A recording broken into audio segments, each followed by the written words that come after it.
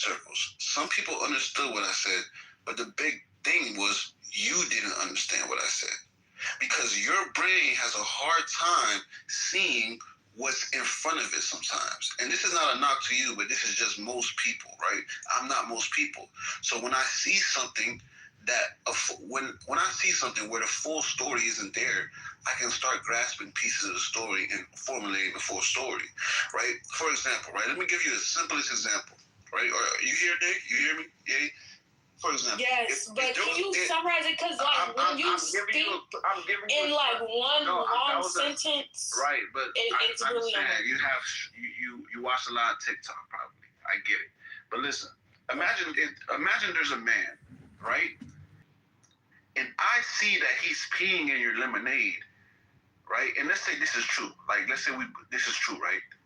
He's actually peeing in your lemonade, but you don't know this shit, and I know this shit, and I tell you this shit. I say, yeah, you know he's peeing in your lemonade. You're like, no, Cass, no, he's not. You're stupid. You're stupid. Cool. I'm like, yeah, he's peeing in your lemonade. I'm trying to help you. You're like, nah, you're dumb. Okay, I'm like, cool. Then another lemonade stand opens up, rivaling the person that's peeing in your lemonade. And this person says, yeah, that other guy's peeing in people's lemonade. And then the guy that you get your lemonade from is telling you, yay, that guy's evil. He's doing all these bad things, right? And you believe the person that's been pissing in your lemonade because you didn't realize, because you never saw him pissing in your lemonade himself, so you believe him. And all that I'm doing is telling you he's pissing in your lemonade, but because you never saw him do it, you don't believe me. You're drinking piss your whole fucking life. And the new lemonade stand even try to tell you too, and you still don't fucking listen. That's the Hold on, Cass, real quick. We're gonna start the next room, so Matt wanted to talk to Misa real quick. Oh yeah, hey Misa, how are you this evening? I don't know if she's listening. Oh, she listening. She probably on mute. She gave me a rolling eye. Yeah, so I re-listened to the whole 6 hours of the Friday MAGA roundtable, and you did a great job, by the way. Everybody did really good. I think there were some of our people on our side that were a little bit out of control, but that's not unusual. But for the most part, they did pretty good. But I know there was 3 contentious parts that you guys were questioning about regarding what happened during that particular event.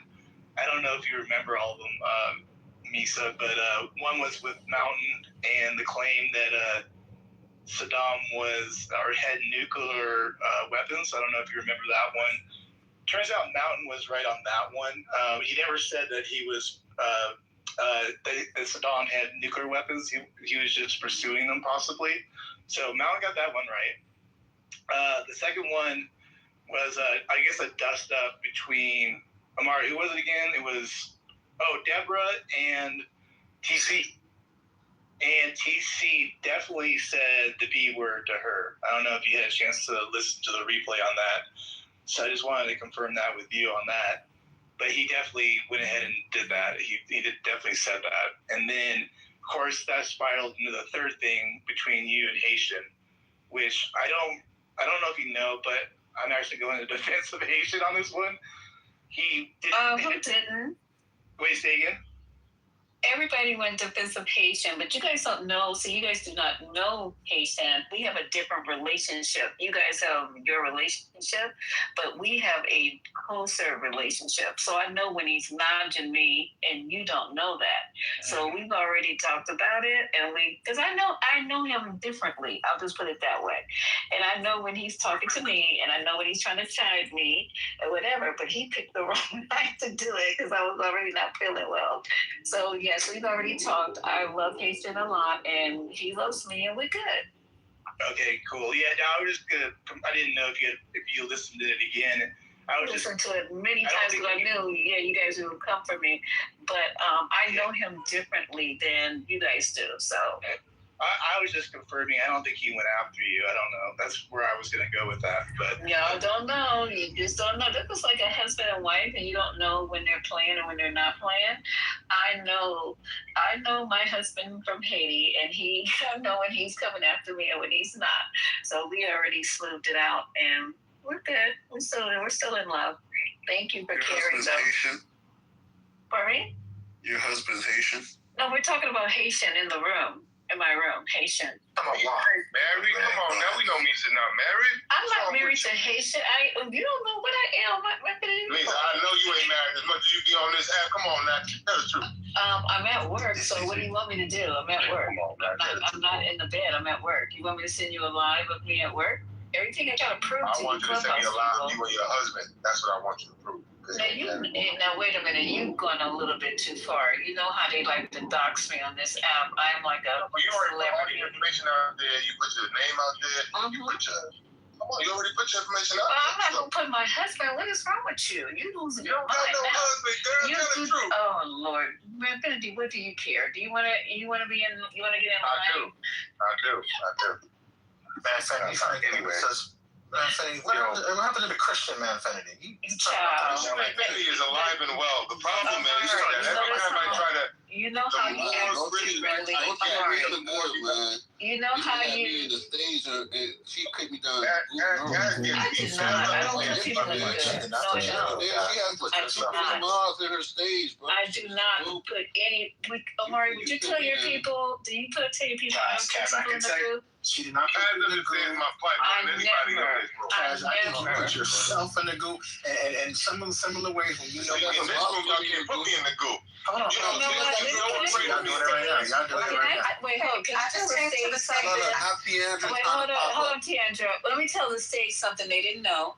Manfinity, y'all follow Manfinity because he acts totally different and politically correct when he's talking to band. Y'all want to see a whole different person? You're talking about kissing the fucking ring. He is actually sucking it off his finger. Let me tell you what the problem is in that room. Let me tell you what the problem is. Talk about him because he's not here with Cass. Excuse me. No, I'm going to say what I want to say. You know, we're not talking about it. We're not talking about it. Excuse me. Just give me 1 second. I've been freed. Just give me 1 second. Cass. Ed put in the chat that he was the one that dropped you. So you don't blame Lisa. Marlene even announced multiple times, I'm the one that dropped him because he didn't want to listen to somebody responding. I'm going back to the group. Fuck Marlene, man. Cass, you suck your goddamn dick. Shut the fuck up while the people are talking. Okay, it's not that.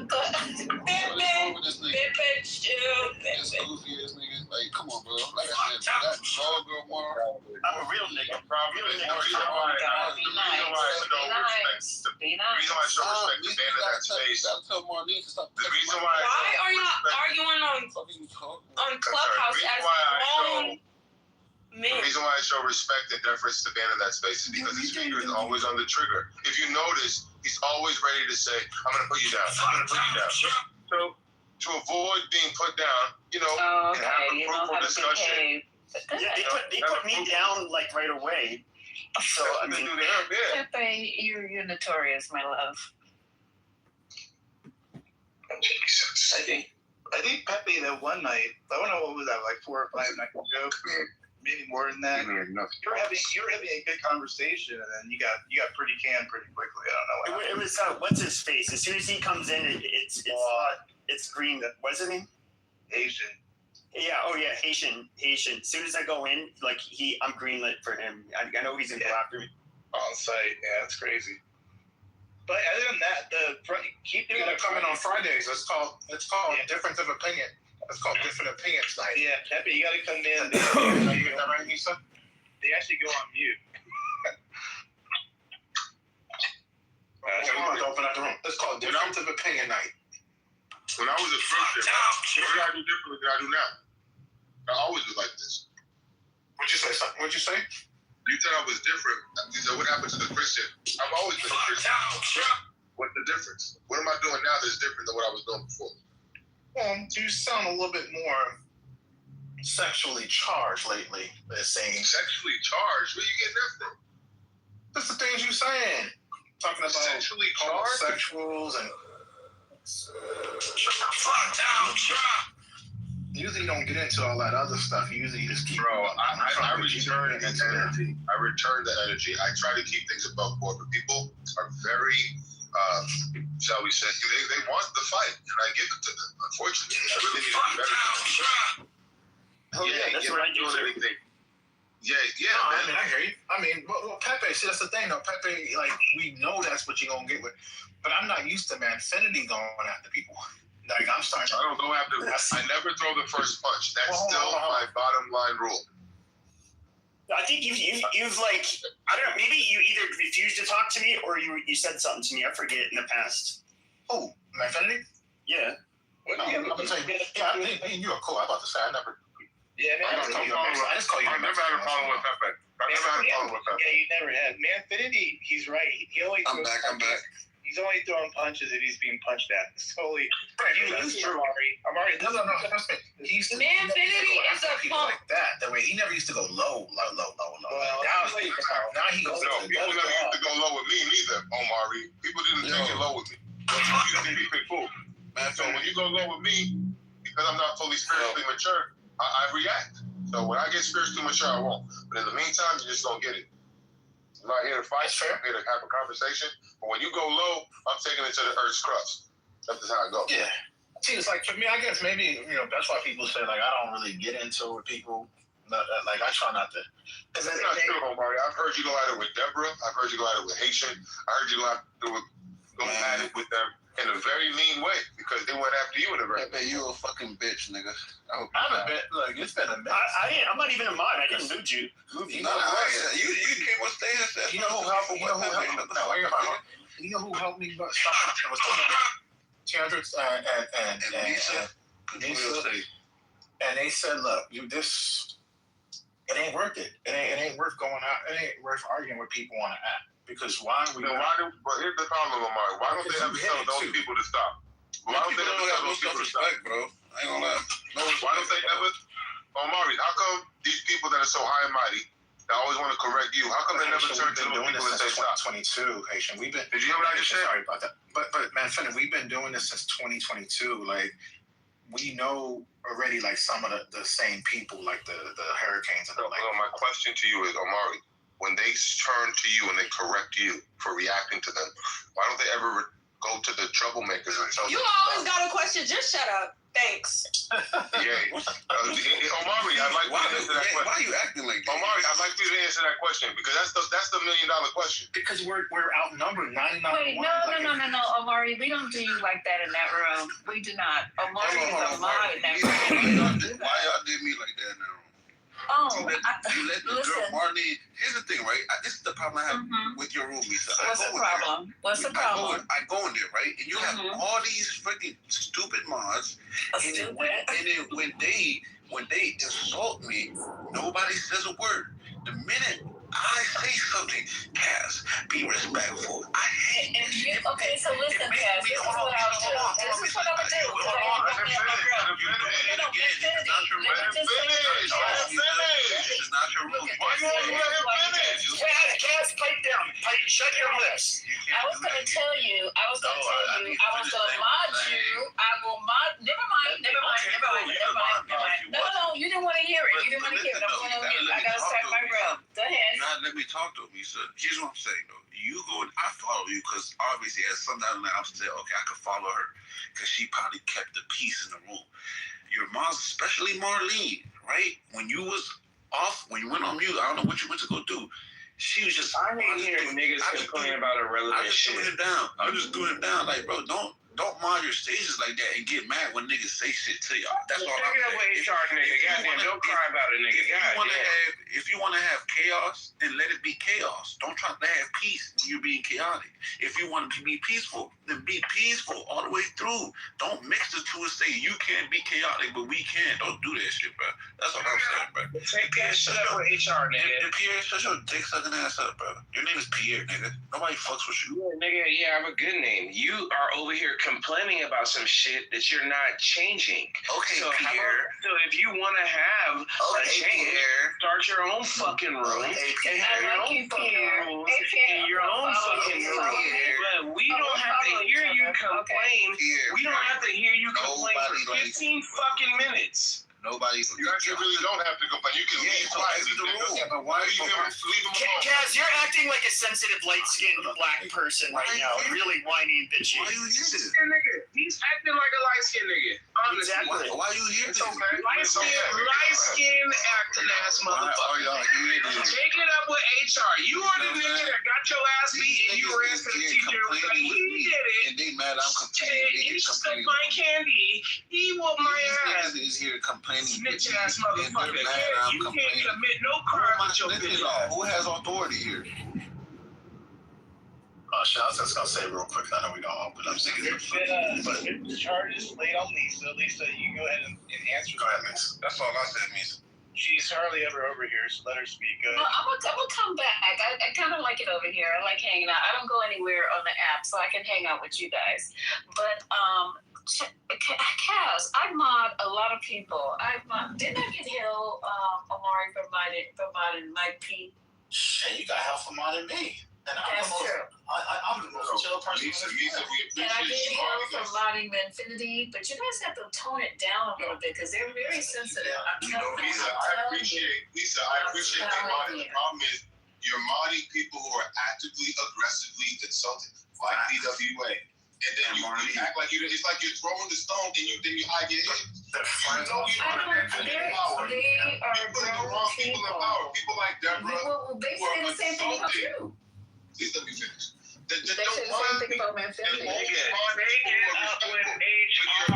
Take it up with HR. Yeah, shut your bitch ass up, nigga. Man, Kennedy, you shut up. You've been talking the whole time ugly. Dang. Oops. Listen, girl, I know you up there. I don't care. That's not even makeup. I just told you that makeup is a filter. You irritated. You've been talking the whole time. Shut up.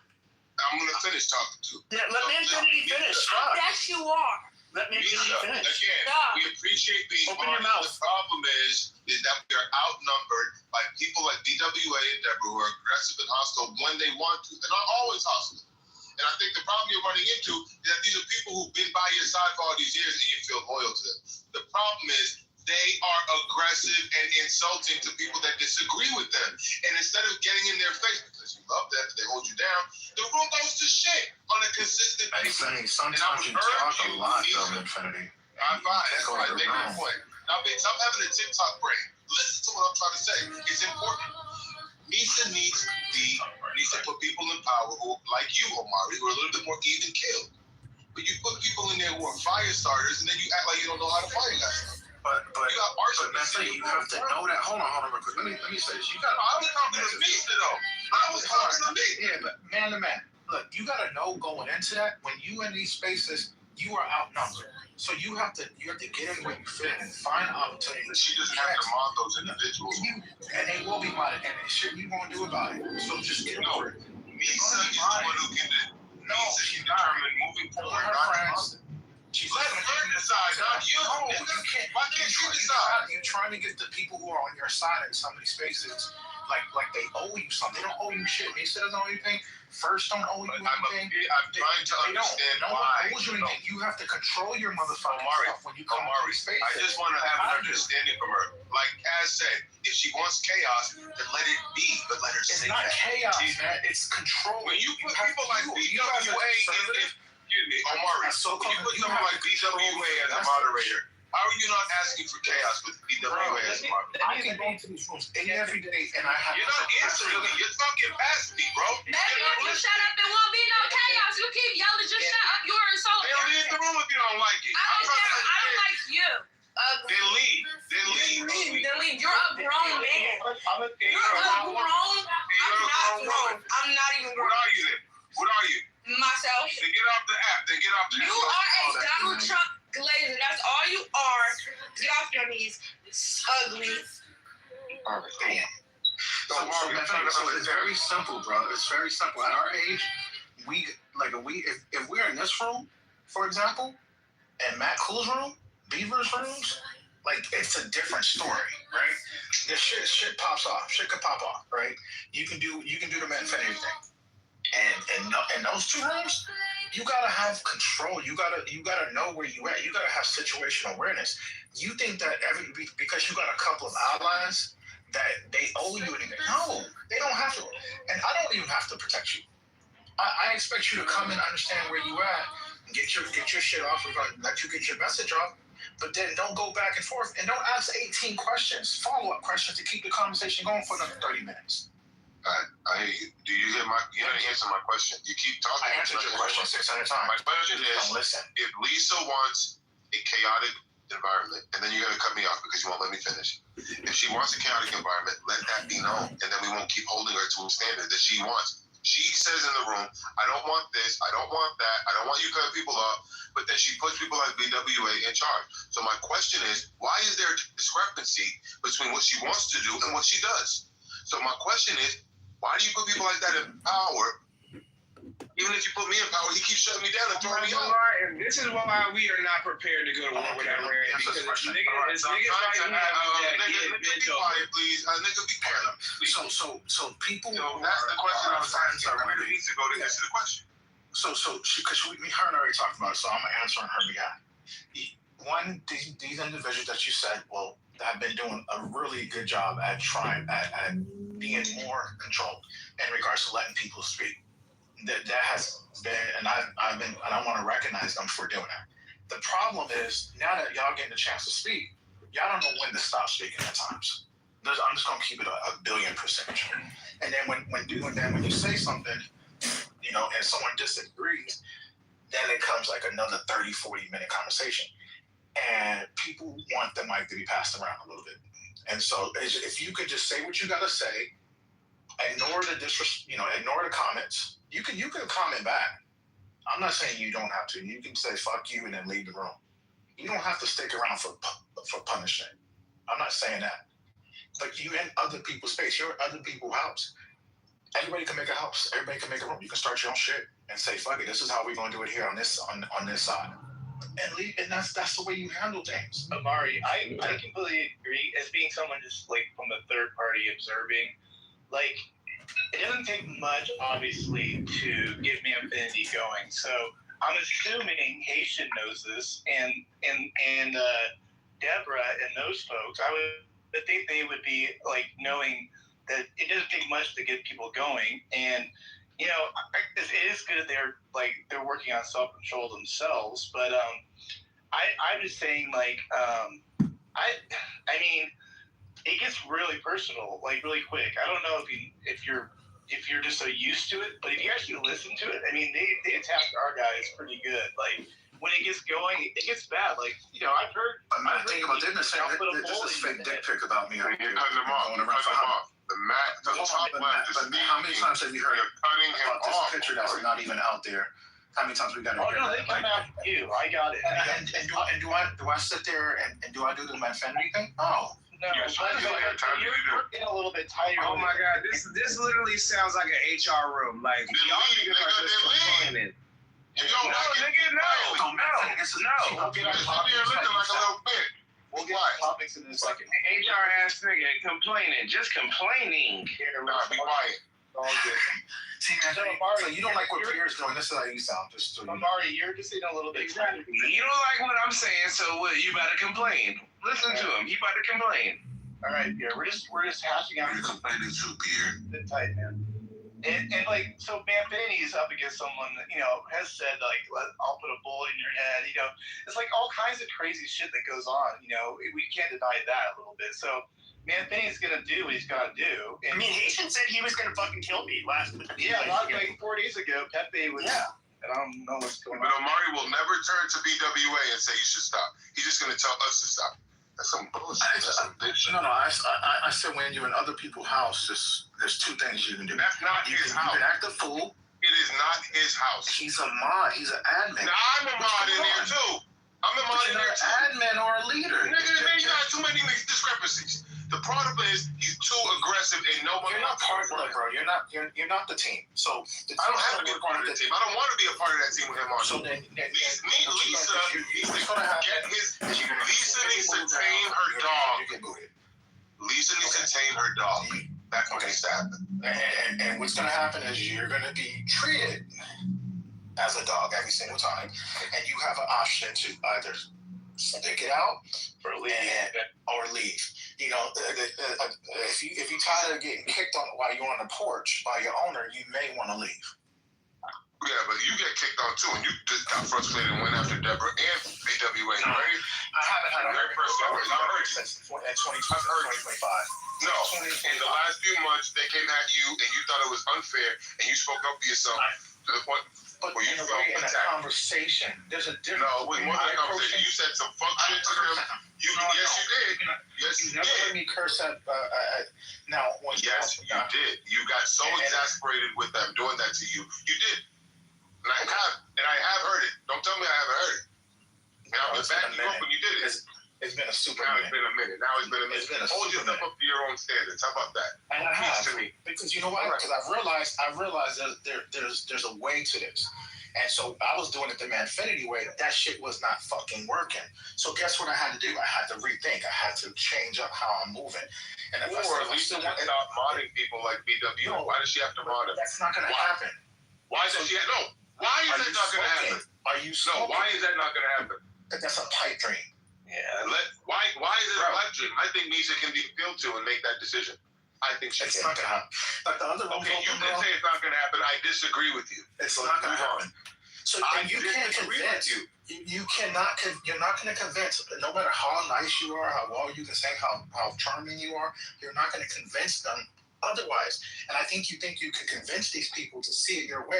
Not these people, just Misa. I need Misa to say that BWA should not happen. Neither should Deborah. Neither should these people who are bombastic. It's not going to happen. According to you. And we gave you a chance to be mod, and you fucked up. You fucked it up. No, I did not. I did not.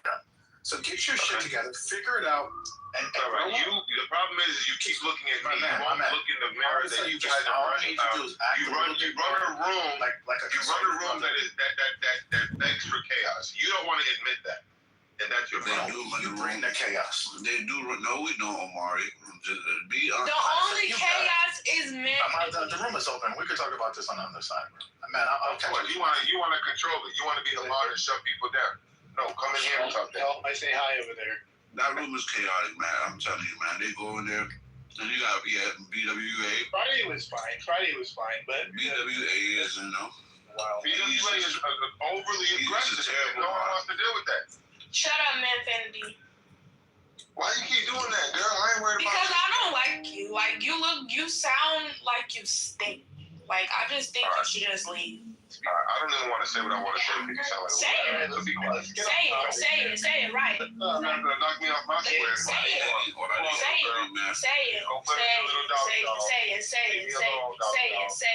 it right. Haven't took a shower in 30 days. You're on a streak. Go shower. All you do is sit on Clubhouse all day and complain. That's all you do. Go take a shower. Go get a job maybe if they'll hire you. Because all you do is sit on here and complain. Like, it's really sad. That's your reality. You need a reality check. Father, forgive her, for she knows not what she does. Thank you. Have a great day. Father, forgive me. He forgave me. I don't talk to little girls. Leave me alone. Thank you. You just spoke to me. All right, thank you. Have a great day. Dumb. You're so stupid. You're dumb. Do you want a lollipop, little girl? No. All right, leave me alone. Do you want a lollipop? Not the lollipop. Man, sir. You a grown man and you sitting here complaining about a Clubhouse room. Who does that? Do you have a job? Do you have a job? Do you have a job? I told you 30 times it's not makeup. I literally told you it's a filter. Like you're in. It's not a filter. That's a makeup. Looking at How are you gonna tell me? How are you gonna tell me what it is? Do you wear makeup, little boy? I'm looking at it. It's makeup. It's not a filter. How are you telling me what's on my? Okay, sorry. Are you married? That is Brooklyn's little. Or does nobody like you? Beaver is correct. Does nobody like you? She sound like Brooklyn. Does nobody like you? All right, thank you. She sound like a ghetto hood rat. Leave me alone. Ghetto hood rat. Show me money. Since I live in the hood, show me money. Show me where you live. What's the problem here? Exactly. I don't want to go back and forth with a little bit. What's the big? But you are. You quite literally are. You can't show me a bed. You have no money. You have no job. You have no wife. The only reality that you live is sitting on here and complaining about a clubhouse room. That's you have 0 friends, and you talking about me. I'm pretty sure I have more friends than you. Go to your profile. Look at your friends. You have literally 0 friends. And I have 4.3. See, you're literally proving my point. Friends. You're proving my point. The only thing you care about is Clubhouse. I'm thinking you're talking about IRL friends. I thought we, went into real life. But this is all you care about. This is all you care about. I don't know what that means. You think I care about having girlfriends? What is IRL? You think I care? You just said you was gonna go back and forth with me, but here you are. No, I'm asking you, what does IRL stand for? In real life? Okay, now drop her to the goo. In real life. No. All right, let's move on. No, drop a band right now. Since I'm a hood rat, drop a band. What's wrong with this girl right here? Drop one. Drop one. Right. Exactly. You should up here complaining. You a grown man complaining to another grown man about a clubhouse room. How you get treated? Oh, if you get treated so badly, leave the room. It's that simple. So why are you still here? Nobody's treating me bad. No, Max. I'm speaking because this bum. Yeah, focus. Hold on. I'm focused. I don't focus on Donald Trump. I'm focusing on this bum. I know, but you're gonna start focusing on Trump now. No, I hate Donald Trump, and I hate whoever voted for him. You voted for him, so I hate you. Yeah, I hate you too. Damn, okay. man, why take the hate out your heart? Jesus said don't hate people. Yeah, okay. Get that hate out your heart. Don't care what you man, Finity, shut up talking to me. Matter of fact, take the man out your name, because you're not a man. Like, isn't it bedtime? Isn't it bedtime? You're not a man. Isn't it past your bedtime? Let me read you a bedtime story. No, it's not. Let me read you a bedtime story. It's not. I don't have one. Let me read you a bedtime story. Lay down, I'm pretty sure if I had one, I would be asleep. Let your hair down. You can't let your hair down. If I had one, I would be asleep. Oh, you do you have a wife, or does nobody like you? No, I'm broke. Oh, okay. That's what I thought. That's what I thought. Okay. That's all it took. That's all I gotta know. Take that weave and that wig off your head, though. I don't have on a wig right now. I've actually never worn a wig in my life. You got pressed on the side. I've actually never worn a wig in my life. I'm looking at your hair. Look at that baby hair you got pressed on the side of your forehead. You look crazy.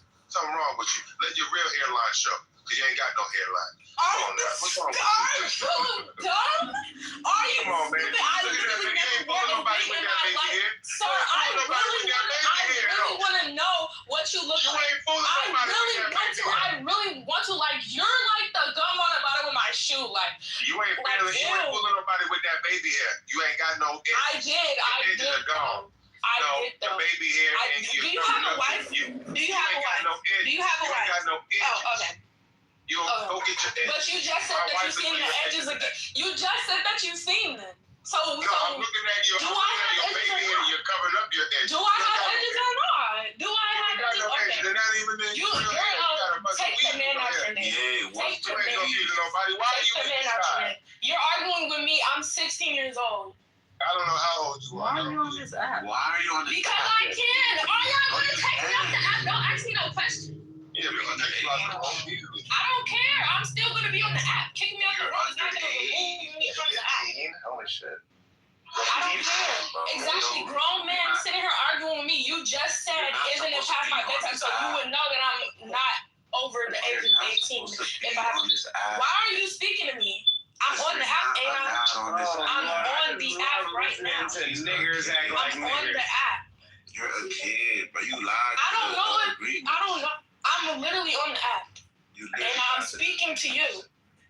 I'm speaking to you. Alright, let's stop sticking on it. Pierre, you held it, bitch. Shut up. 18 older. I don't care. I'm not 18 older. Arguing with me, and now another grown man gonna come argue with me after I told you how old I am. That's sad. That's sad. I don't care about no age. You see me on the app and you're still talking. I don't believe that's the age. Why are you speaking to me? Because I don't believe you don't believe that's not. So what? Nope. Because you have to be 18 in order to be on the Because you lie about where your edges are, so you gotta lie about your edges. You just said so now I don't have edges. No edges, but you lied to the world about where your edges are. Now I don't have edges If you lie about your edges, you're gonna lie about your age. I don't know what you talking. I don't know where the truth starts. Lies begins with you. What? You lie. You got edges. You lie. I don't care. It's about Who are y'all for me to tell the truth? What grown ass I don't know y'all. Y'all don't know me, and I don't know this grown ass man. man knows about women edges? Exactly, like in makeup. Obviously, you do cause you're Yeah, I ain't gonna lie. That's a little suspect, my boy. That's a little suspect, my boy. I don't give a damn what you think. I'm looking at the picture and I'm drawing conclusions. like you or whoever made that. It's so thinned out. Like you made a whole clip about me. Like I know you want my autograph, but I'm not getting it. Anyways, You this y'all kicking me out is not gonna remove me from the app. I can go to another room. That's not doing nothing. Like what? Why did you lie to the app? I want to know why. I can lie to whoever I want to lie to. What are you doing? I think Clubhouse changed this a few years ago. Well, not I believe. It's 13 and It's above 13. month. Oh, Yeah. okay. So now that you guys know she's 16, you should probably stop jumping. We actually don't know if she's 16. She could be lying. Oh my God! Do you got an answer for me? You keep talking to me like there's no everybody that has spoken See, the the thing is, whole time I we don't was know in what she's this, telling the you truth. We don't know replied where to the them. lie begins The and what you whole do. time I was thing in is, here, if she's everybody lying that about her spoke, age, you have She something sounds to like say. she's 16. Mom, if she's lying about her edges and where her true hairline is, she could be lying about her age too. We just don't know what the truth is with this. Oh my You see God. how anybody can make things up on this app, bro? Why would somebody say, like, is that your man? Is that your boyfriend? Because you've been with him the whole time. If you paint your baby on your forehead and what she's doing, and she's hiding her where her real hairline is, she could be hiding where her real age is. I'm talking to me like you say talking. You finna I'm just trying to understand something. Why like you for real. pull that baby in your You don't make no money. Can we see how bald you is? You show me $1,000. I'd like to see how Show me bald $1,000. You Okay, call I'll me show a you how hood rat. bald Show me it is. $1,000. Pull all that hair back so I can Okay, see how bald you it can't. is. So shut up. Hey, you Thank know what you, I just said, next. woman? Like what? Hey, Sugar wants we don't know where your edges start. They're Where your grown lines as begin. hell. They're talking about your young ass maybe on my edges. head, They are like, gay, where for else sure. would they They're start on my definitely feet? Look gay. at all them baby hairs you got picked All right, Sugar, do you want to say something?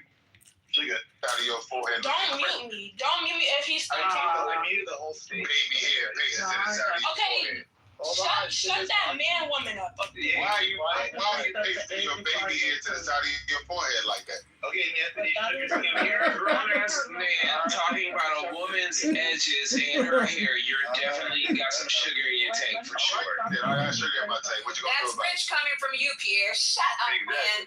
Okay, Sugar, go ahead. Go ahead. You wanna call me sugar in my tank? And what you want? Anthony, hold up. Here, hold up. Let Sugar go. She's trying to get in here. Go. Sugar. Okay, first of all, that's her real hair. And second of all, she's a teenager, so y'all shouldn't be getting on her like that. We don't know if she's a teenager. She's a liar. She lied about her edges. She's pasting her I baby didn't hairs. lie about my edges. You Excuse me. clearly If see you the lied edges. about where your hairline really begins, you can. What are you talking about? Do you even have hair? Do you have hair at all? Hold on. I'm Do trying you to have talk hair? to you. I don't care who you're trying to talk to. You're talking about me. You move You're right down talking for a about second. me. I know, because I'm trying Weirdo. Because you're a weirdo. But the thing is, she can paste edges to the side of her forehead to cover up where her real hairline is. How you know she ain't lying about her age? Infinity, I don't know any grown women that are going to say, well, I'm only 16, so come on. No, she could say that to get your reaction proof. You could easily do that. I don't know No, I don't have any proof. I don't believe. I'm only 17. She could be 16, she could be 17, she could be 30. Yeah, I don't know. Hold on. I can say I'm the age that I told you I am. Who are you for me to lie to? If you don't fix, if you take, Who are you? Can you show me your real edges, and then I believe your age when you say. You see Show me them? where your real edges You are. see them. They're in All the them picture baby that hairs you back, keep I can see looking where your at edges are. because you're weird. Grown ass man want to see a woman's edges. Grown ass man. Exactly like you like it's giving that you really want to be. Like, that's all it is to it. That's why you keep trying to say I don't have edges because you want edges. If you like where your edges are at, why are you using all that baby hair? Matter of fact, hold on. You kept on coming off the mic and cursing at this man when he was speaking to you. So you I never cursed. Can we replay the audio? You don't say shut up. When did I? That's not a curse word. You have to be accountable. I do what I want to do. I can do what I want to do.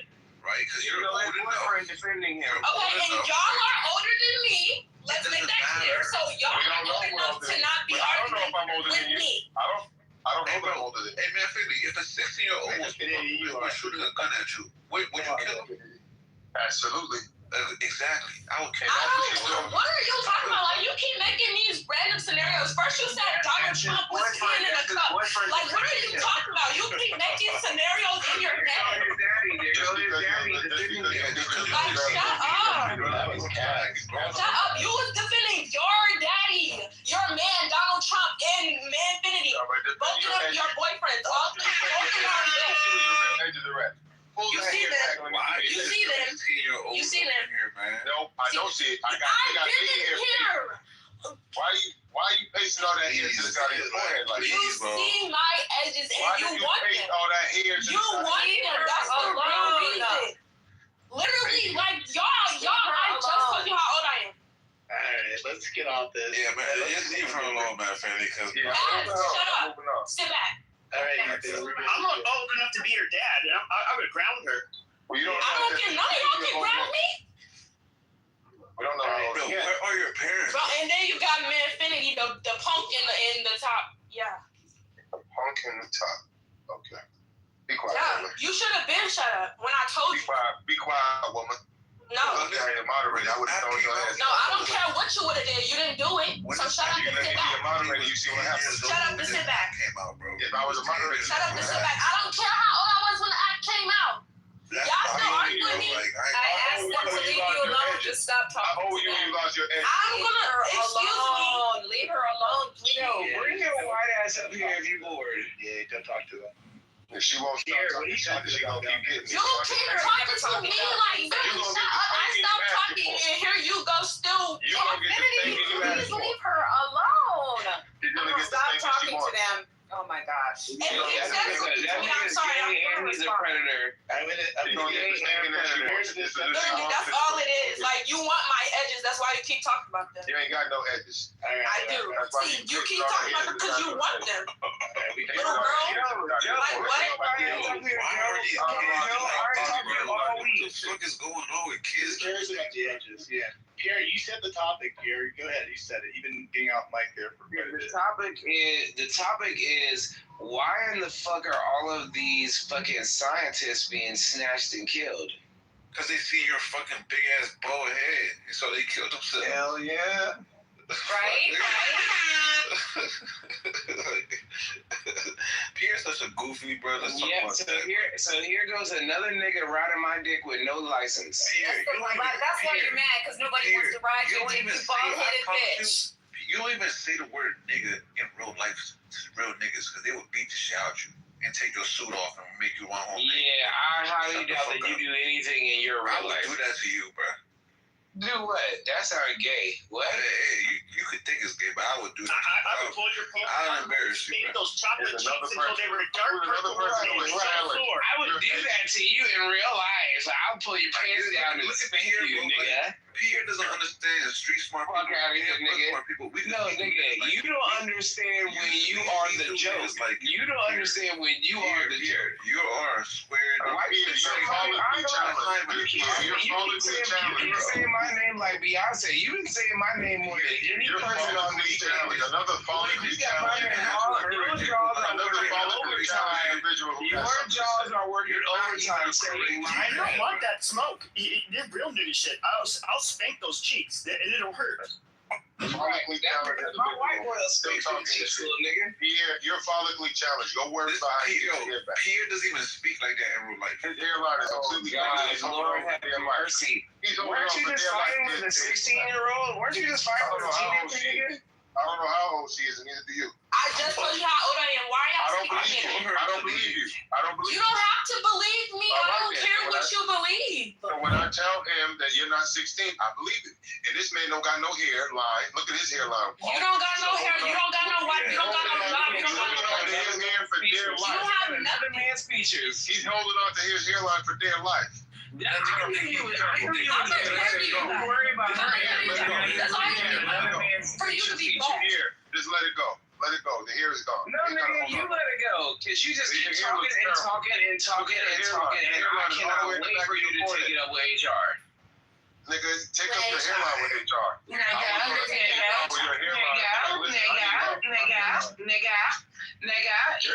You sound gay. You say your hairline in the picture. Your hairline's on the top of your head, man. Oh my God. When you see that your hairline's on the top of your head, you know you gay. You know you gay, right? That's when you should get. Yeah, I'm gay. But you should give up once your hairline's on the top of your head. Pierre's never been in a fight. You want to call me gay? I don't care. You want to been in a fight, bro. Your hairline been in a fight, bro. Let that shit go. I think Ellen beat him up. And that's How many fights have you been in? How many fights have you been in, Kaz? He might have been beat up, but he's definitely not been in a fight before in his life. Pierre with no hair. How about that? Pierre got no hair. That rhymes. Actually, that's it. It's gonna make him harder to hit. If you box, you just put Vaseline on your head, and that shiny head, your gloves will keep on sliding up the top. Casserole for you, Joe. We don't got no raisin casserole for you. What's your beef with me? I don't like raisin. Because I'm trying to recall where the fuck is Pierre don't got no hair. Never mind, bro. Pierre, you're a goofy, bro. Like, stop. He's a goofy. See, and I don't even like to be like this. I'm trying to be above board, but y'all just so rude, man. Say my name whenever I'm around you. Say, baby, I love you. Say my name. Say my name. It's all deep down, y'all. Destiny Child. Y'all is working overtime. You sound like one of my bitches. Sound like one of my bitches. Pierre, you have none. Anyways, let's restore some order to this room, please. We know you don't get woman, Pierre. You probably Are we kicking her, or like what's the poll right now? 50-50. It says on my end. I don't know. If they leave her alone, she'll probably leave them alone. Oh, interesting concept, Mon. You know, she must not seen what happened, but okay. Yeah, I like that. I love when easy people do that, man. Kaz brought the truth out. He said that she was attacking me. Every time I spoke, she had something to say. Rude. Here you go again. Every time somebody else spoke, you spoke over them, did you not? Why the fuck I had to wake up the young bitch again? Did you not? Don't call me that, weirdo. My bad. I'm not 12, Joe. Yes, you are. Shut up, Whitey. Shut up. Stay down there. I'm white. I'm proud. Not the white. Of course you are. Not the white. Yes, you are. I don't care. Don't be talking. Well, you need to be mindful to your elders, or mindful of your I don't elders. care how old she is. She should be 80. She shouldn't be talking to me. But do you want us? I don't care. What are y'all gonna do? Okay, if your big mama, Aunt Jemima looking ass granny was out of the house, would you want us to cuss at her? Hey, You're not. Say, hey, not too much. You're not. But come on Don't now. talk about my granny. Pete. Wait, how do I say your name? Is it Yay? You don't know I'm no better, sorry. man. I don't know. Yes. Yo, yeah, just I calm just down asked with them the to leave you alone. Leave her alone, please. But you Well, if they Yes, talk I know about I know me you're or going to to me, respond I'm if they gonna speak respond. to you, but Yay, control you didn't your have to call emotions. Joe Whitey, right? That's what she. Okay. Control okay, your emotions. Well, what are you then? And why are you talking to me? I'm trying to help. I'm trying to help your dumb ass, bitch. You don't know what you're doing here. That's why you getting smart. Girl, I was not even talking about because I didn't like what you said to Joe, and then you said that's because that's what she is. And she's not white. She just said she's Okay, proud. girl, what does that? Are you capable? No, you're only 16. Never mind. Okay, say what you can say. Let me talk Say because it. I'm not Say it. emotional. I'm not about to go back. Yo, yeah, Yeah, you have a problem with everybody in the room. What's wrong? yeah, you don't I do not care. Y'all are talking to me. Why is Joe talking? Why is Joe Everybody talking? in the room. Why is Joe I'm talking? talking Because respectfully. I feel like it. Okay, so You shut don't do up, about it. Whitey. No, like I no, said. bitch. Like what? No, Yeah, bitch. stop. No, bitch. I did not expect it. Yeah, The wrong way to see where else I could go. She got Joe. I'm surprised Joe comes there. You don't even know what you want to say. Like, shut up, Pete. yeah, you gotta be Pepe. respectful to people. It's a that simple bullshit, word. man. Call me PP. Okay, good lord. You leave our white elder queens alone. Our white. I'm gonna do what I want. She shouldn't be talking to me. Nobody. Oh, she's one of Bebe's kids. She's bad. I'm scared. I'm so scared. Oh, man. I bet you are. You're gonna be. When I smack you, Oh my God. Bring it, little child. Marty calling me ratchet. You're trying to smack it up. How did I smack why an elder? That's so bad. And that shit hurts because she has her natural hair. She doesn't have a wig that's gonna snatch off. That's fucked up. Good thing I have mine too, so she can grab that too. Look, yeah, you gotta. If you wanna be somebody, if you wanna go somewhere, you better wake up. Because you can't. I hope you're gonna have a dream of being a If you wanna be somebody, if you wanna go somewhere, Everybody's so easily triggered now. better wake up and Kaz, shut up. Yeah, just have some class. Learn how to be I dominant. have class. Do not speak to me if I'm not speaking Learn to how you. to be dominant with Don't class. speak to Joe. Shouldn't be speaking to me. If she knows how old she is, then she shouldn't have been speaking to me. Hey, you know what? You see the brown spot? You can kiss it. You're outside. She said brown spot. Oh, well, I said that, so I go ahead. Well, I ain't gonna lie. What made the bitch a thigh? That's what she is. Why is this old thought talking to me? she's a troll, this girl right here. She got zero I don't care if she's a troll, a bull, I don't care what she is. She shouldn't be talking to me. No, I'm not a troll. You are. Me? How am I a troll? Shut up. My director, she not a troll. Old people have bedtime, so why is she not asleep? I'm not old. I could kick her out. You are. She Kick right, it. they vampires. Kick it, They vampires ma'am. and shit. Sir? Where is your mom? She needs to take your phone. You need to take your phone. Yes, she does. Well, she's not. She do need How old's your mom? though. You do need Well, she's not. Pierre, shut up. How old is your mom? I'm just curious. It doesn't matter. Don't ask Yes, questions. like 21 years I don't care. All right, I don't care when I ground you, bitch. What's the topic? Anything. What's the topic? The topic is white women dating these young ass African niggas and stealing them. Next. The hell was that? Is that a real thing? I don't even know. There's like these old, There's there's like these old like 80-year-old like French grannies that will be there, and then like they get off at the airport in Africa, and here comes their little man Dingo, who's probably like 25. So Yeah, it's a real thing. It's really a real thing though.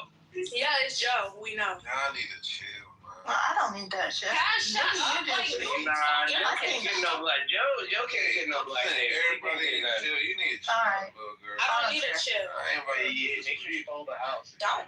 I'm telling you, just No pink ticket. learn. Don't learn tell how me to- nothing. Don't learn tell how me to nothing. master No, but your- all right. All And jokes Nina, aside, stop I reacting no. X to me. Fine.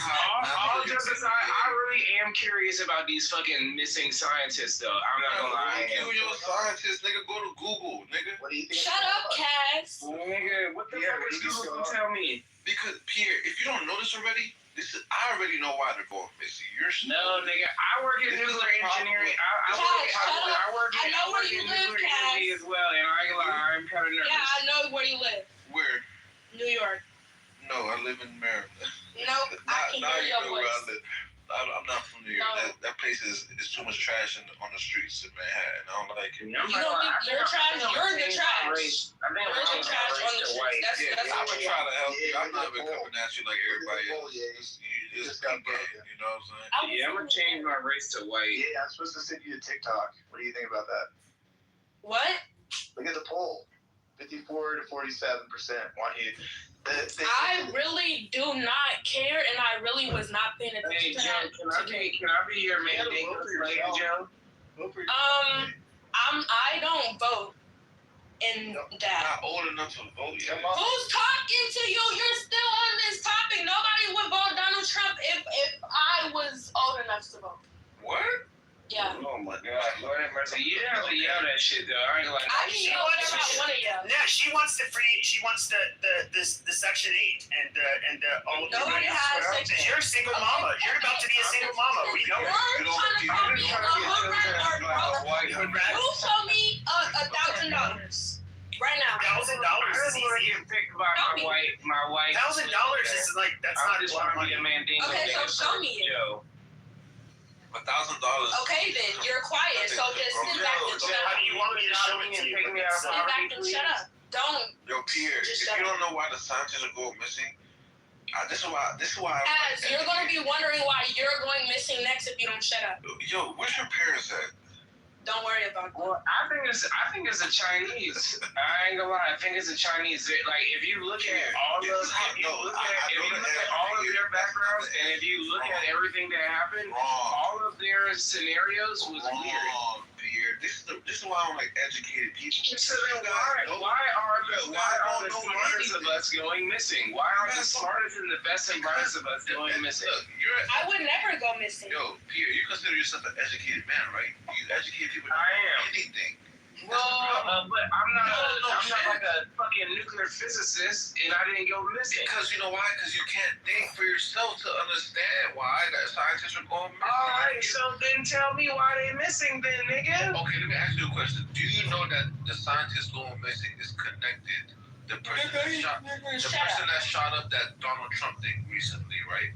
Not the most recent one, the one in the White House with the dinner. You know that's connected to the scientists going missing in some way? How? No, I did not think that the shooter used to work at one of those science academies that one of the recent ones. I just thought he was a math teacher. Because you're right, but that doesn't show connection. That's what I'm saying, because educated. I don't see the core relevance at all. Because you're educated, which means you're limited in knowledge. No, I mean this nigga was just a math teacher. No, he wasn't, dummy. He never worked at fucking NASA. He never worked at the DOJ. He never did anything like special. Did you know that there's a Twitter account that posted his name in 2016, and that same Twitter account has a picture on their banner that is from the website of the scientists. And if you look at the picture of the banner, it's the same outline as the Donald Trump shooting years before it happened. Yeah, so again, none of these scientists were radical. All of these scientists got killed or went missing. This person that shot the White House correspondent that tried to, he was a radical. He was a radical. There's no correlation between you're a level 1 NPC, but you're not. It's not a conversation. Yo, Kaz, the harsh reality is that you were just locked in the sauce. They psyoped your brain so hard.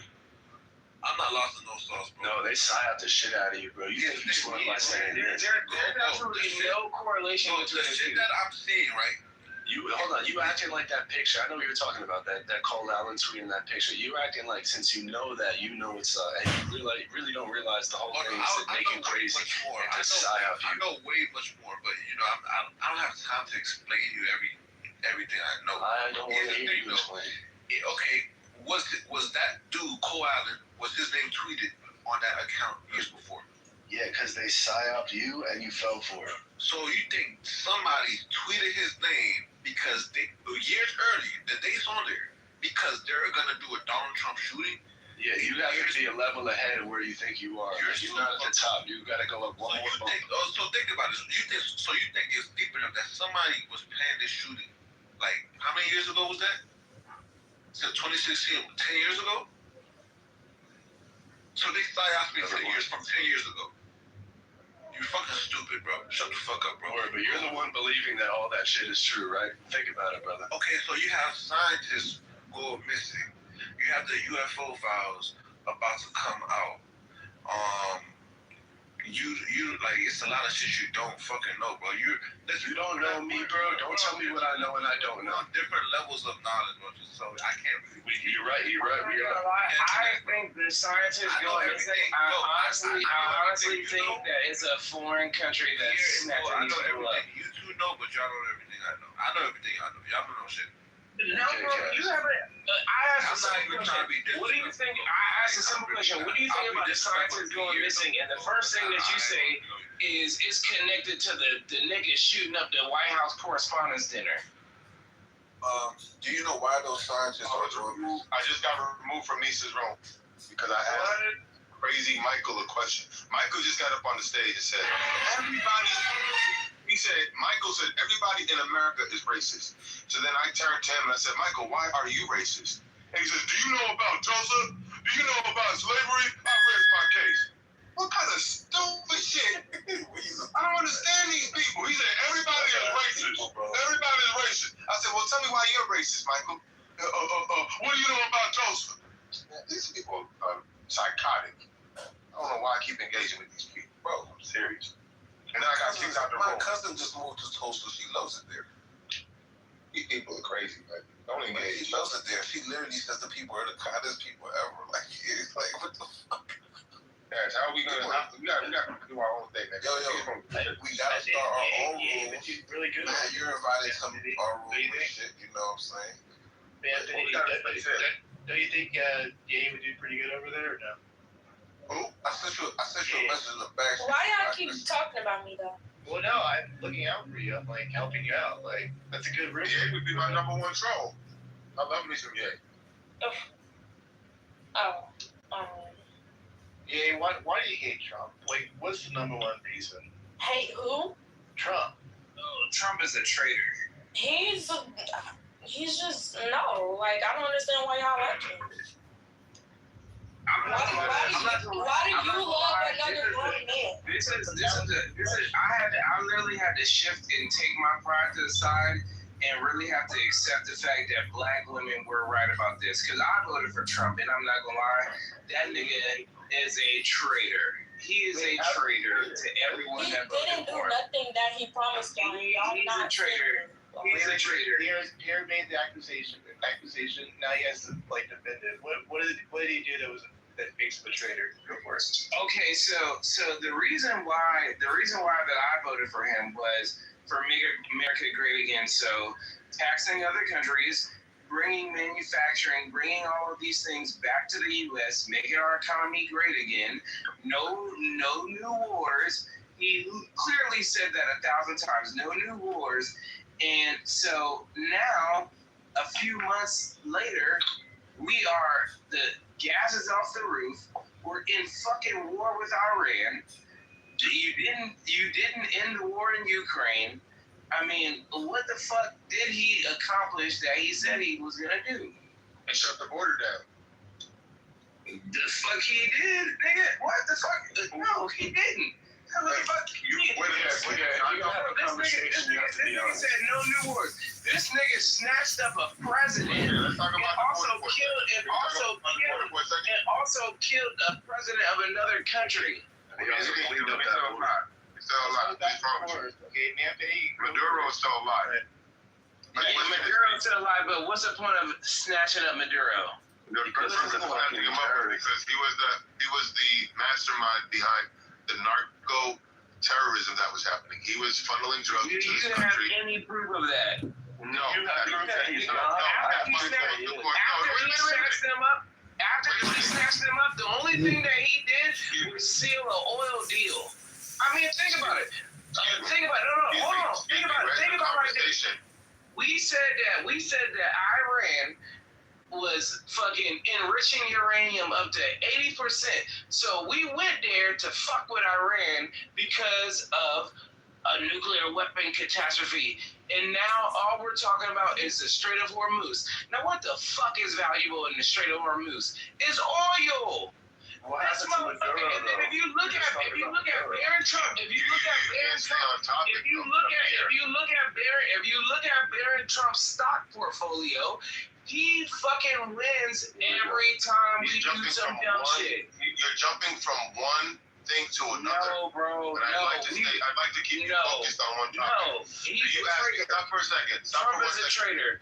Here, 1 second. You said, what has Trump done? I gave you one thing. He shut the border down. We no longer have illegal immigration to the degree that it was happening. Can you agree with me? Excuse me. Can you agree with me that he's improved the situation at the border? No. All right. So you gotta kick him. Where is he failed at the border?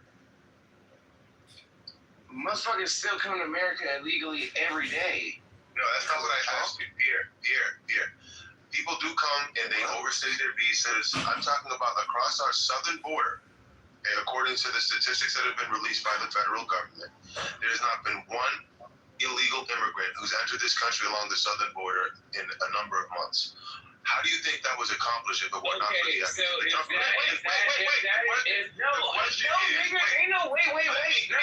is true, then I can agree with you. Respond. If that is true, then I can agree with you. I'd like to finish the question first. Oh my God, nigga, you asked the question and I'm responding. No, you cut me off. I didn't finish the question. No, nigga, you cut me off. I'd like to finish the question and then you can go. It's one person at a time. You can't talk over me to the questions. How do you think things have improved to that degree at the border if it were not for the efforts of this administration? So like I said, if what they produce to you, if that is in fact true, then they're doing a great job. I can agree with you there. There we go. Finally. There we go. All right. So you have one issue. Right. So, okay. That's what I'm saying. Yeah. Well, let me just make a subsequent point. Here, many Americans are single-issue voters on the border. So the people that voted for him because they wanted him to fix the border, those are satisfied voters today. Now, in addition to that, he's done other things. And you asked me, what else has he done? Just because there's chaos right now in Iran, you think that all of his accomplishments as president has gone away? They haven't. Yeah, so like I said, no more new wars, and we're clearly in two different wars. Then bringing manufacturing back to the U.S., somewhat. It kind of came back a little bit, but not in the way that he said it would. What are you talking about? It's a multi-year plan. Do you know what multi-year means? Tell me one new manufacturing company that started in the U.S. within the last 6 months. Have you ever even tried to look them up? Yeah, nigga, I haven't, because if you did, you would have found the answer. Oh my God. Yeah. You just want to be so right that you're always I don't wrong. have to want to be right. Right is already right. I'm just. Right. So I'm asking you. So you tell me. Since you have a adversarial approach to my statement, then where are your statistics and where is your proof? The proof is it happened. Look it up and you'll find your answer. The fuck are you talking about, bro? Well, you asking me for proof that's something I'm an independent variable in this, right? Just because I tell you what happened doesn't change the fact that it did or didn't happen. It already happened. I'm just narrating, right? Somebody else can narrate you. It's out there. Donald Trump is definitely a traitor to his base for sure. Yeah, like I can agree with you on the border, but like the no new wars, bringing manufacturing back, like he didn't do all the shit that he said he's going to do. The no new wars part. Here's the thing: just because he said he wasn't going to start new wars. However, that doesn't mean if you're confronted with let me finish my statement. Oh my gosh, I gotta hear you talk. No, I'd like to hear you speak, but we can't talk at the same time. I'm happy to hear you talk, but we can't talk at the same time. I'm happy to hear you speak, but let me just get it out, and then you can respond. You're saying that no new wars doesn't mean that if he's confronted with information that reveal a threat that he can't respond to it. Just because he made a campaign promise that I'm not going to start no new wars, he would argue that he didn't start a new war. This isn't, he's not a can kicker. He's a problem solver. And the previous administration kicked the Iran can down the street, and he finally picked it up and he's trying to solve it. So you give him credit and let things play out before you judge him on it.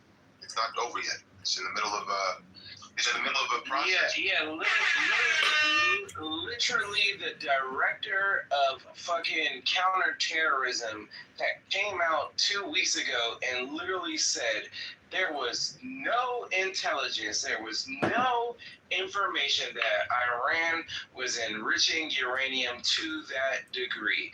Listen, oh my God, am I not allowed to speak without you interrupting? See, you want it to be one way. And see, look at what you're doing. Look at what you're doing. I wasn't the one you can't even control yourself. Look at what you're doing. You cannot control yourself. Look at what you're doing. Look at what you're doing. Look at what you're doing. Okay, you can talk. You You can talk because you wanted to be one way. So I'll allow you to speak. Yeah, cool. You're just choosing who you want to believe. You just say, oh, this person said da da da da. Bro, this person nothing, bro. Trump did what he had to do. Simple as that, bro. You want to believe who you want to believe. Donald Trump said something, and this other person said something. So you're just saying, well, because I don't like Trump. So the director of counterterrorism, we're just gonna say he's a liar. We're not going to say he's a liar, but he has his own opinion because there's 75 retired. Yeah, so like I was trying to finish my statement. So he said that there was no fucking proof that Iran did anything, right? And if you look at the agreement that we did that Obama did with them and other agreements before, Iran has always kept their promise. They have not done anything. They are not even capable of getting a nuclear bomb. But hold on. And then on top of that, okay, Charlie Kirk gets killed. Now, it's similar to fucking Martin Luther King. What was Charlie Kirk talking about before he got killed? We should not go to war with Iran. We should not go to war with Iran. We should stop fucking with Israel. We should stop fucking with Israel. Boom, he gets killed.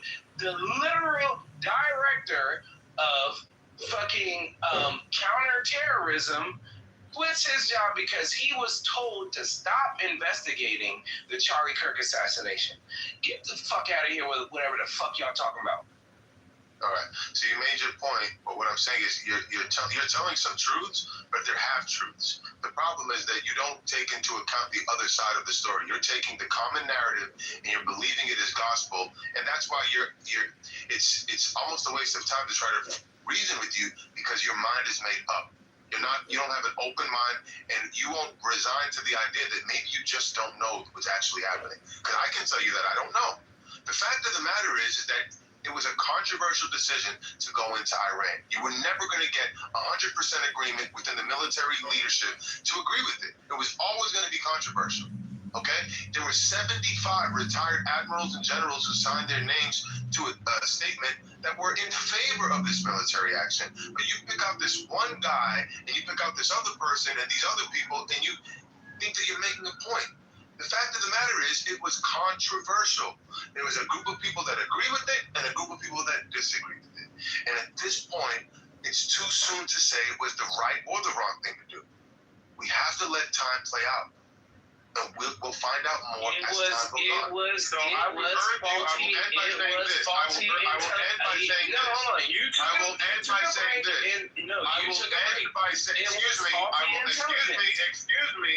will end by saying this. I would urge you to have a wait and see attitude and not a I know it all attitude.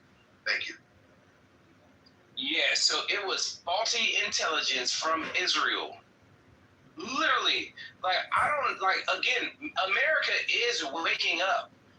Why in the fuck are we fighting Israel's wars? Do you think you know everything that's going on here? I'm answering your question. Yeah. I do think I'm well suited in geopolitics. Yeah, absolutely. So let me ask you this. You think Donald Trump's whole war plan and every reason why to all the details, you think you know the intricacies of all that? And I wouldn't say that. Hold on. I'm answering your question. You asked me a question and I'm responding. I would not say that I'm an expert at the intricacies, but we went to war with them because of a nuclear threat, and now all we're talking about is oil. Okay, so let me ask you this, right? You just said you don't know all the intricacies. So do you think that when America goes to war, that we, the citizens, we always know all the real reasons behind what's going on and all the layers that's going on to why people do things? Absolutely not.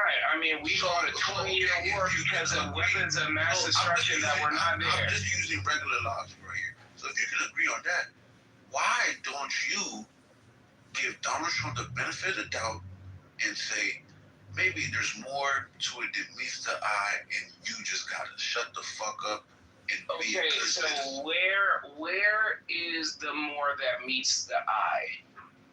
Well, brother, right? No, ain't no brother shit. No, ain't no brother shit. No, nigga. No, expound on your point.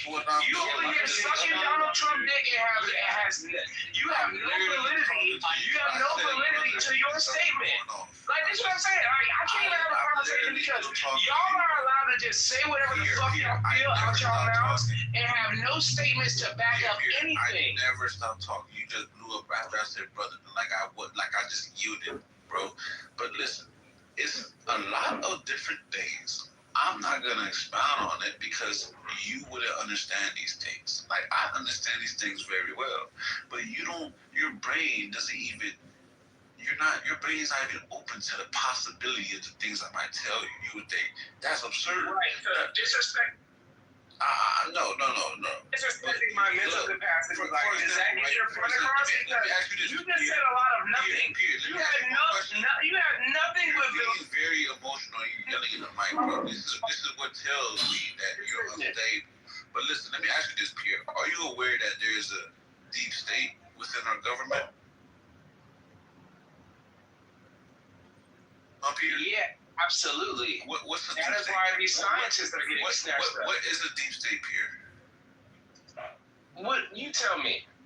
Bro, I'm having a genuine conversation with you. I know what a deep state is. I'm asking you. No, you tell me. I don't know. It might be motherfucking Iran running the country. If there's a deep state. No. There is a intergovernment within the government. Yes, okay, there is a intergovernment within the government. Yes, there's an intergovernment within the government. You must think Donald Trump is part of this intergovernment. Absolutely not. He's not. Okay, if he's not part of it, don't you think they would be trying to hinder him in some type of way?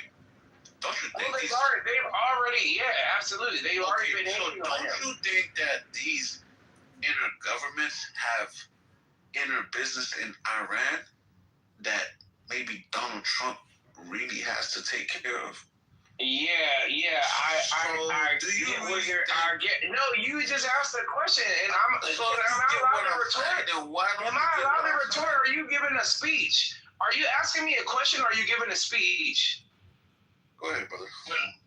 So yes, I do believe they have interest in Iran, but again, Trump has succumbed to what they want him to do.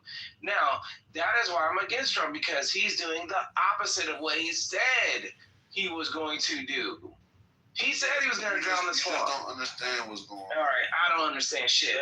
We're literally, I don't understand shit, but we're literally at war, and he said we're not going to have no new wars.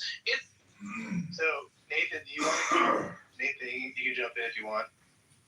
Because a lot of people get it's inflammatory about Trump, people who say their minds melt, but in actuality, a lot of the missiles that Iran has, I'm splitting this stuff up now just to confirm what I already know, is based off the design of North Korea. And these ballistic missiles, they've been giving them Iran missiles and designs since the 1980s.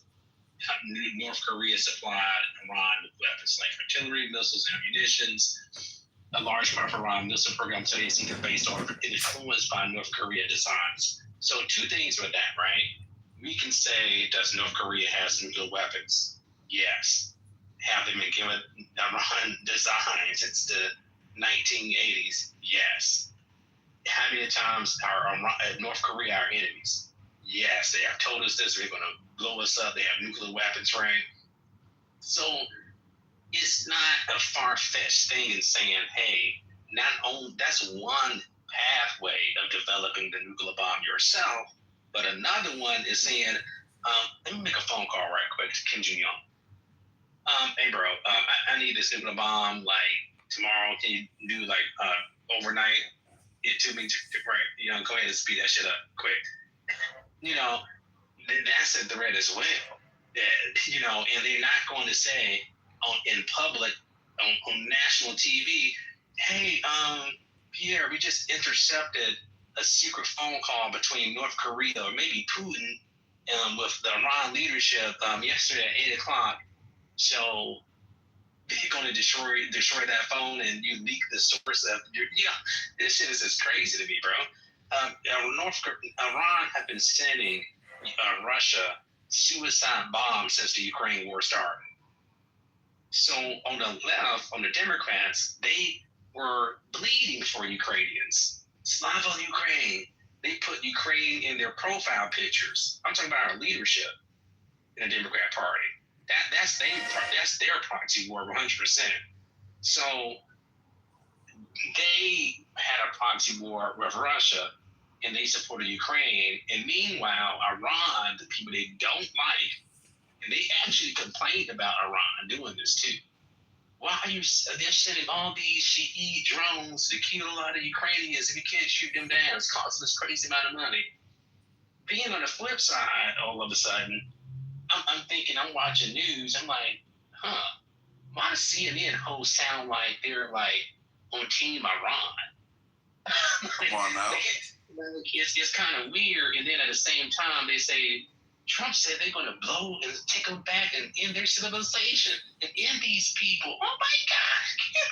And he never said that. Oh my God! But then again, Iran and North Korea have been saying this shit for about 50 before I was born. They're gonna kill us all. And these same people. Hold on, man. Let me in 10 seconds. Let me in 15 seconds. They said they're gonna blow. They might have said it tonight. Or yesterday, again, in the same host, the Democrat Party, what I'm seeing on TV, will overlook thousands and thousands of threats saying, I want all Americans to die. And they will overlook that and take Donald Trump out of context and think we all fucking stupid. Now, here's the thing, right? I might not like Donald Trump, but don't fucking play me like a fucking idiot. You know what I'm saying? That shit is crazy. Why are we putting up with this shit? Like, give me what 100% what he said. Stop taking people out of context. I can't stand out of context. I can't stand when people do that. And that's what our media, especially on the Democrat side, they do this shit all day, every day. Somebody did smack him in the face. Yo, Pierre, do you like Obama? So Nathan, to your point, if we were worried about nuclear weapons, why the fuck we not bombing the shit out of North Korea then? Because they successfully have a nuclear weapon. Because they have nukes. Yeah. Because we don't have if we're worried about a nuclear threat from an adversary, nobody hates us more than the North Koreans. When they have a nuclear bomb, why didn't we blow the shit out of them? Because they're different. You said you know about geopolitics. There are different geopolitical realities surround the North. I don't think I was asking you. I think my question was directed to Nathan. I'd like to finish my I think statement. my question was directed to Nathan. I didn't ask you the question. I understand that. Go ahead and talk, boy. The answer is that we don't have the luxury of dealing with each one of our nuclear threats with the same cookie cutter approach. Okay, sometimes diplomacy works. Diplomacy failed in the situation with Iran. Diplomacy may still be in the works with North Korea or with other countries.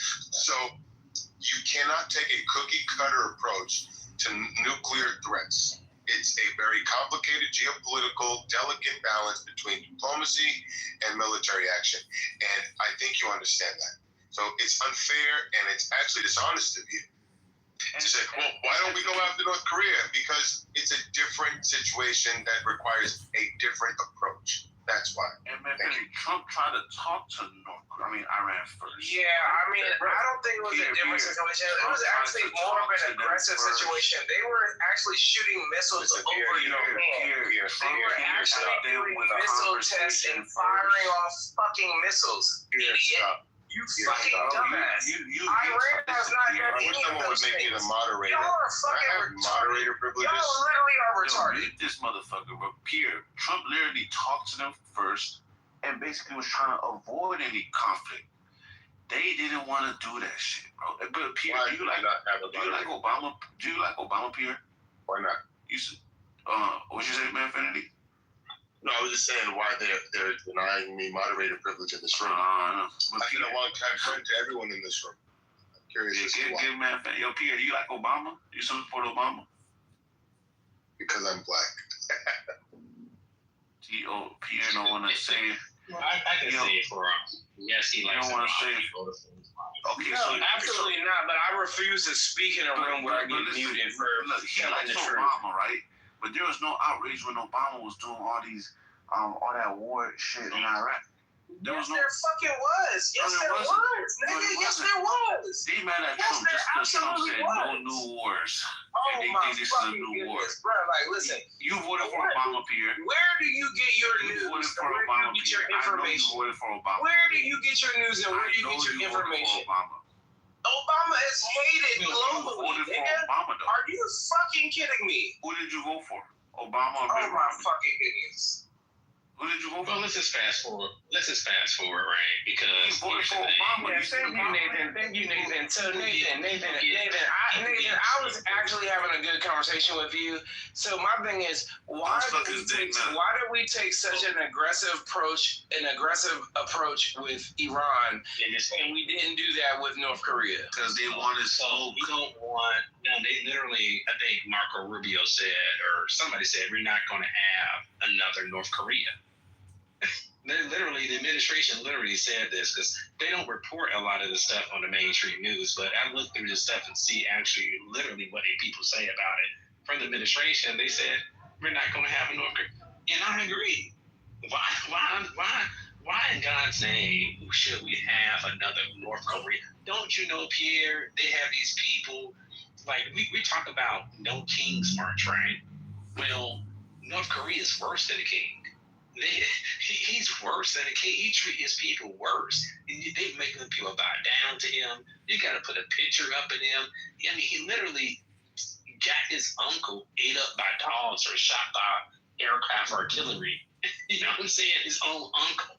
So this thing, he actually killed his brother by poison.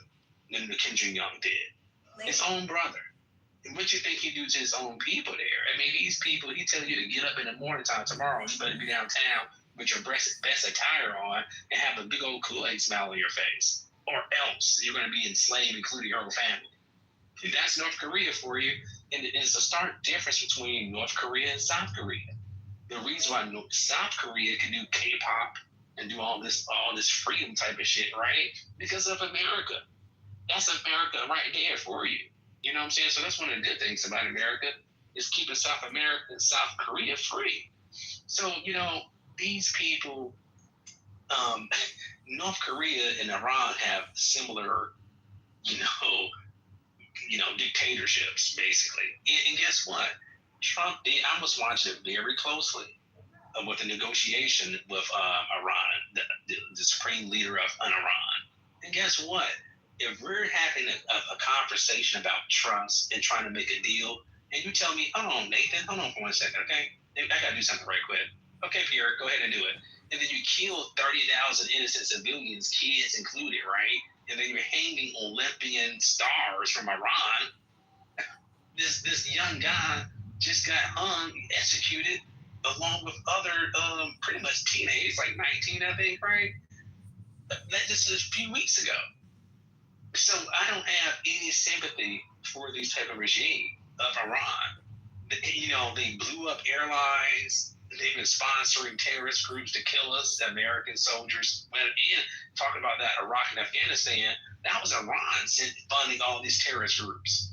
So, it's actually a good thing, to be honest with you, that, we talk about the nuclear threat, right? I don't have any sympathy for Iranian regime, how they treat their people there. It's really horrific. If you just talk to one of them and take off your bias glasses and actually sit down and talk to them face to face, they would explain it to you, bro. It's crazy, but all right. Yeah, no, I mean, I respectfully disagree, because I get it. We get our information from CNN, Fox, and all of these fucking American-ass channels, but there's actually YouTubers that are live right now on the ground in Iran, and they are literally showing us what exactly the fuck is going on, and it is not even half of the shit that they be saying that's going on. And that... Can you share a link to that? I'm actually interested. For the Iran link on YouTube, please. Why did I get muted? Why did I get muted? Can you share a link, please? I want to see that. I think that I remember before this war started with Donald Trump here in Clubhouse, maybe about 30 days before the war actually started. It was a woman that came up on here, and I was in the room, and she said one of her close friends was just executed, in Iran, and she was crying, and I took a back seat to it. I didn't want to prejudge the situation. I want to find out all the evidence and things like this. And people need to understand it's propaganda. Iran are pushing propaganda on their side. Chinese are using propaganda. They're talking about in American media. Russia is doing it. So there's a lot of propaganda. These little YouTubers and stuff like that in Iran. But look, listen, brother, I can find you some really. I got links to some freaking videos that's like it can show you some real brutality of what these people are doing up over there. And one of these things that is a few of these Iranians are actually attacking the government. They put up, these Iranian police officers. They shot them down about 3 weeks ago. Shot the whole car. You know what I'm saying? Like they're not showing that bitch on TV, but that's what's happening too. This type of fairy tale, everything's okay, everybody's dancing. But guess what? Just 3 weeks ago, when Trump was talking about bombing them, the infrastructure, they got nothing but females and women to line their bodies up in front of a nuclear facility, shoulder to shoulder. You think they wanted to go out there and line themselves up around a nuclear facility, right? No, they was freaking told, get your ass out there, because they're cowards. That's what they are. They're pathetic. They put these women in front of these facilities and use them as human shields, literally. And, in the situation with the school bombing, right?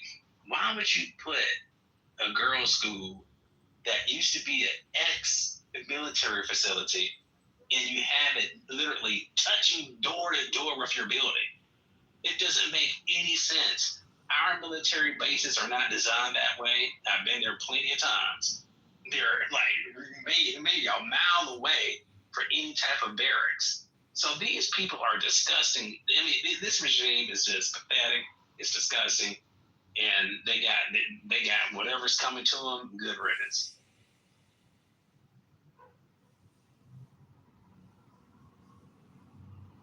Yeah, I just posted the link. There's actually an American YouTuber that's actually there right now, boots on the ground, recording everything that's going on in Iran, in the country right now, and it's nothing like dude, on the news. Dude, you don't understand how it works there. They will never, ever, ever, ever allow somebody, let alone their own fucking people, to film anything outside that will be viewed from the outside that they do not approve of. There's a reason why they cut off the internet access, and the fact that this guy would even have internet access, it shows that this is something that the state media is approving of. And you also have to remember, there's a lot of Americans, whether it's like Haas, what is it? Jackson Hinkle or whatever the fuck that homo's name is. There's all kinds of people that will go to places like Yemen, Russia, Iran. They're going to show for them. They're basically paid to be propagandists against U.S. interests. So, dude, it's not a reliable. Anybody who's there, it's not reliable. So Hinkle, he was, I remember that guy clearly. I used to, watch his videos, and he loved Russia so much that I think his fiance is Russian. He actually wants us to mimic their government, like word for word. So Pepe is right, man. You got to be careful with some of these people, man. I looked at that video. It doesn't show anything in that video. I just fast forwarded through the whole thing. It doesn't show any type of real clips. It doesn't show them talking to any government officials or military officials at all. There's no wide footage. Yeah, that is bullshit. And you'll probably be killed. Matter of fact, if you're an American going down there saying, hey, military soldier, can I film you? This is hilarious, man. What is going on, man? I mean, like, this is crazy. You want to try again? Yeah, like I said, like y'all are so brainwashed. Y'all only look at Fox News, CNN, and it's literally a ground reporter showing you boots on the ground what's going on. Y'all still they're not allowed to have. No, it's a conspiracy. This, if you look at all of the episodes in his series, like he literally was about to get arrested from the IDF. Everywhere he went, fucking got bombed. After he left there, like they're clearly targeting this person. Like, what are y'all talking about? Can you send the link? Can you send the link, please?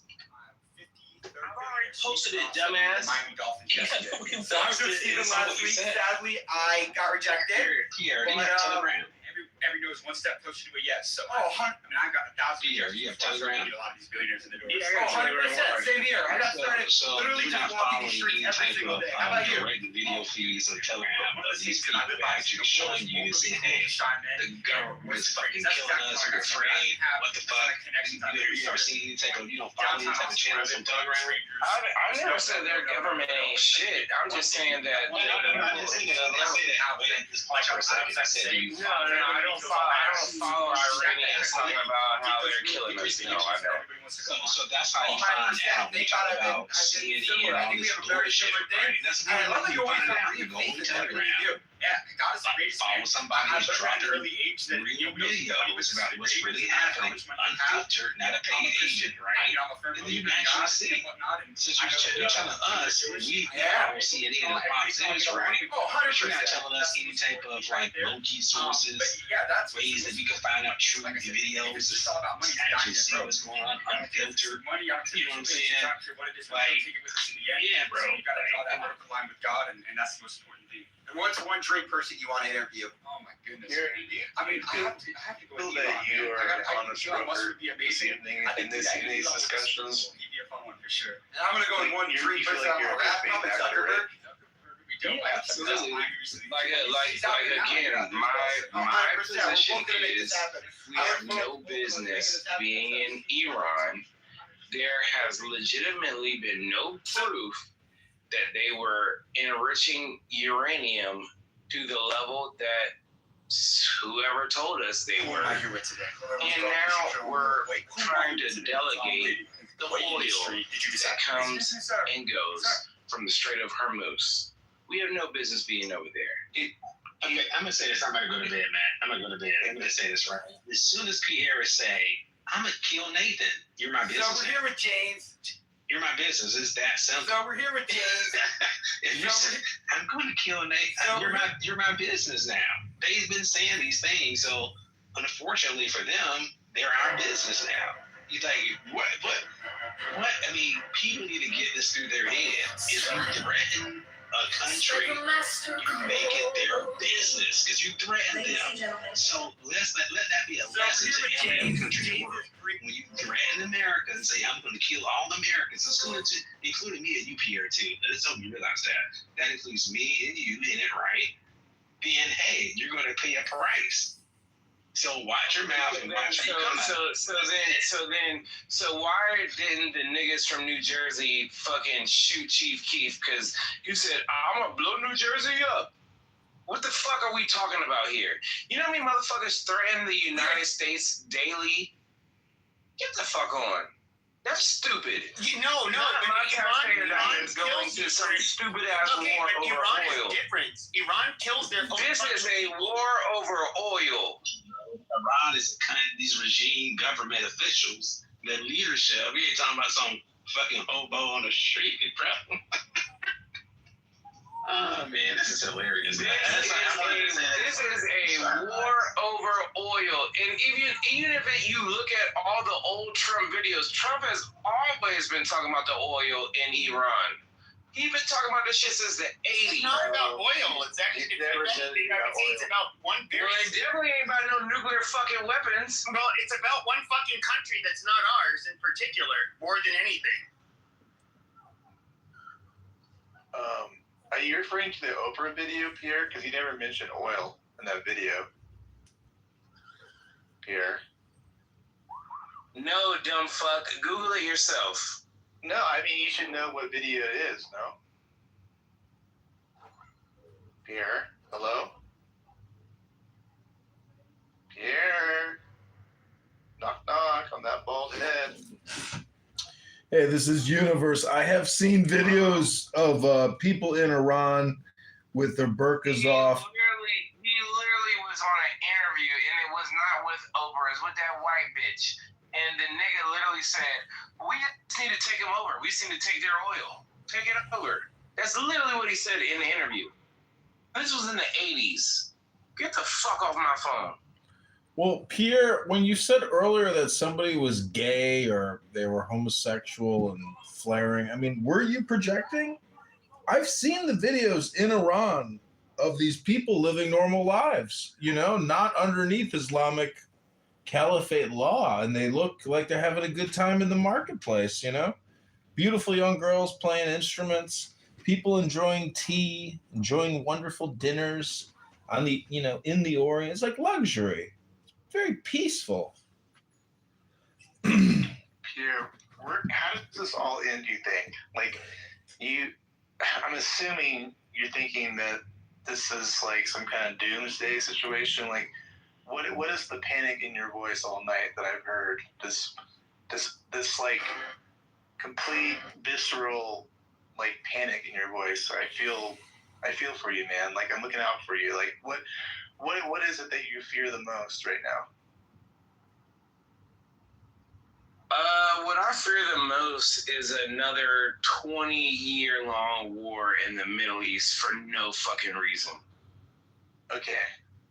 So what if it's not a 20-year war and it's a 20-week war? Does that mean it's still good? We're good, right? You don't have to freak out anymore, right? It's the inflation. Pierre likes to buy great suits. Nobody is freaking out, but what I'm saying is, if you look at the information, we don't have any credible information that they were enriching uranium to 80%, and then now all the talk is about oil. So it's just another Iraq 101 again. And then if you look at Barron's stock portfolio, he's been getting rich off of oil. When it dips, he invests. When it comes back, he gets his money. You know, they're playing in our faces. Where do I see his portfolio? I'm curious. I want to follow it now too. Pierre, I got a question for you. He doesn't know where Trump's portfolio is at. Hold on. Pierre, you there or no? Yeah, I'm right here. Oh, good, great. Do you know where I can find Barron's portfolio so I can see how much money he's making? Yeah, I'll put it in the chat. There's this website that you can follow all of the senators, every public official's stock portfolio. You can see everything. He's not a senator, Barron Trump. Yeah, nigga, I know he's not a fucking senator, dumbass. Century without competition. You know, Pierre, I just bought a new suit. On Amazon for $75. It's a 2-piece suit with a 1-button front, blue. I'm just wondering, you know, do you wear a 3-piece and how much do you spend on your suits? Because to me, $75 for a suit that fits, that's new, like, and it's good quality fabric. I'm like, wow, $75? Fucking everything is so cheap now because Amazon controls the marketplace on just about every product on the planet. And anyways, I'm just saying, you know, Pierre, you don't have to worry about anything. You've got the best administrator in the office. You've got the best president. He's intelligent. He's sophisticated. He's not a pussy. He's not going to get pushed around. He knows what's best. Your complaints are just, I mean, do you complain about suits? Like, what else do you complain about?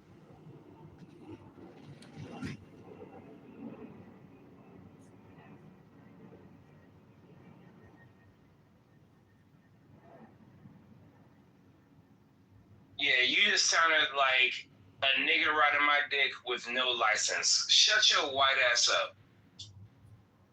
Hey, you shut your black mouth.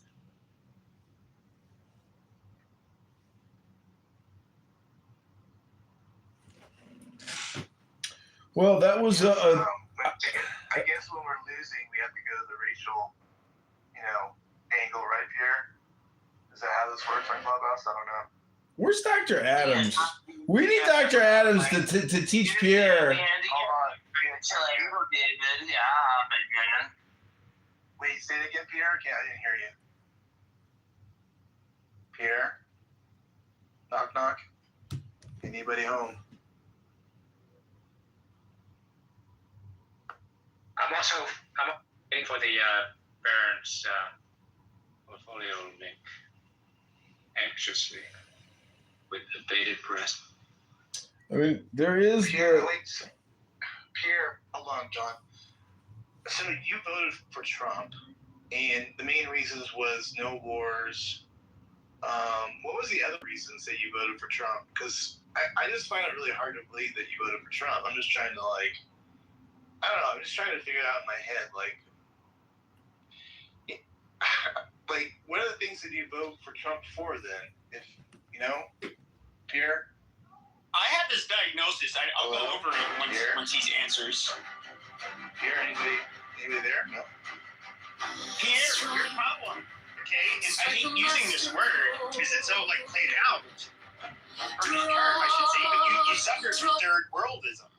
You're somebody who's unhappy with America, so what do? You go straight to the dirt and the dark, the lowest of the low, the third world, and those that prop up the third world that might not actually be third world, and that is, Russia, China, and of course they have the little proxies, Venezuela, Iran, and then we can go on and on and on.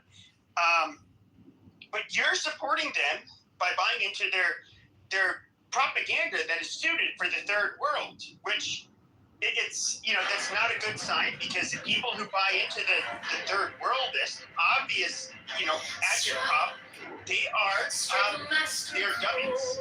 That's all they are. They're easily influenced dummies, and you shouldn't fall for it. Yes, America is not perfect, and the official narratives at times are a little. One of the things that is always unfair in this you're falling for some very dumb narratives given by relative to how much countries like Iran, which, by the way, they don't allow. They will only allow somebody to film from their country if it goes against the American narrative. That is it. They would never, ever, ever allow an American to go there and show anything that is not pro-Iran. They've taken hostage Americans. There's an FBI agent who was taken hostage, or ex-FBI agent, and they never ended up recovering his body. It's been a level 4 country on the State Department's travel warning list for years, and I don't know. I think it's silly.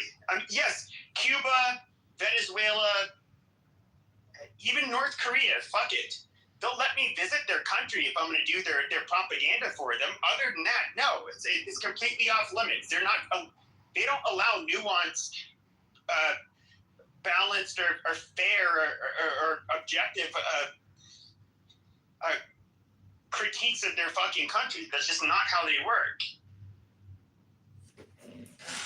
See, they accuse us of being the bullies and using force instead of, say, ethics or philosophy.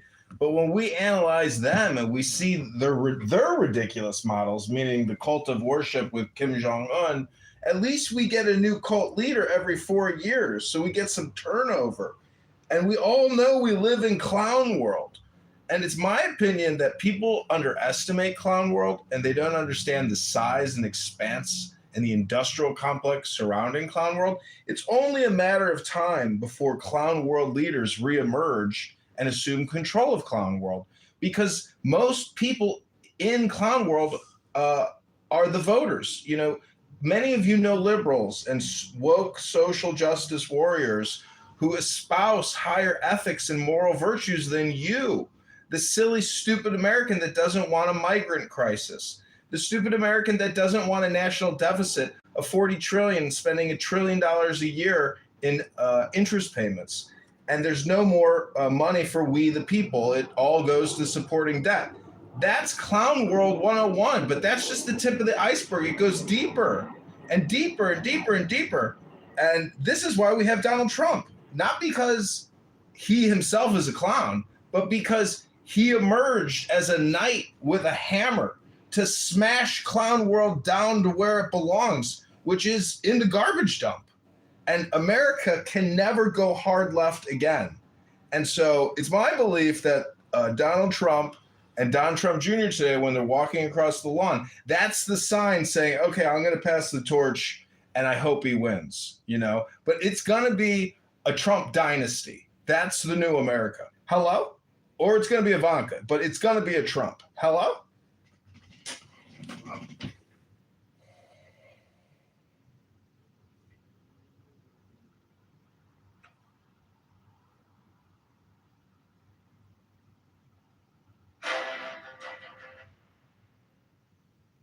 Yeah, RIP to that poor guy that got killed for having Starlink in the comments.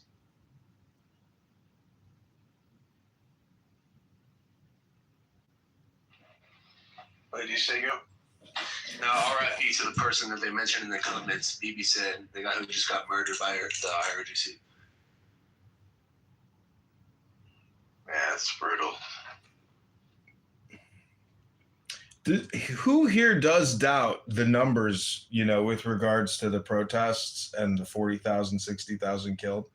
Does anyone here actually doubt those numbers? Because I've never really Googled it to try to find as much evidence. I've seen pictures of morgues and hundreds of body bags, but I've never actually seen photos of many thousands of dead. I've only seen hundreds. It's hard. I never looked into the claims. I did see one horrible video where it did show this guy's walking down the street, he's turning all of these corners, and there's just black body bags everywhere. You know, it's obviously and the faces are open. It's unzipped, so the face is exposed, and it looks like people. If the body was identified, looks like people were putting stuff on top of it to say okay, yeah, it's claimed now. And then he goes into the morgue, and you could tell from looking at the heads in particular that these were all traumatic deaths. Didn't die of natural causes. I mean, it was from wounds that penetrated them.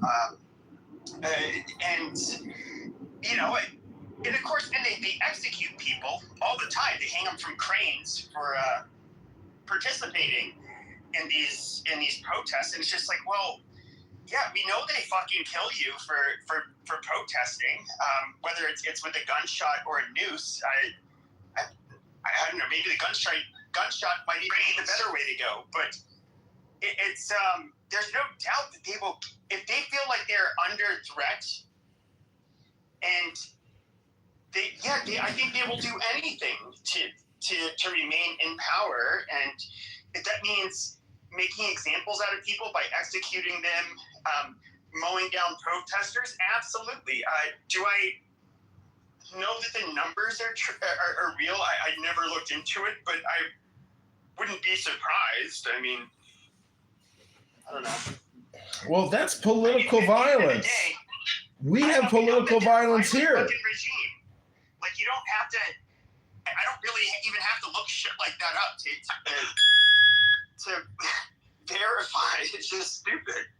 No, I get it, but what I'm saying is, on this app, I've heard it so many times, and I have just never actually confirmed it. But it's political violence, and we have political violence here. We have woke liberals and Muslims that drive trucks through crowds. We have random stabbings and murder everywhere, anywhere, all the time. If you look at Instagram and you see the horrific murders and the hitmen, there are so many murders that it's beyond, it's so shocking. It's why the fuck do people want to do all this? What, a woman hires a guy to kill his husband. It's I can't believe it even happens, but people are willing to kill. And we have to worry about extreme political violence in this country. And if you're a Republican conservative and you wear a MAGA hat, and if Trump gets out of office and you have a rally, and next thing you know, you're attacked by a left wokist, I mean, it's the same. How is it any different than what's happening in Iran? I wish for it. I wish for it. Like in 2020, you know, I had just, it's been like 6-7 years since I've been boxing. But like I was still in like good shape. I was like, you know, I was ready for a motherfucker to want to put his hands on me. And so I would wear like it's okay to be white, you know, like on my shirt. I'd wear my wrist pump hat. But I've got something to tell you first. Thank you for ruining my life. The only thing that happened is I hear a whistle, and people would be like, yo, and they give me like a thumbs up or something like that. And like the cashiers would tell me they like my shirt, you know, and nobody fucked with me. And I was just like, oh, okay, I mean, it's not that promotional, I guess. And I thought, like, yeah, it was weird. And it's still like, yes, if you were at the wrong place at the wrong time, but I just have a feeling though that like, especially a lot of you guys have seen my book, right? You know, I boxed for years. People, they wouldn't necessarily know that part. But I don't think I would like came off it as somebody easy to prey on. And so like, who's gonna class me? And yeah, I mean, I would, but I know that being said, and I don't think about it, but no, it's not to get mobbed. We give you, but yeah, it's just silly. Like the fact that you're not on the street is Donald Trump. You've had like one man who's been vilified to be like Hitler, but he's like, which I think is awfully ironic. He's the most Jew-loving fucking president. Really? I mean, his fucking grandchildren are Jewish. His daughter is converted. That sounds so Nazi. But such a horrible guy. What has this motherfucker done to make him out to be the person they claim he has been? I mean, really. I mean, if anything, he's probably done more for black people than they fucking Biden. And, you know, it's just silly to listen to. But they are able to repeat something long enough, and they constantly, you know, say he's a racist, he's a sexist, he grabs them by the pussy, and then, you know, whatever, there's fine people on both sides. You know, all of this shit, and then people just hear it.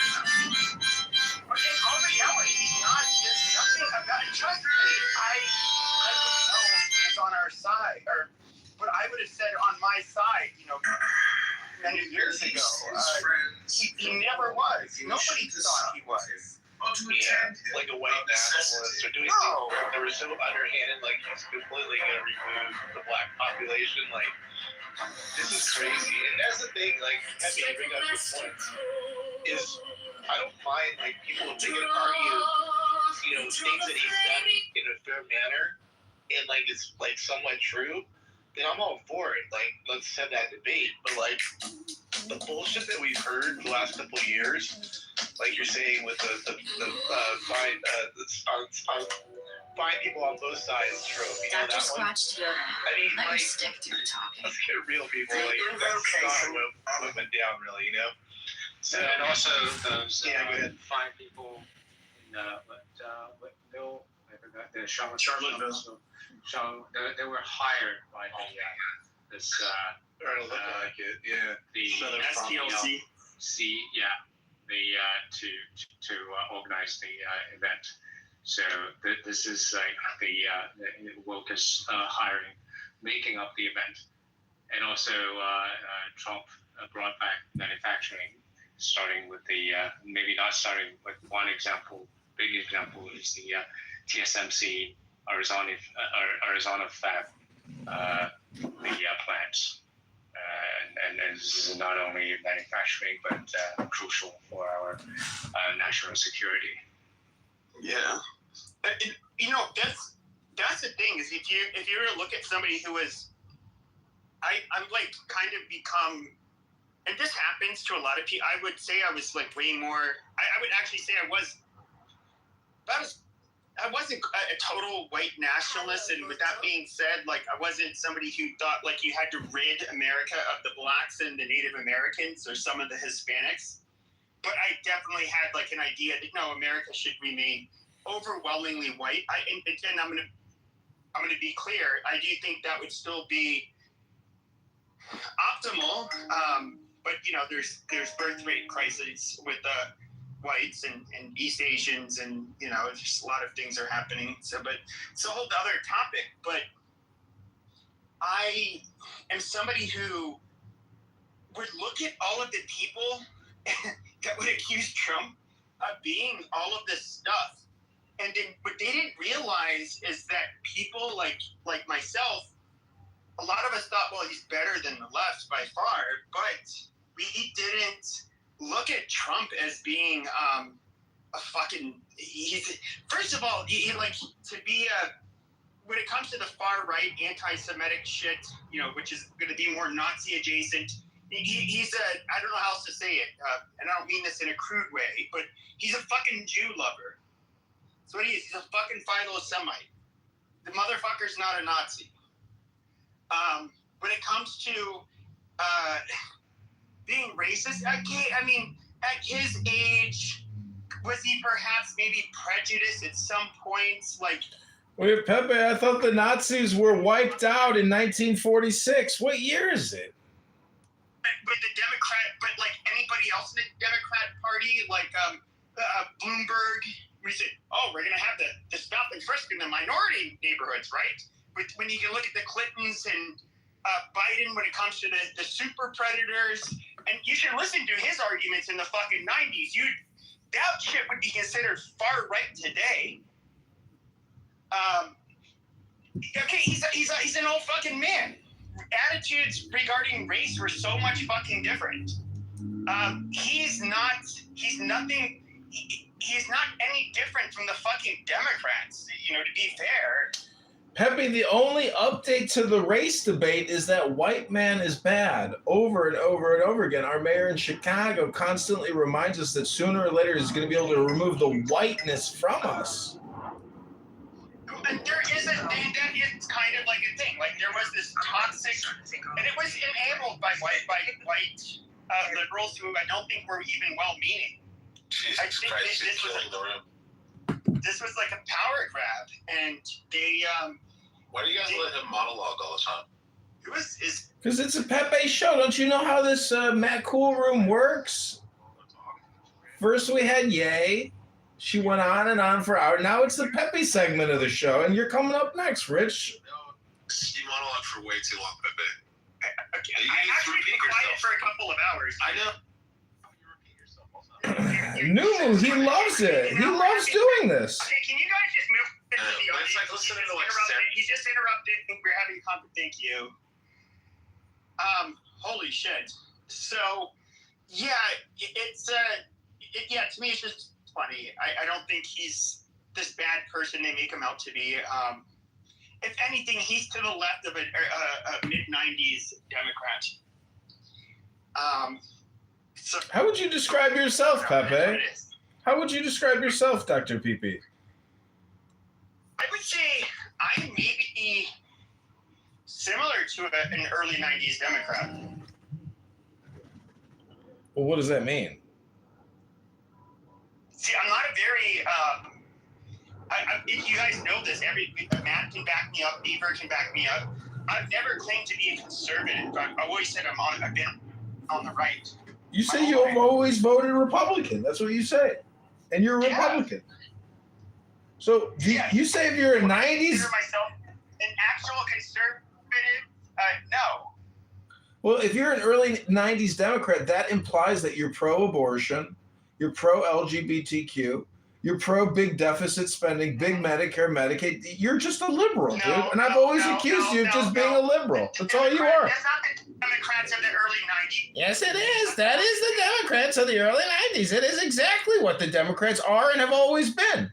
Big government, big spending. That's what you are. You're just a big government person. You're not conservative. You're not Republican. You're a liberal Democrat. That's what you are. Hello? Hello? George Bush ramped it up more than fucking anybody. Okay, and the Democrats would have done it bigger and better. So that's who you are. You're just a Democrat. Congratulations, Dr. Pippi the liberal. Oh my God, you got a Democrat. We got the Kamala voter on stage. Good evening, Rabia. How are you? Hey, I'm good. How are you? I'm doing well. So she's running in 2028, probably, right? Is that what your impression is? What? Pardon me. What is my profession? No. Is that your impression? She's going to be running in 2028, Kamala Harris. Yeah. Oh no, I just said that to like go along with the vibes of the room. Oh. I was like, that's a big statement to make around here. No, I was kidding. I'm also from Canada, so I'm not too sure what the American politics are right now. We're not too fond of Canadians right now, but all right, yeah. I can leave. I'm so sorry. I can head on out. No, you're good. No, I'm just playing with you. No, you're good.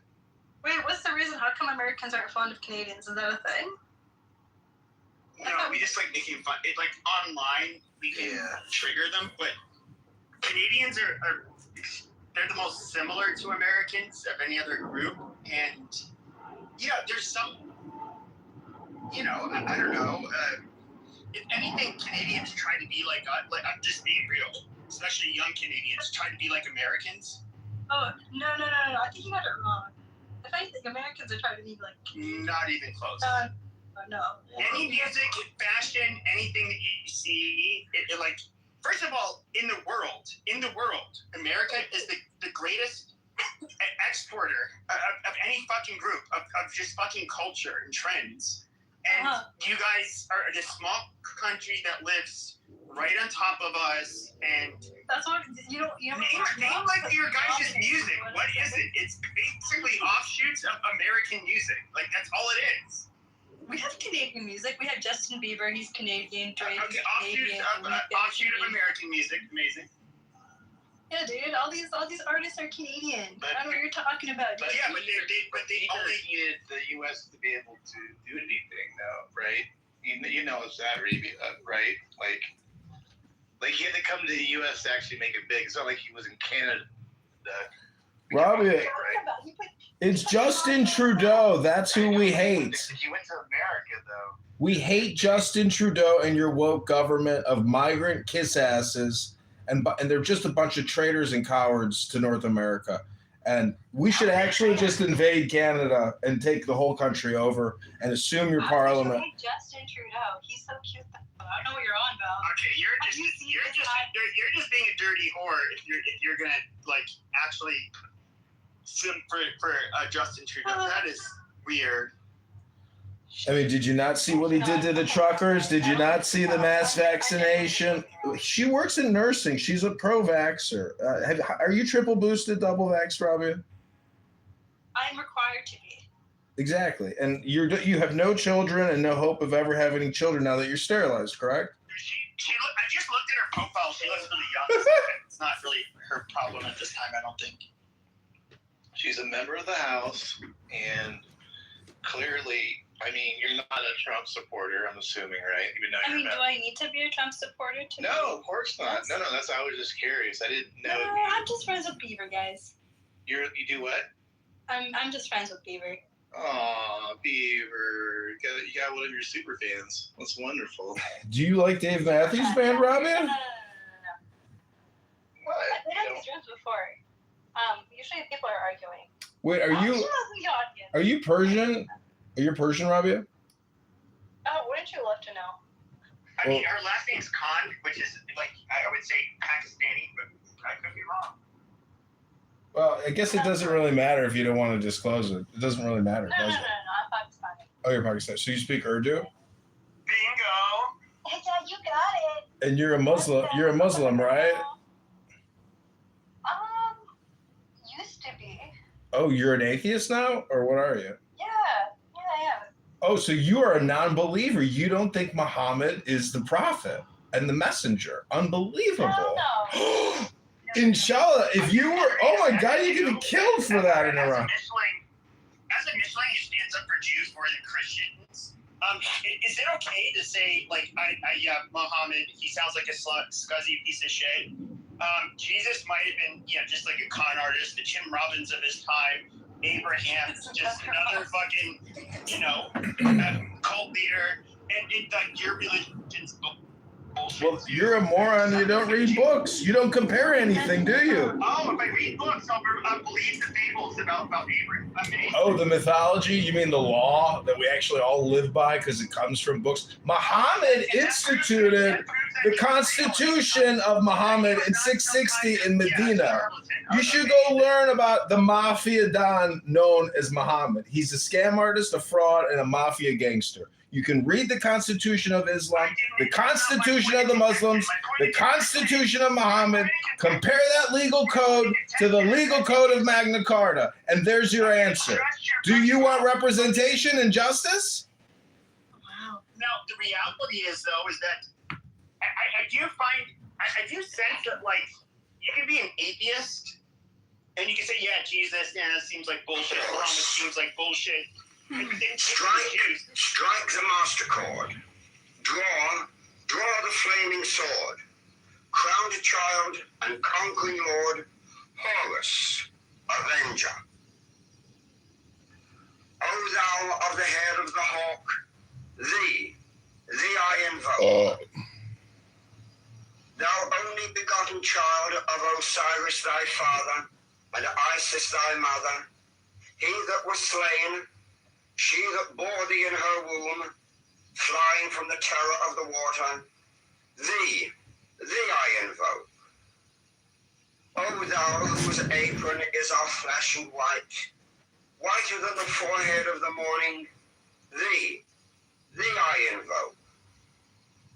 O thou who hast formulated thy father, and made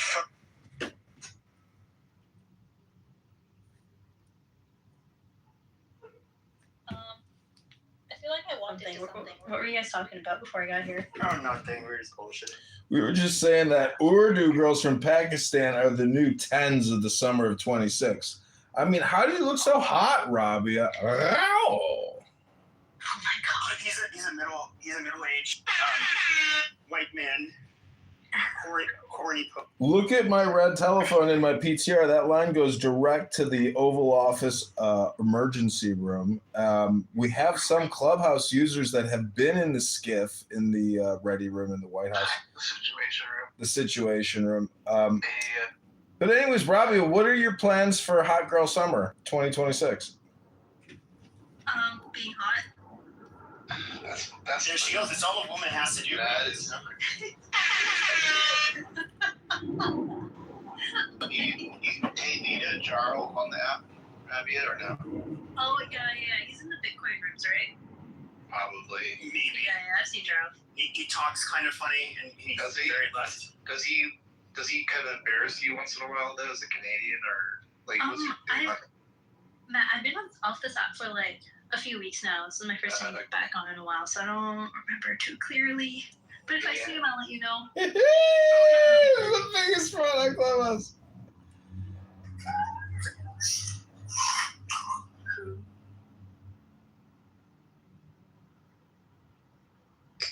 Hi, Batman. Tell me about you. I'm not on either of those apps. Well, maybe it's time to get on to those apps. You could do rooms that were who is the biggest fraud on X. How about you host it and I'll meet you there? No, I don't want to. Honestly, I even come on to Clubhouse now, just out of boredom. You know, how every state has like, say, like a slogan on their license plate. I don't know if that's a thing, right? Oh, I mean, in the U.S. Yeah. On our license plate, I think Donald Trump is really honest about it. It's all about the aesthetics and like, say, like the land of living stars and so on and so forth. Especially when so I think like they really care about larger family, and it's just like this is where you're raised. No one has privacy. Yeah. Nice different dogs because they. You should come back. And I was it was a bad area, so you could imagine that I was like, come on here. they're just like, yeah, we want you to open and close. And I never thought I would hear that. Clumsy ass kids. They give me nightmares. You converting to Islam is the wildest part of this. Yeah. Not even my mom. And then I'll start debating the atheists about how I used to be an atheist, but then I saw the error of my ways. You know what I mean?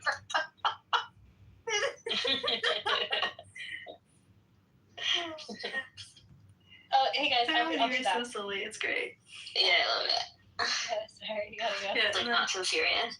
And it's only serious when you're shitting on religion. Naftali. Oh, fucking faggot left. I mean, no, we love religion. Naftali. Like Natali is in. Oh, I'm thinking Tali from Chillism. No, it's Naftali. He's super. He's like, he's funny to trigger, but he's like, he's also a Michelin, like John Kitover. What's the Michelin again? I'm Michelin. I don't know if I'm saying it right. It just seems like your dad's a Jew, but your mom's not. Yeah. So you're not like a Jew. But Pepe earlier accused me. Pepe earlier accused me of not defending Christians. That's not true. I defend all faiths except Islam.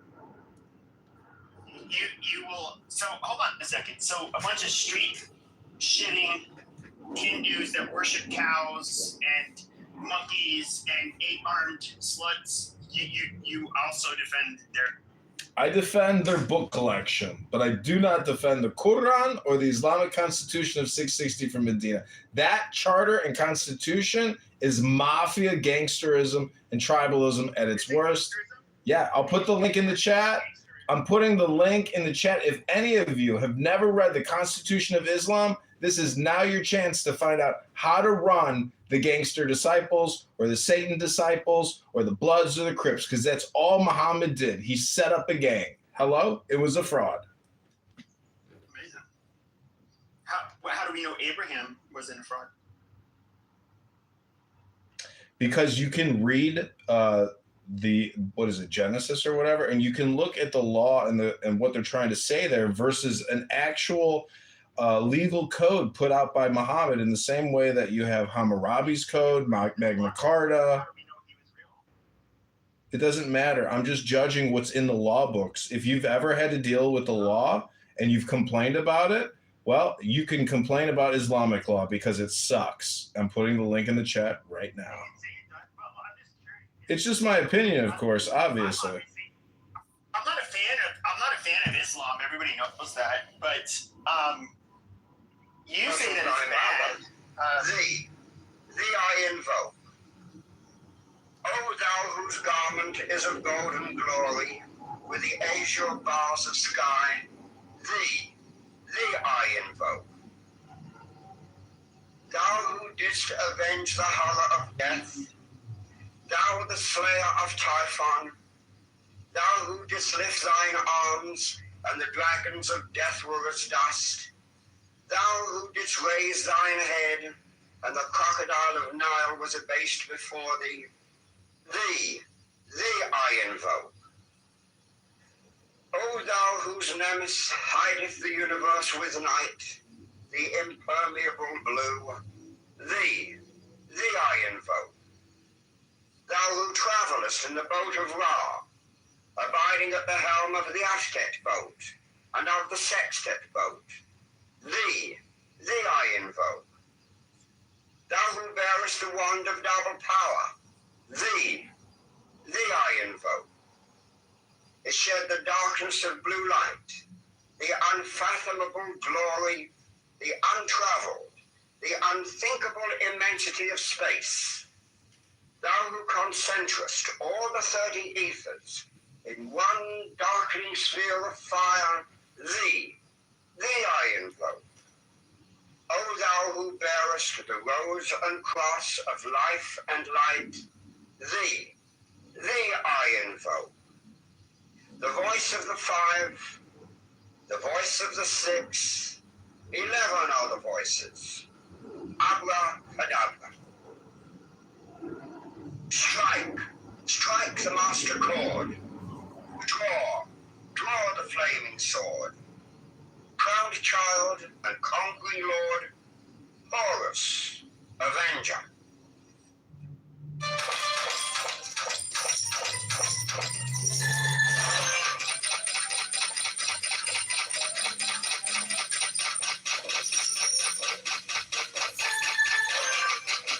because Muhammad got people to believe and fight his battles with the belief that they'd go to heaven and fuck virgins. Yeah, I agree. It's a bullshit religion, in my opinion, at least. It's not just religion. It's Islamic Mohammedan law. That's what I'm complaining and critiquing. Mohammedan law, the Constitution and Charter of Medina, that document shows that it's set up in the same format as a gang. It's the gangster disciples. That's all it is. So what about when Jesus, and I'm just saying, so you guys know I'm not very religious, but when Jesus... Avenger. just don't listen to anything. Just inject your little tidbits. The Son, the glorious one. By thy name, Harmarchus, youth of the brilliant morning, I invoke thee. By thy name, Mao, I invoke thee, lion of the midday sun. By thy name, Tum, orc of the evil, crimson splendor of the sunset, I invoke thee. By thy name, Kefla, I invoke thee, O beacon of the hidden mastery of midnight. The centuries has done a lot of fucked up stuff. And so, you know, it's kind of... If I argue a point, I know there's always, but the fact remains is that it doesn't surprise me you're not religious, because the more you learn about the Catholic Church, you learn what hypocrites they were. Alan, Pepe isn't religious because he's an early 90s Democrat. Those are the atheists. Pepe is an atheist liberal. Yes, but the Catholic Church, you can focus on those things, but you can also focus on the fact that things like the Catholic Church still has founded and runs hundreds, if not thousands, or over 1,000 hospitals in the U.S., never mind the rest of the world. And even in Henry VIII's time, the only institution that was supporting the poor was the Catholic Church. And when Henry VIII took over the church in England, he did away with that all, and that paved the way for the poorer classes and the abject poor that you see in Dickensian novels like Oliver Twist or any of the other novels of that time period. So, yeah, you know, it's a mixed bag with the Catholics. But I think the Catholics, like even my family, you know, which is more religious than me, complaining about, like, for example, my grandparents' generation, how you would have, and when it comes to America, we didn't have a founding Catholic population. I mean, it was an Anglo-Wasp population. You know, you had some Germans that were Catholic, and then you had the Irish and the Italians, neither of which were, you know, that great of a... Yeah, well, I'll just stop myself there. But they they'd come here by the boatload, and then what did they do? They'd have 10 fucking children, and the Catholic Church would encourage this shit, even though they're like super fucking poor. And you know, and when it comes to even, I would say, the Catholic Church, in my opinion, has always kind of been not quite anti-American, but they've always looked at America as like a competitor for their dominance and influence. And of course, they've had zero fucking problems flooding our country with, you know, millions of fucking third worlders to, you know, for so-called compassionate reasons. And that's in line with Catholicism. We're all children of God and all of that stuff. That's fine. And Yeah, even the Pope that just passed away, like he said that it's a grave sin to not be welcoming of the immigrants. And even like on my Twitter, it's like, okay, well, I'm a grave sinner. Maybe. Don't care. Yeah, I mean, look, the Catholic Church and the popes have always been political. They have never not been political. And I would go a step further. Their entire goal is the accumulation of wealth.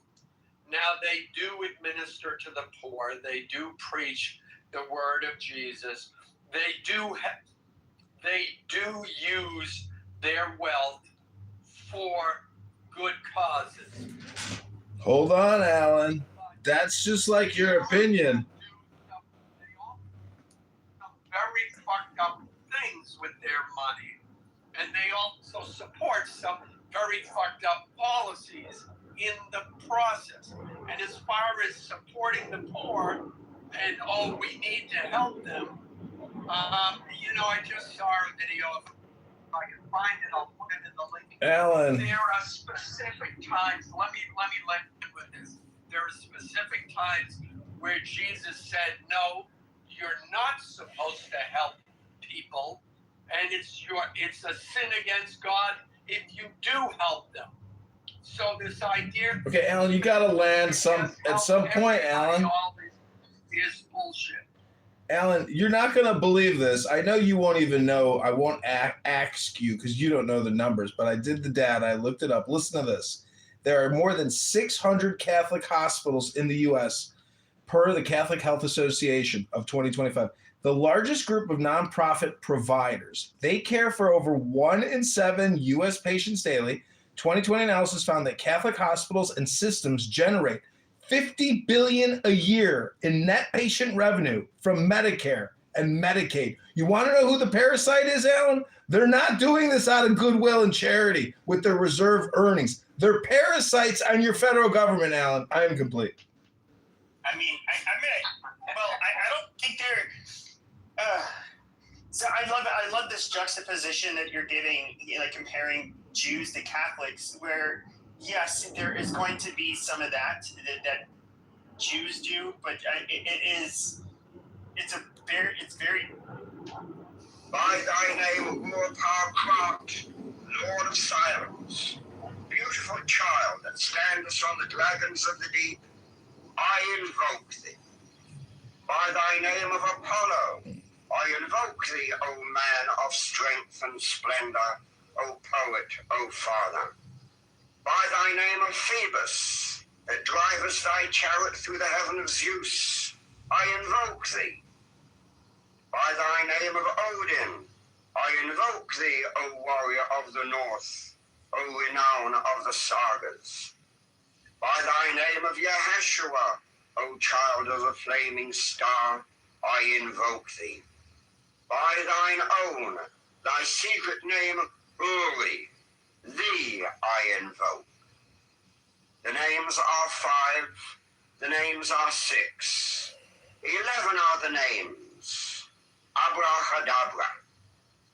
Behold, I stand in the midst. Mine is the symbol of Osiris. To thee are mine eyes ever turned. Unto the splendor of Geburah, the magnificence of Hesed, the mystery of Da'ath, thither I lift up mine eyes. This have I sought, and I have sought the unity. Hear thou me. Mine is the head of the man, and my insight is keen as the hawk's. By my head I invoke thee. I am the only begotten child of my father and mother. By my body I invoke thee. About me shine the diamonds of radiance, white and pure. By their brightness I invoke thee.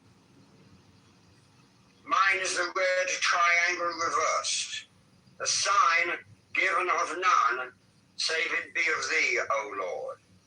By the Laman I invoke thee. Mine is the garment of white, sewn with gold, the flashing abbai that I wear. By my robe I invoke thee. Mine is the sign of Apophis and Typhon. By the sign I invoke thee. Mine also is the turban of white and gold, and mine the blue vigor of the intimate air. By my crown I invoke thee. My fingers travel on the beads of pearl. So run I after thee in thy car of glory. By my fingers I invoke thee. I bear the word of double power in the voice of the Master. Abracadabra. By the word I invoke thee. Mine are the dark blue waves of music in the song that I made of old to invoke thee. Strike, strike the master chord.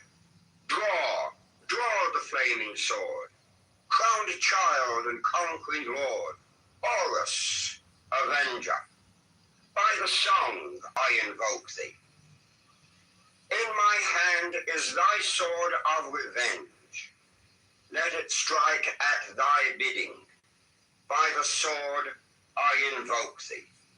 The voice of the 5, the voice of the 6, 11 other voices, Abracadabra. Therefore I say unto thee, come thou forth and dwell in me, so that every spirit, whether of the firmament or of the ether, of the earth or under the earth, on dry land or in the water, of whirling air or of rushing fire, and every spell and scourge of God, the vast one, may be thou. Every year, the Vatican Health Business Unit generates $50 billion a year in taxpayer revenue.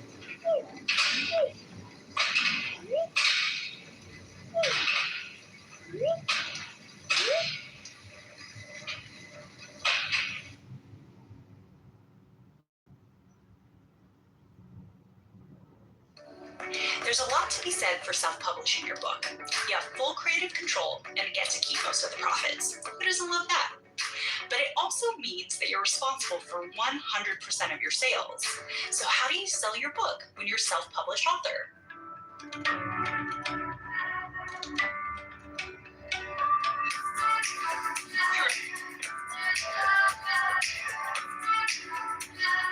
This video is for writers who are self-publishing or thinking of self-publishing your book.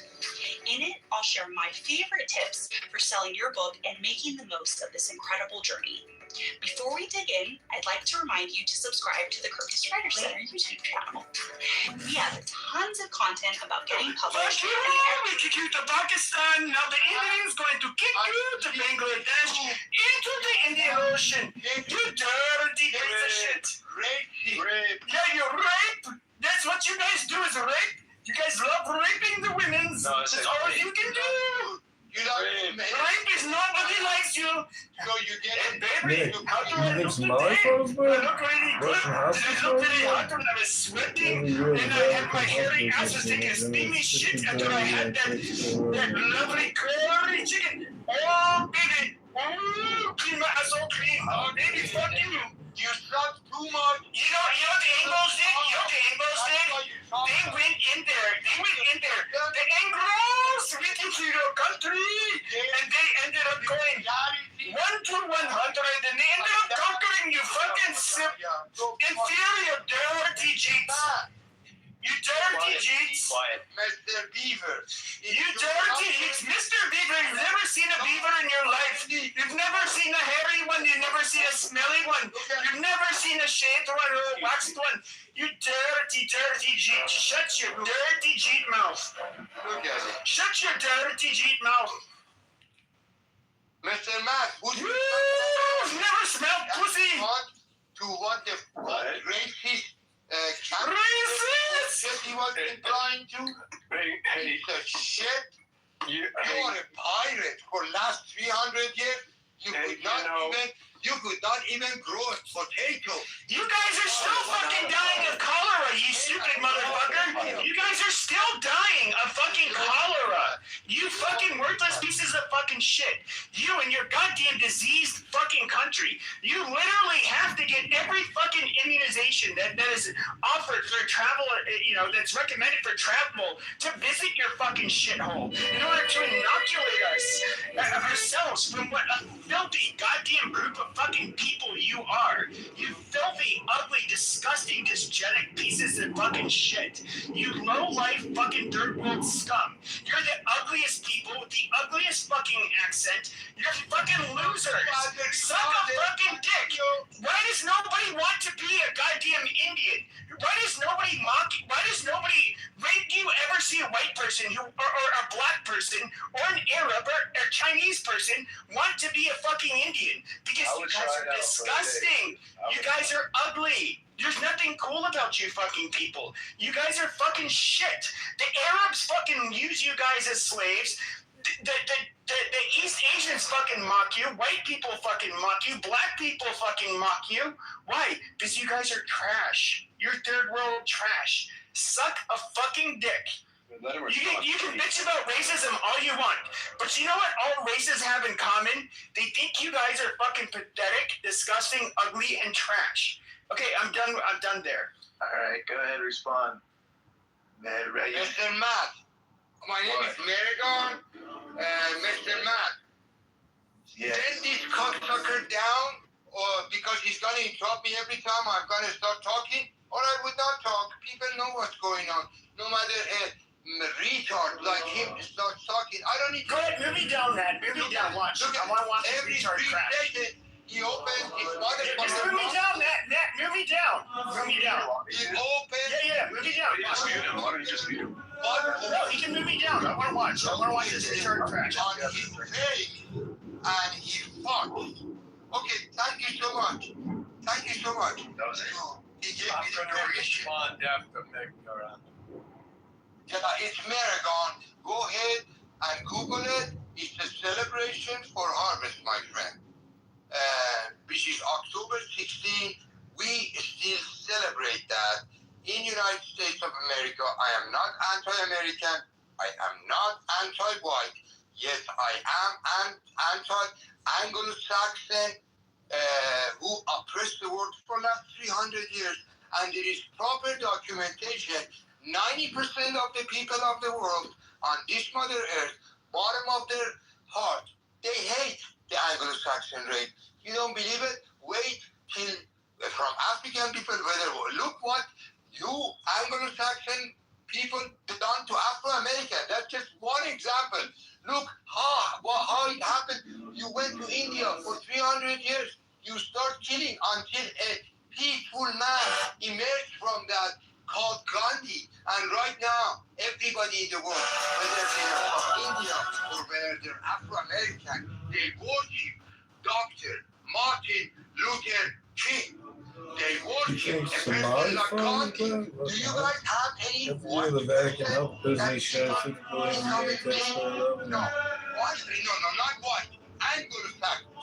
Unfortunately, Anglo-Saxon have taken over all sides that you can see. And now you see this cocksucker. First of all, he comes and he says, oh, the church says, Lord Jesus Christ, or Jesus, I have respect for Lord Jesus Christ. He was the only one who got beaten up, not for our sins that the church says. He didn't want to get killed for me and you. He wanted to serve others. Catholic when this comes out, have nothing to do, your leaders have nothing to do, just fucking the little boys. So as Islamic religious people have nothing to do, mullahs, ayatollahs, have nothing to do than fuck the little boy. So as Mr. Guy is the rabbi, gentlemen, that's in the news in Bethesda, Maryland. He points cameras in the ladies' bathroom to watch the Listen, as an Indian man, dude, you can't lie. Your people are super horny and do that freaky shit all the time with the fucking bathroom cameras. There you go. So don't say it's a rabbi or whatever. A lot of freaks live in the world, especially Indian. Thank you for talking. I will block your ass off so I identify you next time I know where the fart is coming. We are super FT or whatever the fuck is not horny, right? No, FC is horny. And Mr. Trump, the president, who I agree with his invasion of Iran, and I'm very happy with that. He's not a super horny. And you cocksucker who opened your mouth, all the 90% of the world is horny. You, the motherfucker, Anglo-Saxon piece of shit, pirate, thief, you're not horny, huh? So shut the fuck up. Well, listen, I'll just say this, man. If you ever were to say that to my face, you wouldn't be able to say it again, and likewise with a lot of other Anglo-Saxons, so watch your mouth. I will end my talk. You guys need to go read at least 1,000 or 3,000 books to get to where I am. And unless you shut this, you throw this. Let me take a screenshot of this motherfucker and the other one. Yeah, and also get this too. Get me saying that a lot of people just like they hate Anglo-Saxons, hate your dirty ass food in England, in India with flies all over it. Shut your motherfucker, stupid. If you're from $50 billion from India, why do you have hospitals? why is your profile have Arabic? He left, just to let you know. He left. Yeah, he's from Alan, what do you think about $50 billion a year in taxpayer funding? Alan, I didn't hear your response. I just thought it was funny to like see if I could trigger him. Alan, I didn't hear your response. What do you think about $50 billion a year in taxpayer funding to Catholic hospitals? Is it too much? $50 billion a year? I don't know what 50 billion out of how much. That's how much Catholic hospitals generate. 1 in 6 hospital patients go to Catholic hospitals. God, $50 billion. Yes, so 50 billion in profit. So 50 billion in profit with how many nerds? No, 50 billion in revenue, 50 billion in taxpayer funding. That's 50 billion in revenue, not net income, Pepe. There's a difference between revenue and net income here. I'm saying revenue, which is pure taxpayer funding, 50 billion a year. 50 billion a year. Over 10 years, that's 500 billion. Over 20 years, that's $1 trillion. The Catholic hospital groups have taken in over $1 trillion in 20 years. How much is too much for Catholic hospitals? Joseph's, for example, that is here in Phoenix. It is the premier, at least in Phoenix, neurological hospital. Of course, they have a trauma center. When it comes to people with neurological issues and brain damage, yeah, it's all funded by taxpayers. Thank you, American taxpayer. These are largely people with health insurance, you dumb motherfucker. Yeah, it's called Medicare Medicaid. That's a health insurance program, you fucking moron. John, how many billions equal $1 trillion? 1,000 billion. Hello? 1,000 billion? Yeah. If you have 999 billion and then you add one more fucking billion, that gives you 1,000 billion, which is $1 trillion, you fucking nitwit. John, hospitals in the U.S. get $1.5 trillion of U.S. taxpayer money per year. So if the Catholic hospitals are getting 50 billion, then they are getting a drop in the bucket. Didn't he say that, wasn't it like an obscenely large percentage of our hospitals are Catholic? It was in other words. No, it's 600. Yeah, I forgot the numbers. He came back. But in other words, it almost sounds like there'd be like an underrepresentation amongst Catholic hospitals, where they, for as many Catholic hospitals as they were, they're receiving a lot less of the taxpayer benefits. No, see, what you're failing to understand is the medical industrial complex is not just hospital groups. It's medical device technology. It's big biopharma, pill manufacturers. It's not just hospital groups, but Catholic hospital groups do take in over 50 billion a year in taxpayer funding. 1 in 6 Americans go to a Catholic hospital to get treatment. I'm just giving you numbers here. You don't like the numbers because it makes Catholics seem like scam artists. Okay, are you a socialist or a capitalist?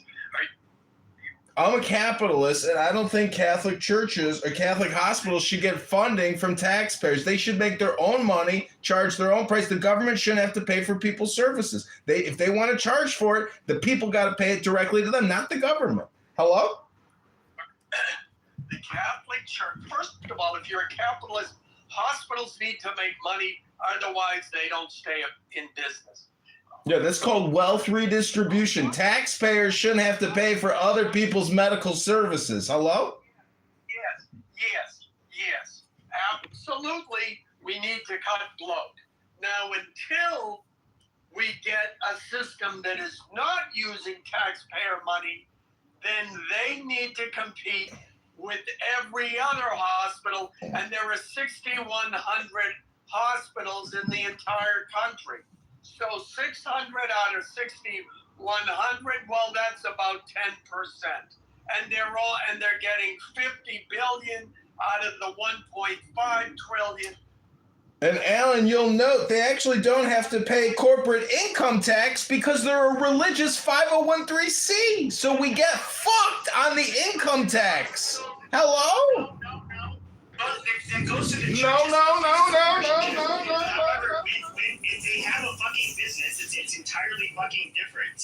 This is fucking retarded. Yeah. Just like as a Jew, you can't say the Jews want to open a bank, and therefore we should not be taxed because it's a Jewish bank. Yeah. That law does not exist. It doesn't exist for the fucking Catholics either.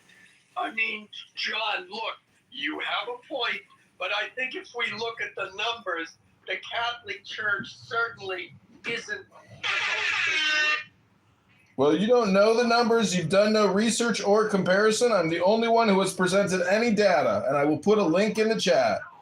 I'm looking at the data too, and I think I could be wrong, but I think from my initial looking at the data is, that's an actual word, look it up, that they are 10% of the hospitals in the U.S. are Catholic hospitals, yet they are out of the 1.5 trillion, they're taking in 50 billion.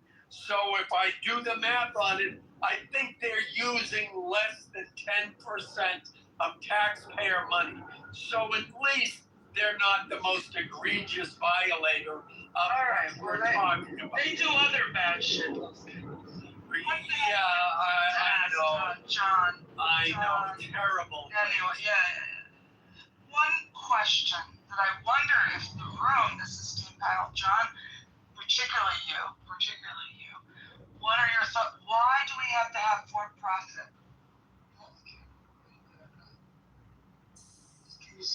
Yeah, it's because it's called morality and ethics, you fucking liberal tit-twit. It's called ethics. Go read Ayn Rand and learn what the fuck ethics are, you fucking tit-twit, socialist, communist, wealth redistributor. Okay, steal from me to go pay somebody else. All taxation is theft, you fucking idiot. You know, all taxation is not. If we were to look at, for example, we were to abolish everything from fucking paramedics, like fire departments, police officers, only the people who can pay for it can utilize the services. Yeah, we would absolutely. I can guarantee it. We would say like, no.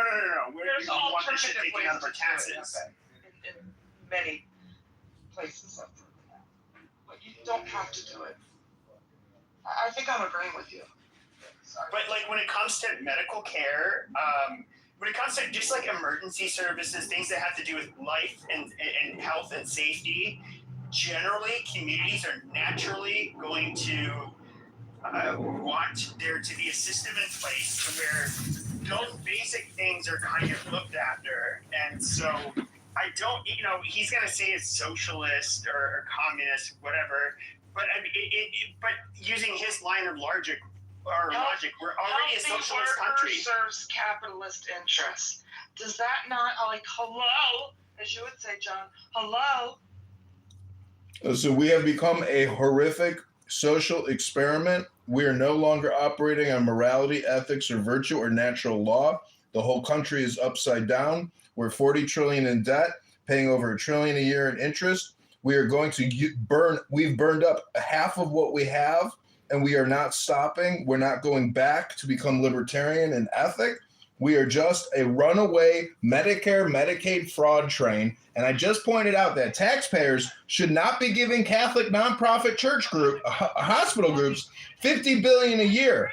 Hello, communists. Hello, socialists. We will defeat you and your stupid ideology and your low IQ economics. You don't even know how to run a fucking business. But this is the thing, though, is that like even the bone I have to pick with the libertarians is that okay, we live in a society, and it's what's really weird is that you get people that want to live in a society that want to do their own thing, and yes, you can say it's coercive, that they say they have to play within the system. I've never heard of literally one fucking civilization where people did not have to play within the rules of the fucking system. Now, you can say that it is abusive, that is tyrannical, you can say whatever you want, but there is not one fucking society, and I know there's not, where people do not feel like their rights were not being trampled on, that they were not being abused, that people above them were making rules upon them that were completely unfair and unjust and tyrannical. That place does not fucking exist. And so, yes, we get taxed, to make sure that very basic needs are taken care of, whether it's water, sanitation, waste, or garbage collection, emergency services, and then in most developed countries, it's going to be healthcare. And a lot of people on the right are going to say, like, oh my God, it's fucking, it's horrible. It's going to lead to death panels, and, which it has in some places. I'm totally against that. But no, I don't think. Stop monologuing, Pepe. Stop monologuing. Listen, we need to end the annual budgets and go on a pay-as-you-go system. We have to stop these annual repetitive budgets. When you go to the hospital, the government should pay for it, and that's it. There shouldn't be annual budgets and insurance premiums and all the subscription service to medicine. When you need to get a service, you can get it paid for, but there's no additional $5,000 to $10,000 that the government is outlaying for you that you're not even using. That's a waste of our resources. And doctors are getting a free ride every single fucking year on our backs. I'm sick of it. They make way too much money and they don't provide any real service or medicine. Hello? Yeah, hello? John. I'm sorry, but look, John, when I have sex with my Mexican maid at my vacation house and get gonorrhea from her, and then give the Mexican maid at my main house, I want both of them to be able to be treated and go and get treatment, because I can go to my real doctor, my concierge doctor, and he'll treat me right away, so I don't give it to my wife. That's but, good. They need to be able to go to the free clinic.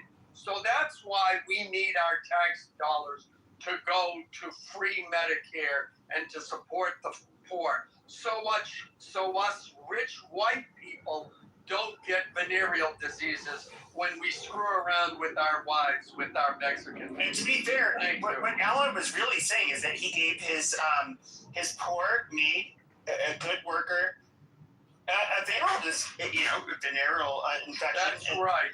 And she needed to be treated. Yeah, it's because she couldn't afford it on her salary. And I agree.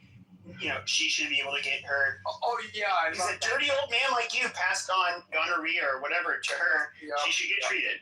Yep, that's right. Because and I left out that part. Clearly, I'm paying her below minimum wage because at any moment I threaten that I'm going to deport her. So, exactly. I've got that going too. Okay. Shane, what did I walk into? I'm sorry, Marshall. I picked you because I thought it was smart. But I'm just curious, is there any right-winger who can make a moral claim why access to healthcare is immoral or bad? You can perhaps say it can create a strain on the system, but there's a lot of other things involved. Like, in fact, the American Medical Association is they very tight.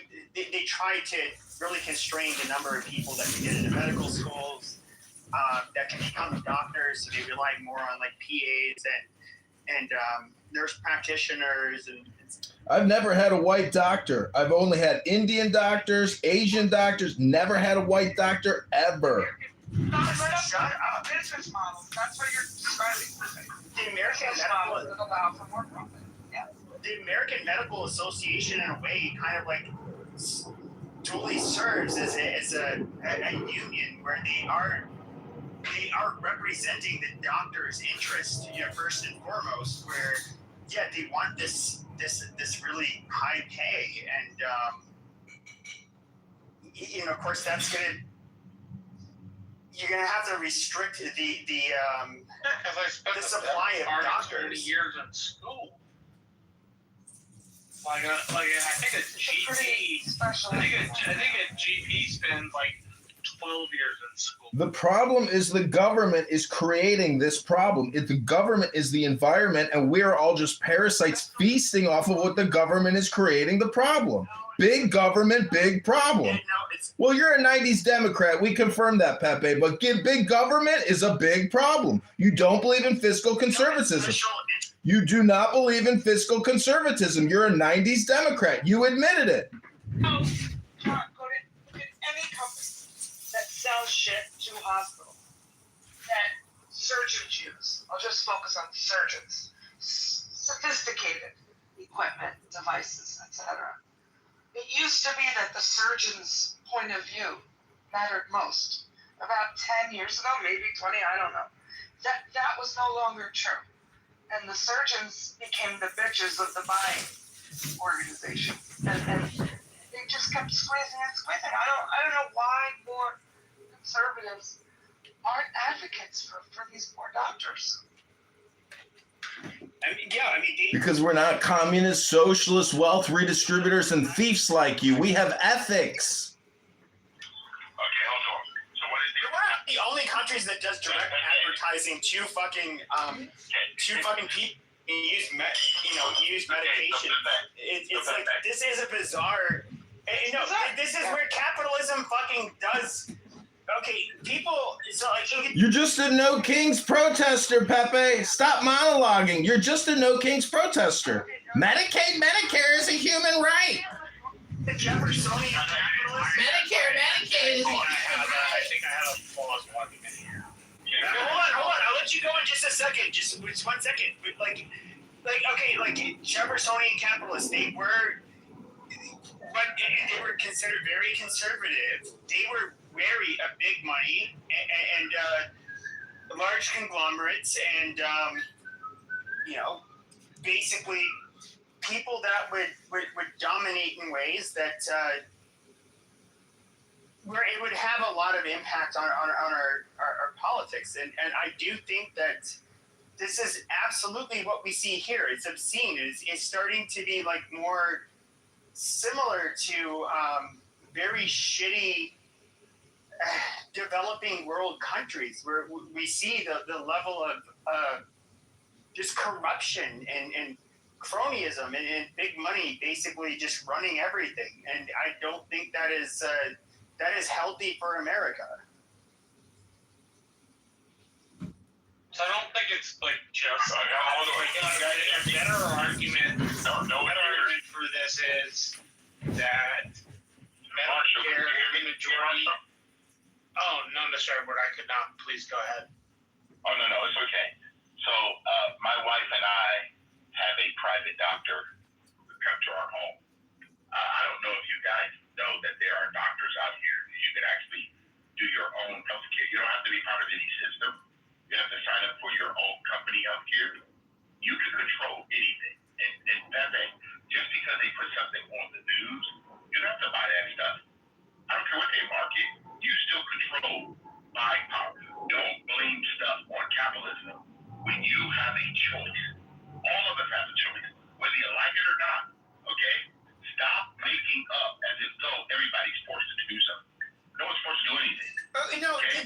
You're making it very very dumb. Like, this is where I have a problem with conservatives. Is you're making a very dumb doctrinaire argument. But the reality is, though, is that when something's sexily, hold on, in a very sexy manner, when something's advertised to the average person, okay, to solve a certain fucking problem, the everyday layman, like myself, we are not a fucking physician. We are not somebody who's going to know, like, whether or not this is good or bad for us. We're going to see the sexy fucking ad, what it promises, and then, of course, they're going to get, it might cause, you know, blood clots, yada, yada, yada, yada. And then somehow we are informed to make our own decision. The reality is that people like us are not qualified to make our own fucking decisions when it comes to what are the best medications for us. We need a literal fucking expert, somebody who literally they can look at us personally on a personal level and say this is good for us. And we are not medical doctors. We can't prescribe medications for ourselves or for others. Pepe, I don't know what you're talking about sometimes, Pepe. Pepe, did you hear what you just said? You would rather put your... Okay, no, you did not hear yourself. You're telling me clearly that you're willing to put your health care in the hands of someone else besides Pepe. Because Pepe don't trust himself. Pepe actually believes there's someone out there that has... Pepe doesn't know how to treat cancer. Yes, I'm going to value the judgment of people who actually know how to treat cancer over myself. Absolutely. Okay, Pepe, Pepe, just because you scream and holler, don't make your point any bigger. Okay, Pepe? Okay, who should lead when it comes to deciding what is best for my cancer treatment? Should it be an oncologist or should it be Pepe? Pepe never went to medical school, by the way. It still should be Pepe. You know why, Pepe? If you don't have a medical doctor that's going to communicate to you, you've already lost. They practice medicine. They practice it. Okay? You should be able to read up on everything. You got access to all kinds of information out here. Listen, I'm not letting any doctor, and I have a primary care physician that comes to our home. I'm going to ask him every question possible. Why would you want to prescribe this to me? Why do you want to do this? My children, all of them. Why? Because we do not believe that the healthcare system in America is for healthcare. It's for insurance. I want to care for my health. And healthcare starts in your kitchen, not in the doctor's office. Okay, sure, but if you had let's just say, like, God forbid, let's just say, like, not you, but let's just say a person had brain cancer, and I have to discuss, let's say, like, Dr. Ben Carson, neurosurgeon. He's a black man on the right. Now we have to look at, when it comes to neurosurgeons, they're amongst the most intelligent, most demanding discipline within medicine. Do you think that somebody like me, let's just say the average person, can actually, and of course this is a man who has, a couple of decades of experience, well over a decade of medical school and his clinicals and... You're discounting lack of ethics and morality and compensation packages from big pharma and insurance corporations. You're naive. You are naive, Pepe. To be able to have... Do you think he's somebody who's going to be able to translate any of this into terms that you can actually understand? I think both of you have been speaking past each other for the last 10 minutes. The more salient point for your argument, Pepe, is that healthcare for people in the middle class is about 30% of their average income. Their wages aren't stretching as far. It's harder to afford that stuff. It's harder to make ends meet.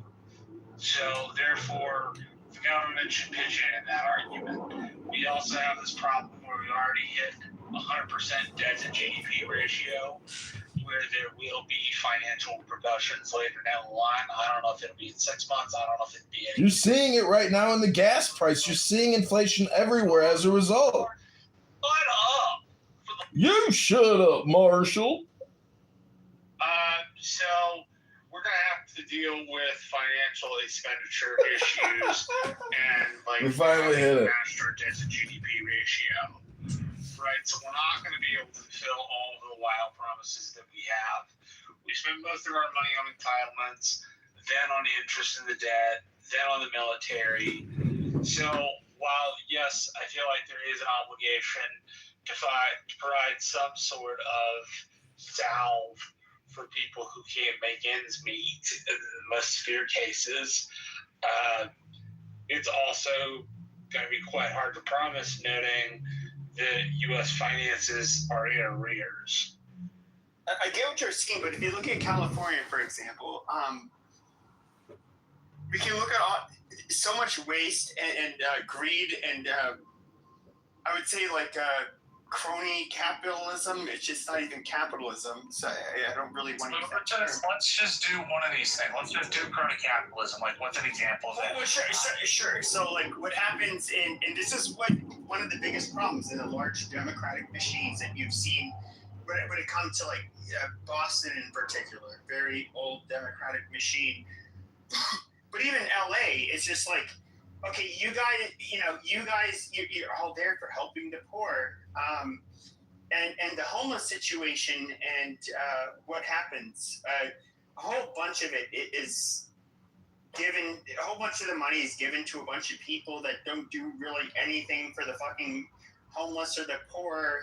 They make themselves rich off of it.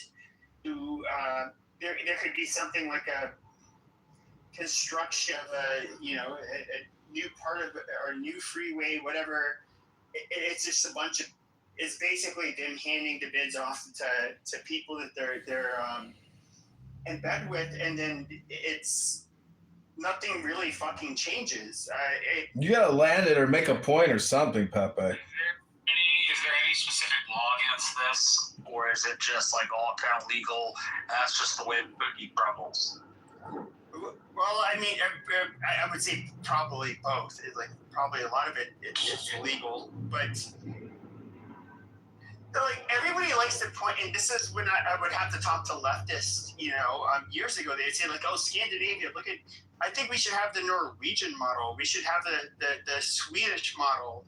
And it's just like, oh, okay. So rather small countries with rather homogenous populations, and the reason why homogeneity is those are creditor nations with trillions of dollars sitting in Wall Street banks.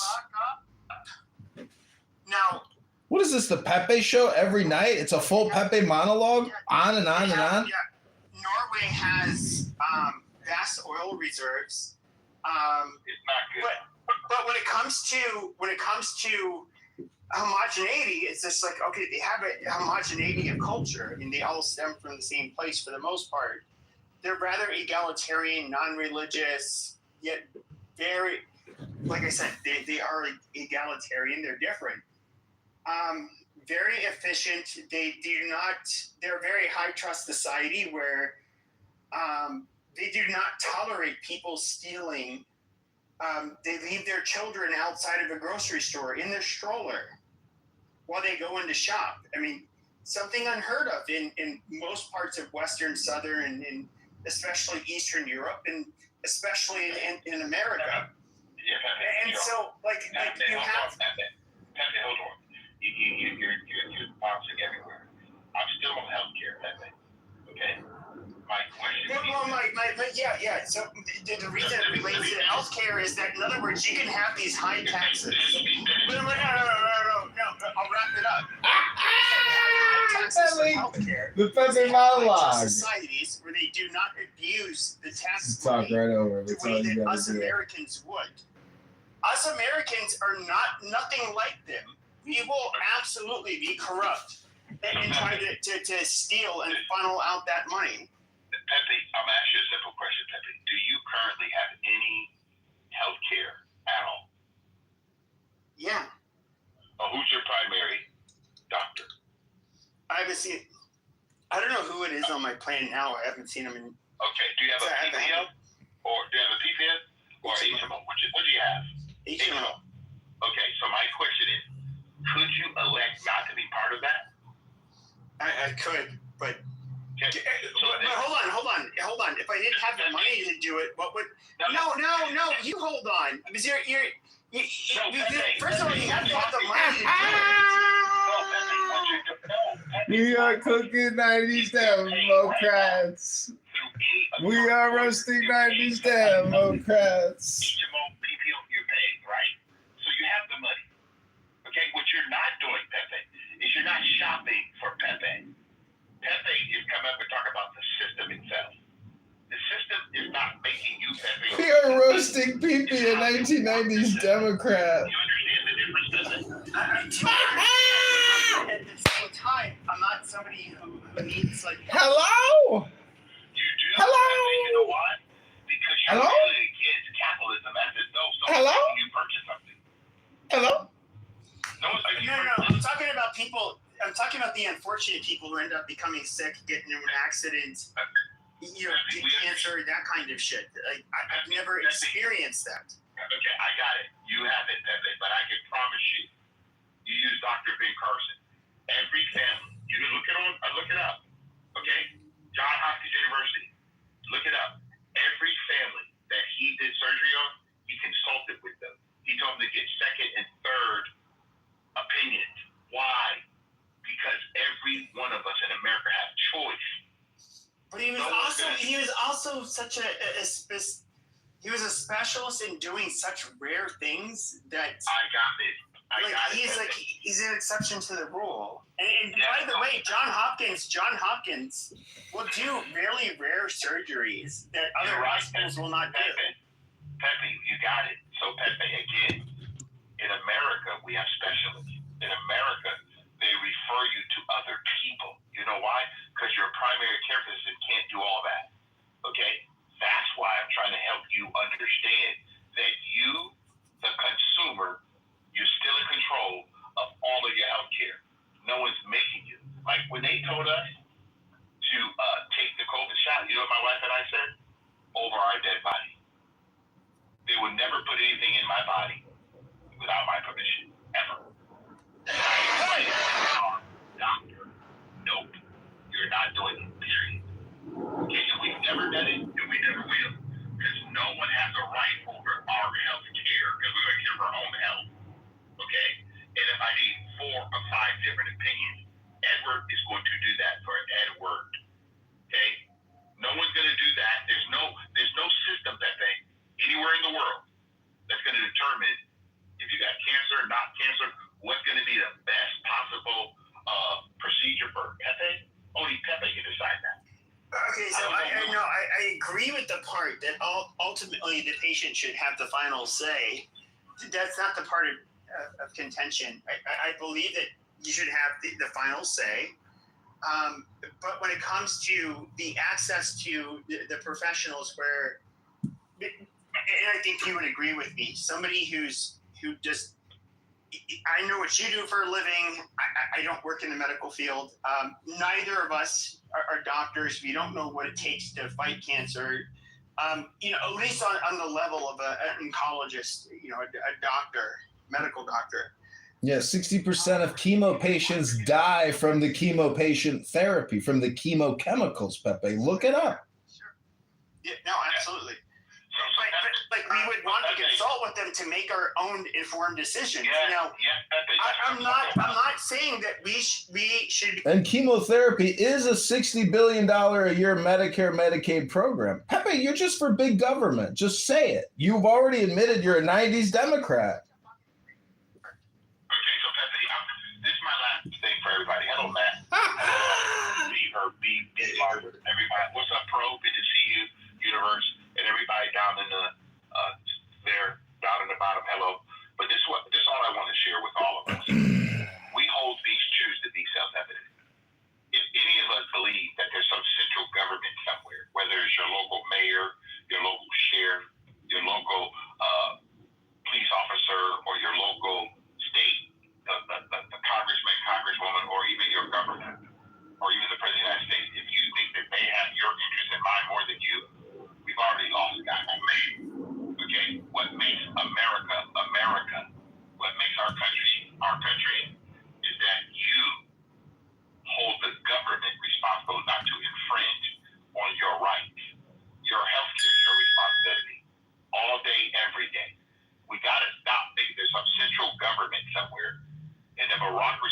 currently have in America is not our system. It's horrible. Okay? We all got to know this. I'm not looking to any of our 435 people in Congress or 100 people in the Senate. I'm not looking to any of those people. Those people are reckless. And you know what that means? The word reckless, they wreck and we have less of it. We need less government and more personal responsibility. I land. That's exactly the opposite of what Brandon Johnson in Chicago tells everybody. He's putting together gangbanger payment checks to gangbangers to go out and tell other gangbangers not to get involved in shootings. He's building abortion buses with Greyhound. He's never said anything about the mass COVID-19 vaccination. A lot of people here still think, oh, a doctor is the best thing. They can tell me everything that I need to know about a big mass pharma mRNA spike protein that they rolled out across the whole fucking planet. And I'm going to believe everything he says because he's got the greatest advice and the best education. And obviously he's the best because it's so competitive and he worked so hard in college. Wake the fuck up, sucker. It's called you're a sucker and a schmuck and you're getting lied to, propagandized, and hypnotized. Everybody knows what happened by now. 2 to 3 million Americans died in March, April, June, July of 2020 when they took the Zav. And Edward here runs a mortuary, and I'm sure he can tell you how many people came in after taking that Zav when they didn't have to take it, and they could still be alive today. Go ahead, Edward. Tell Dr. Peepee here how stupid this little fucking rat brain is. Just go on bars. You can see all the vaccine injuries, people who actually died, young people who took the shot. Guys, when we decide that there's someone who has our best interest in mind, and they actually force you to do something, you know it's not good. Please, as Americans, please take your country back by governing your own life. Stop trusting politicians. Trust your own life. Okay? People like power over purpose. If someone wants purpose in your life, they're going to tell you you are 100% responsible for the outcome of your own life. Do not let these people lie to us anymore. Because a bunch of them just keep lying. Okay? And I don't know why clear-headed adults, critical thinkers, continue to believe that there's some side of the aisle that's going to help you and me. No government is coming to your rescue. Make sure you understand that. The only government coming to your rescue is self-government. Take care of yourself, don't overextend yourself, and don't put stuff in your body that's going to kill you. Well, that in Boston when the Democrats rolled that out, and that's not even a good comparison. That. Listen, big government, big problems. That's all you got to remember. The whole problem is created by the government budget. We are spending $2 trillion a year. We don't collect. Only collecting $5 trillion. We're spending $7 trillion every single 180 days. We create another trillion in debt. That's because we have no ethics, no good leaders. They're all criminal sellouts, frauds and scammers. They know what they're doing. They don't give a fuck. They're going to, and because maybe they can get away with it, and they are getting away with it. But is it ethical? It's not ethical, and it's not how you run a business. If our government isn't run to the same fucking standard as a pizzeria, we got a fucking problem. That means we are so far down below an iceberg of ethics. We're in the pit of hell of ethics. That's where we're living at right now with people who don't even understand it, and they propagandize all kinds of bullshit propaganda all day long on social media. They don't govern, they don't lead, they just spew hate, lies, and as Edward said, it's not self-reliance and personal responsibility. It's lies and propaganda to gaslight you, to basically never admit that we are bankrupt and completely in debt and an upside down ethical society and an upside down monetary system. Hello? Edward? It's your Brad. But Brad, there's a couple of things that I want us to all know. I'm not crazy. I know that currently insurance companies and the government runs the insurance system. Okay?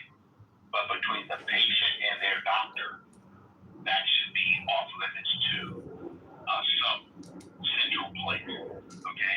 So I'm not disagreeing with you on that. But like I clearly stated, we have a private doctor that come to our home, or we can go to their office, and we pay direct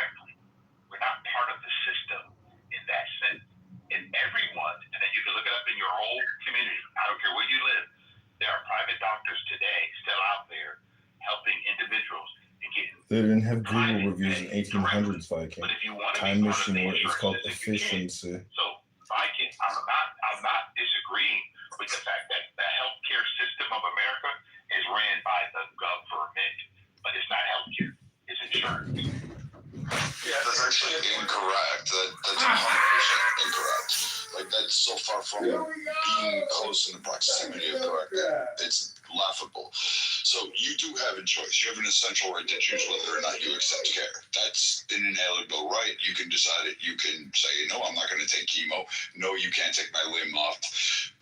And they're going to listen to you, and you have a choice to die with that. As far as the insurance, people forget how quickly the actual conservatives of this country actually wanted the government to step in, particularly in the late 1800s, where they were adding things like trichloroethylene into fucking chemicals, into chemicals and telling you could treat it for rheumatoid arthritis, drink mercury. So the FDA came in and said, hey, we're going to create this entity where we're going to actually give people some kind of protection against this, and with foods, because, there was an industrial revolution going on and toxic foods were being fucking sold to people and they would die in the streets. This actually occurred. We forget that.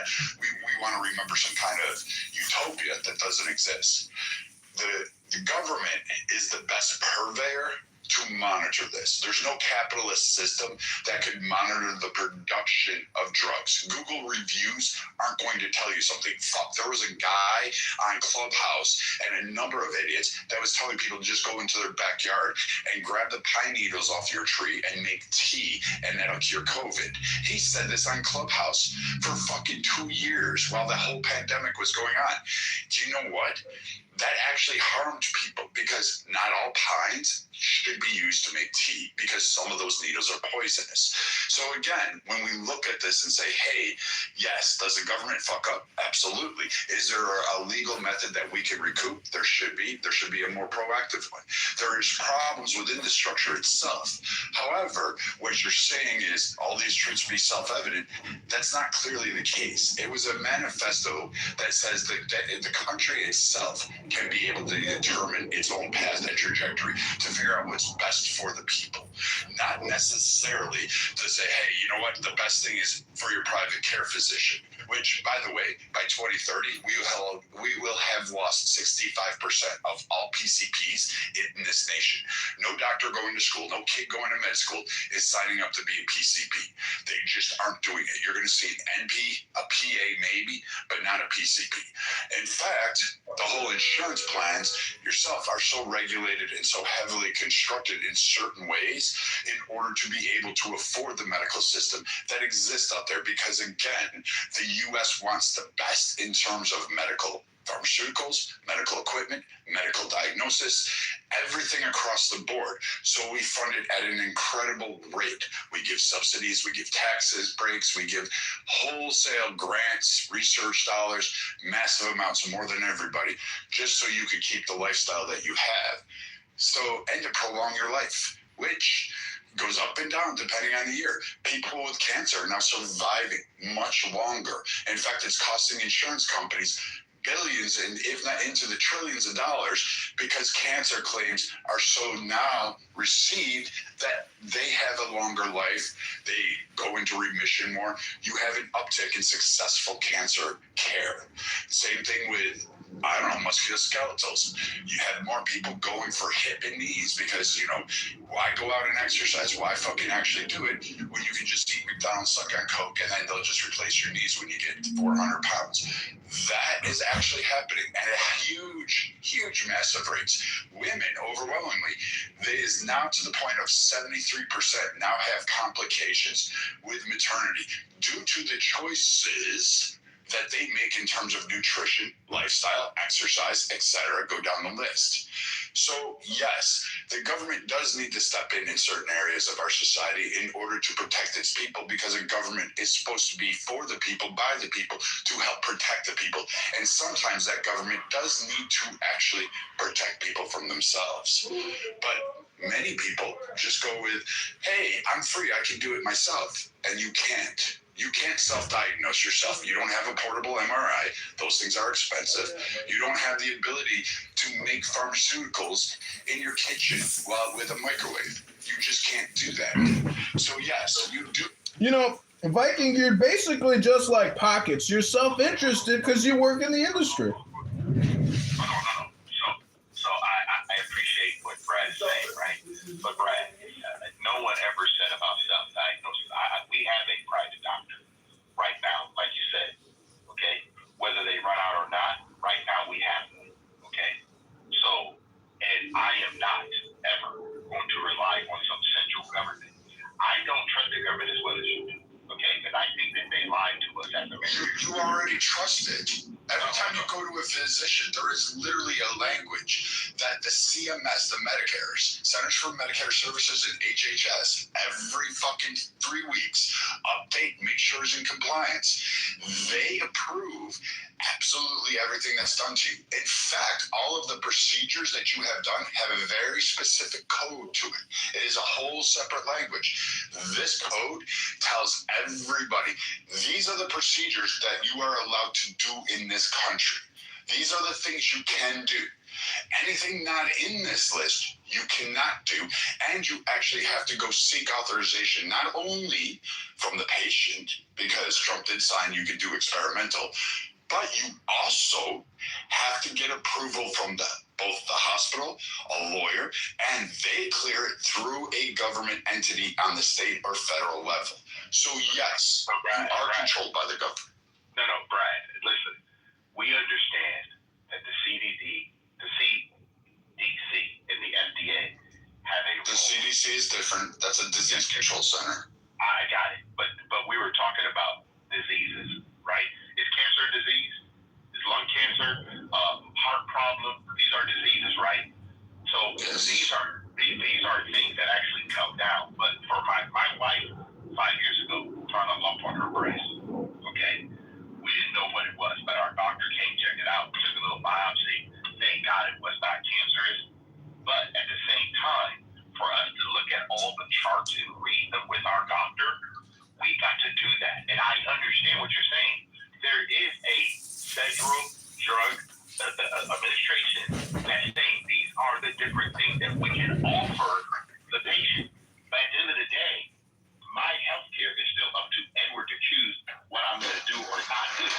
I'm going to never stated that, but that has nothing to do with it.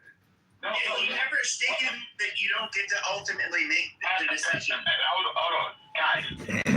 No. What you're saying is ludicrous, Edward. It has nothing to do with it. Brad,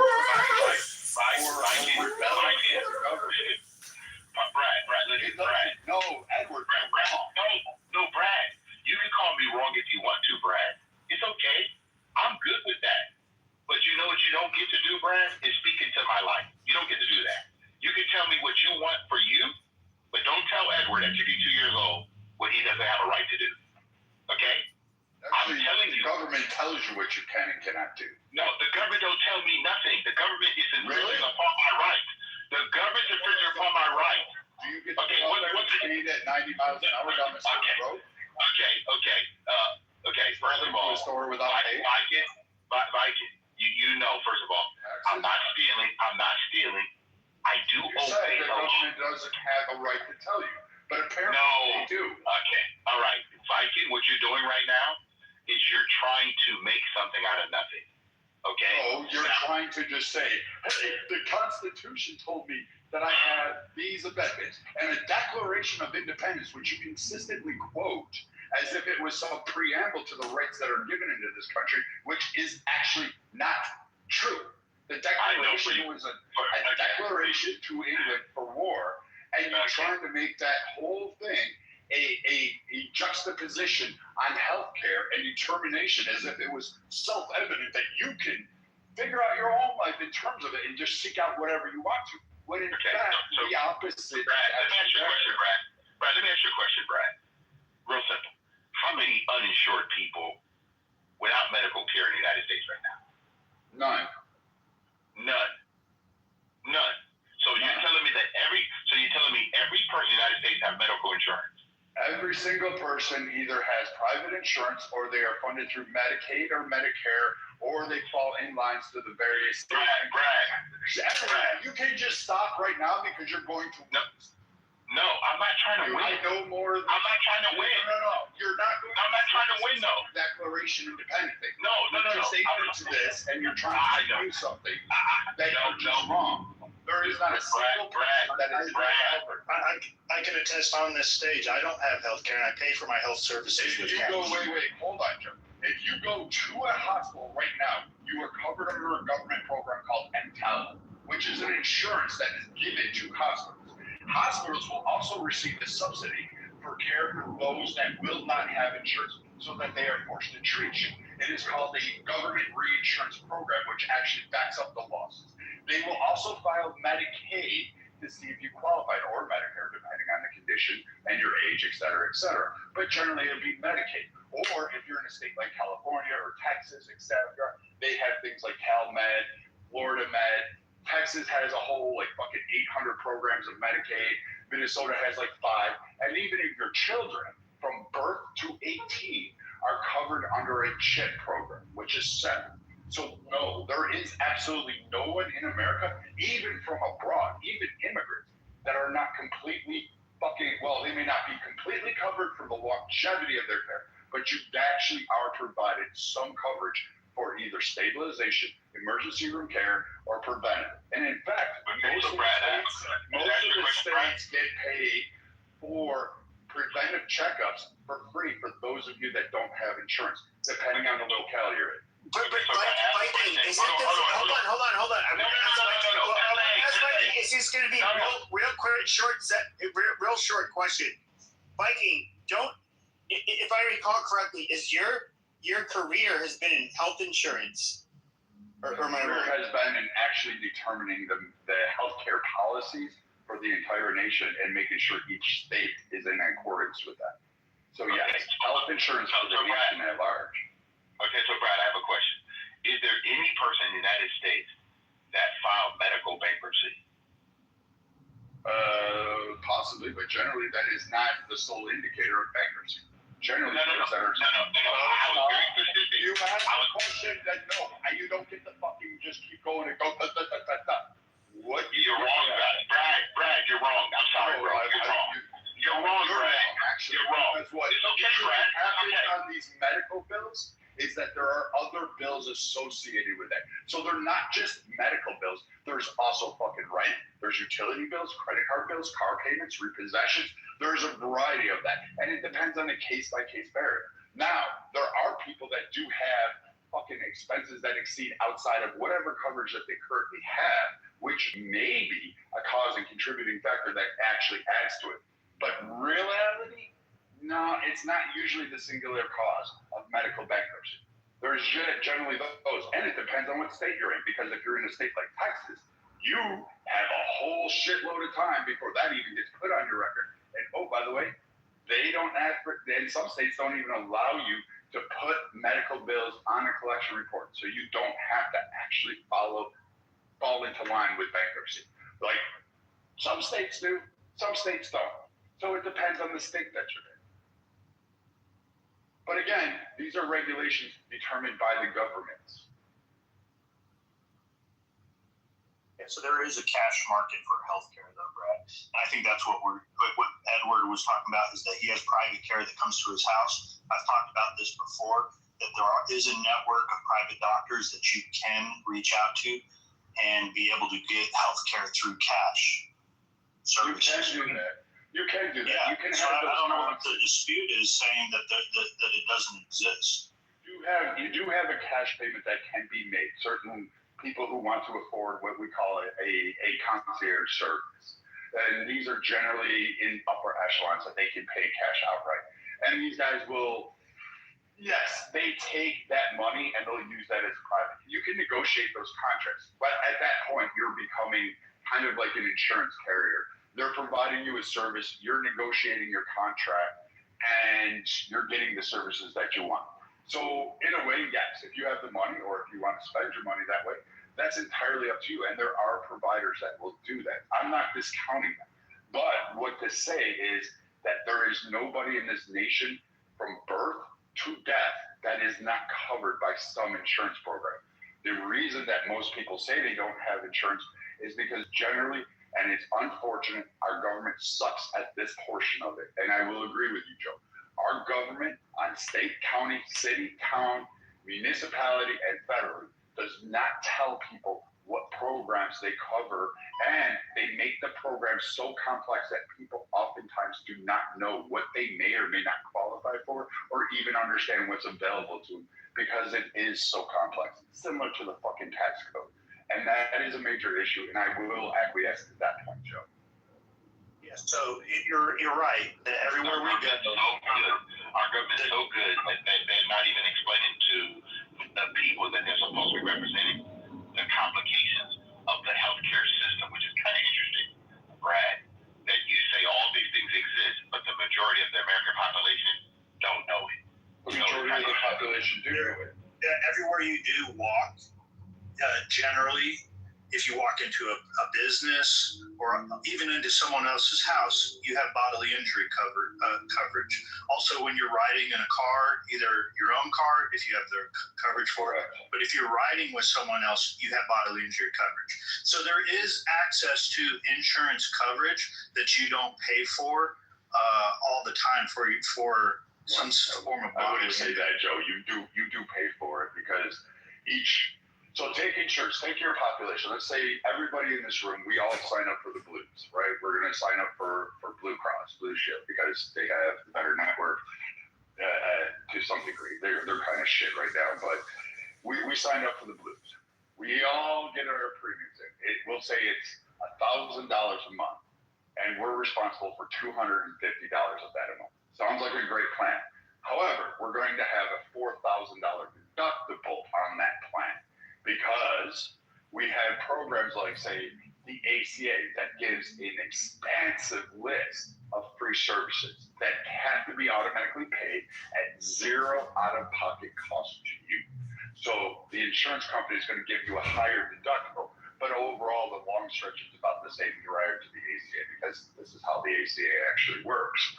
And then, as far as your coverage goes, everybody in this room can go for whatever services they want to, as dependent on the plan they pick within the Blue. So whether it's a PPO, an EPO, or an HMO, or if it's a stop loss in any networks there, or it's a curative plan where it just basically allows you to do whatever you want to. It's dependent on what that fucking style is that we all select. Now, some of us may pay a higher premium that have less deductibles, like copay. No, I'm not going to buy a variable life insurance policy from you, Brad. Yeah, okay. I haven't paid for health insurance in 20 years. Okay, so that's fine. I mean, but you are still covered. Like, no matter where you go, you are still covered in the event that, like, for instance, you lose your job. Your income falls below a certain threshold. You'll automatically go on Medicaid. Or if you get hurt on the job, there's workers' comp insurance. There's literally... I've never accessed any of that stuff. Workers' comp? That's unusual. No, I'm a small business owner. Okay, so then you have your own liabilities. And even then, you are actually, particularly in your case, for instance, the hospital that you go to, if you automatically go in there, what they're going to do is immediately either sign you up for Medicaid, and if you don't qualify, which for your small business owner that's there, they're going to immediately put you on the exchanges. They're going to immediately get you an ACA policy. Brad, I got a question for you. Oh, sorry, go ahead. Extreme emergency, so that's for extreme emergencies. However, due to, let's say I'm in a car accident, I'll be able to access bodily coverage from a car policy. If I slip and fall Walmart, I will be able to file a claim against Walmart's insurance for my bodily injury that happens there. Yes, you have fault or no fault insurance. So there is health care that Americans can access outside of just their preventive care. And I think one of the biggest things when you read through and understand that we don't, pre-existing conditions don't exist anymore, I can go sign up for insurance whenever the period comes up at the end of the year if I have some sort of nagging issue that I have to do. And people can play the system that way. And that's where we live. That's where it's at today. You can to a certain extent, because most people do that at the end of tax season, just to let you know. And good luck getting into a provider at that time if you need something like a specialist, say an ortho or a podiatrist or something along those lines. Just understand that when you go to do that in the fall, the end of the term year, which will be December 31st, those providers, you're going to have to contend with that provider facility being on vacation. They do close down for holidays, and they are like triple booked. They just, it's amazing to me that people wait till the end of the year to get shit fixed around the holidays. You would figure you would do it in summer or, some other time. But no, people generally tend to wait till the end of the year. It's just a pattern we observe in the insurance industries and what we see across HHS and all these other states.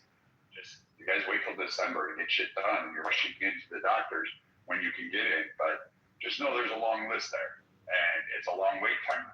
And he may say you'll have to come back for 5 more visits, but he's not going to see you until the next year. So now you have to reschedule that out there. So just be aware of that, Joe, that it is actually, you got to play that dice on that. But that's what it is. It's taking your own risk compared to paying someone for they're owning your risk. Hey Joe, where does one even begin to select their own doctor? Like, what kind of network is that? You're speaking that's an HMO or an EPO, which would be these kind of plans that really narrow down. They want you to have a primary. A PPO doesn't really necessarily need you to have a primary care physician. But that's inside the system, though, right, Brad? I'm talking about outside. Like, that's what. Well, I'll tell you how I do it, Matt. I'll tell you how I do it. So now, I mean, clearly, I'm not an older person where I'm dealing with significant health issues. So I wouldn't recommend it.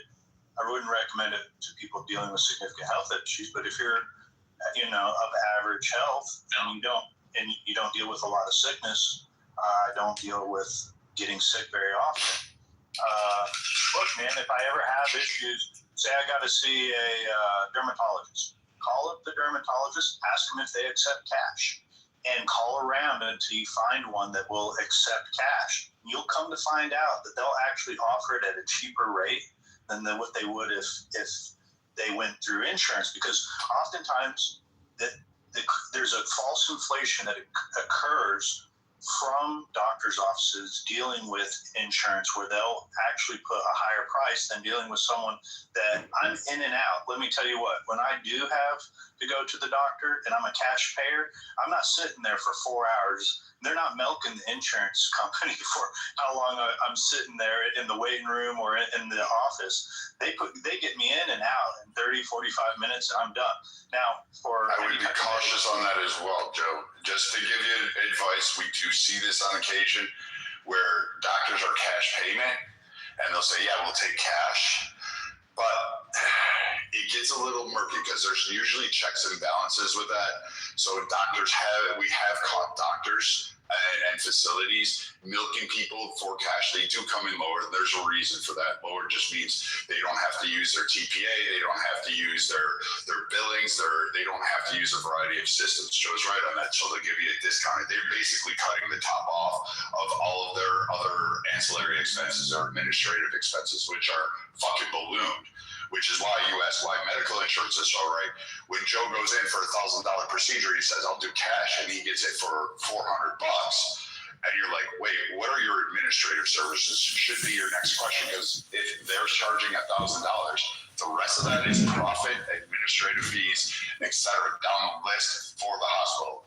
But when you do cash payments, we have caught doctors where they have purposely just kind of not giving you the full checks. And when you don't have the pre-authorization or the tracking on that doctor, where we can actually send flags and say, hey, this doctor ordered, I don't know, I'm going to make something up here just to be a little bit more hyperbolic, a gynecological exam on a male who went in for a knee injury, and he's charging for that. And so we see things like that with cash payments where the people don't really look at their EOB or their itemized list. They just pay the cash price, and they're not really sure. And the doctor just made up some fucking shit, even though he went in and just did a check. And Brad, I think they're supposed to give you the item Can they give me that itemized? Yes, you are legally allowed under this nation to ask for all of your healthcare records and itemized in EOMB and in EOB. You have every right to all of your medical records, no matter where you're at in the country, what facility. They can charge you a small fee. I believe the rate is like no more than $20. But they have to provide that to you, the full transcript. And if they don't, they get held liable. You have the right to sue them. CMS will flag them and actually fine them. And it's a hefty fine. It's like in the $100,000 range for a violation. Wow. Matt, here's some advice if you try to search out cash. Do not go to the biggest, most expensive hospital. What they often do is they charge for room rates. I mean, each room is going to cost them a certain amount of money. It's like a restaurant charging for plates. You know, they have a lowest number because they have so much clientele, is the patients. That those rooms cost money. So there's a low level of if you have to be placed into a room, they're going to charge you $5,000. So make sure you're not going to a high end, the biggest hospital in the region. You want to find a doctor's office that you can get in and out of for any type of circumstance. You want to comment on that? Yes. And that's the whole thing. I do agree. Obviously, you don't want to be a person that's predisposed to having really bad health problems down the line. But if you, like you were mentioning, Joe, if you're a healthy person in general, this is seems like a pretty good way of going about getting some insurance of some sort. Or Matt, the argument is about efficiency and cost savings benefits analysis. The system is compromised. The system has to be reformed. It should be put on a new platform. It should be taken down completely. Medicare, Medicaid should be relaunched. The fraud is $200 billion a year. It's $200 billion too much.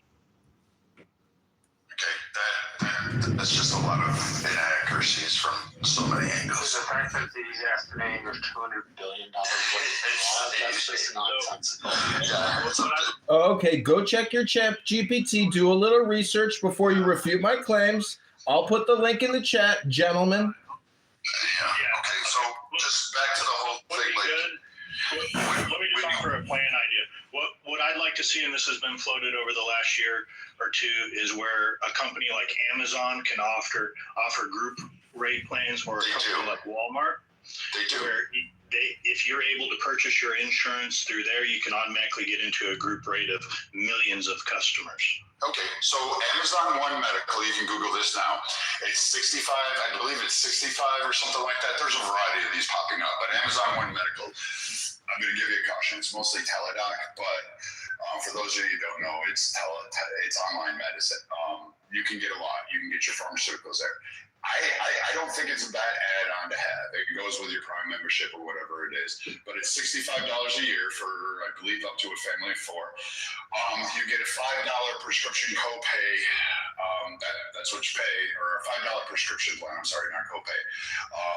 For if they have to refer any medicines to you, and that's per month. And again, that's for a family of four, up to a family of four. You will pay another rate after that for additional members. So that's just what Amazon Medical, and it's a direct care network. They've already taken over Hackensack. They're the primary direct care providers for Hackensack, Seattle. They have actual concrete brick and mortar, what we call brick and mortar locations around the country, where you can go to and receive care, such as urgent care, etc.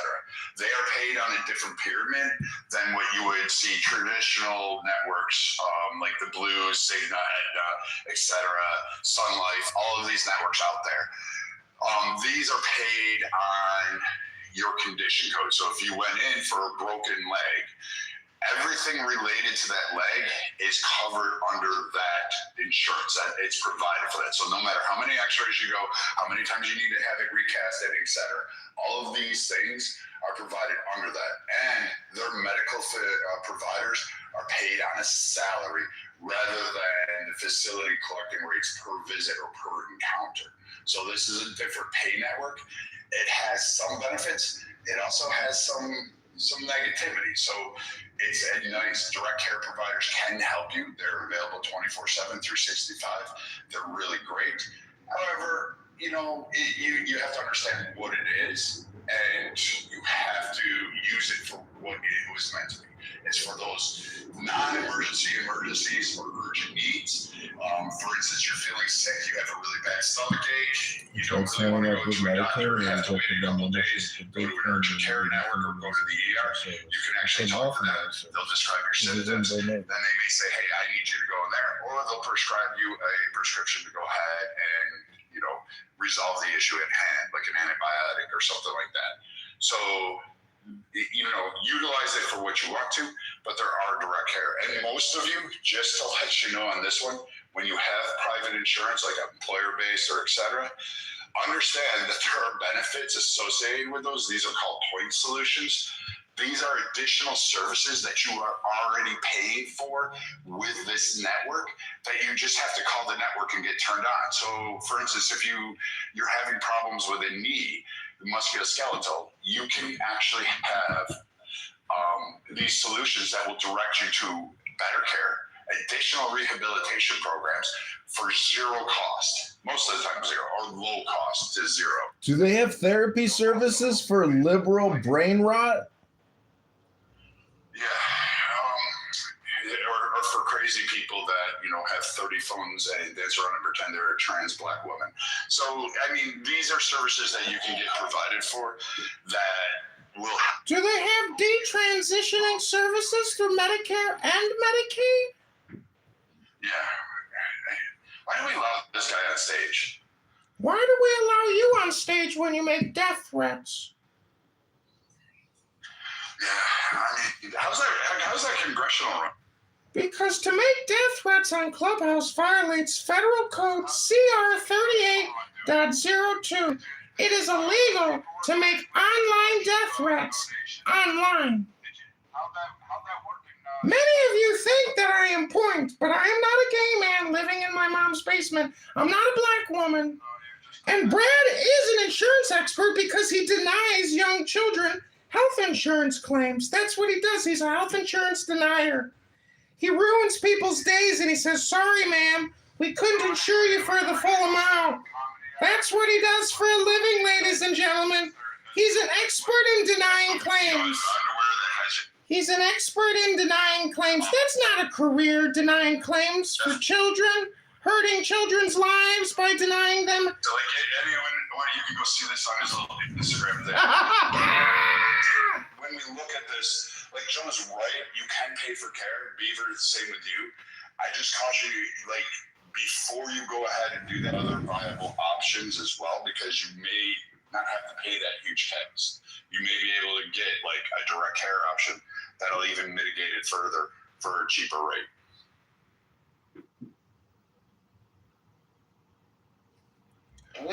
How dare you mock me? With any of these things that you guys are How dare you mock me? Say I had a heart attack or something.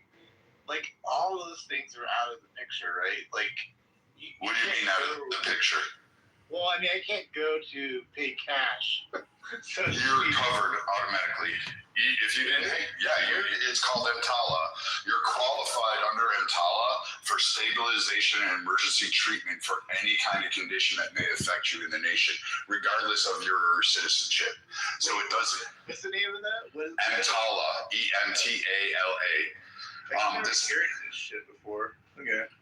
Again, most people aren't aware of it. We did, I think KK made me hold rooms and talk about it one time, and we actually had a pretty big room. And I was helping some people with their medical claims and some of their, I'm not a doctor. I don't work in trying to fix you. So you need a doctor for that. But trying to navigate your healthcare system, navigate your insurance, I have helped. And I even helped doctors on here who were complaining of getting their own claims paid for the services they rendered. I helped them with the insurance companies reviewing them because it's just, it's a system, it's a big system, and it's clogged, and it has a lot of work to be done. But I know a lot of people are not going to take it. It's probably the best system for the amount of people we have in the world. It's just too expensive. And especially for the lifestyle that Americans take. Like, we want zero accountability, but we want to be treated like, I don't know what to tell everybody. Like, you need to eat healthy if you want universal payment. I think if people were healthier, the cost would go down, right? Just throwing out things that are like kind of probably pretty logical, possibly. I don't know. Would that be a possibility? Someone's giving me an X. No, yes, I would definitely. Like, if we cut down sodium, if we cut down like the massive amounts of food, like if you go into a supermarket and you see a roll full of cereal, that's not healthy. You're not feeding your kids healthy. It's just you're packaging sugar with bran flakes. Like, that's all you're doing. You're buying soda. Like, the best thing, one of the best decisions, even though everybody's gonna hate me for this, is under SNAP. They stopped giving soda and chips and junk food. Yeah, I heard about that. Yeah. And people are bitching about it, and I'm sitting there going, "Do you understand what they're doing? They're saying you're buying processed foods instead of the actual agricultural products that will help your body." They were freaking out in another room, the opposite view of us in this room, and or at least they were fighting amongst each other over that very thing. Like, they're complaining about that. I'm like, that's like. You would want to have people healthy because, like, you don't give them sodas and donuts as a way out of, like, not being, like, looking at themselves like in a healthy way at all. I mean, this is weird. I don't know why people, like you're saying, why they're complaining about that. Because there's so many people that want a happy pill. Like, you go to the doctor and you just expect them to fix it. Like, one of the great things that happened under Trump too, and this is why I give the guy a lot of props. You have your right to try. So any experiment out there, you have your right. He also gave the veterans the ability to go anywhere they need to. He also did this expansive little resolve that nobody kind of like appreciates. Is he? Let me come back to you. Give me a. Yeah, no problem. Wait. Say your last part again before I went on, because like it just slipped from my head. I think I was. We were talking about the food and nutrients and SNAP and all that kind of stuff. Why the complaints? Yeah. Matt, you know what's crazy is the NAACP sued to get cola back on. No, don't say that. Are you kidding me? Yes, they did. They said it was racial discrimination. No, you gotta get by that article. That's insane. Yes. How long ago was that? I do kind of remember something. That was like a year ago or 2 years ago, maybe. I don't know. Yes, I'll put the information in the link because I heard it on a podcast and I'm like, no way. And then I looked it up and I'm like, holy shit. So what it was, they Coca-Cola is actually, they lobbied the NAACP and said, hey, we support you. We want you to basically do this whole PR campaign to say it's racist to take away soda from SNAP benefits. And that's the only reason why they did that. Isn't that crazy? Like some bullshit. Actually, is that why at the grocery stores, it's buy 3 Coca-Cola and get 3 free? Yes, Coca-Cola is going down. Soda and junk food in general, I guess, is going down. People are saying it across. You can see that. I have it in my office. They're like, oh, some guy came out. And he's like, oh, we got chips there, 50 cents in the vending machine. And I was like, yeah, but you have an apple. You have an apple right next to it for 10 cents. You could get the apple. Like, it's still cheaper. The apple.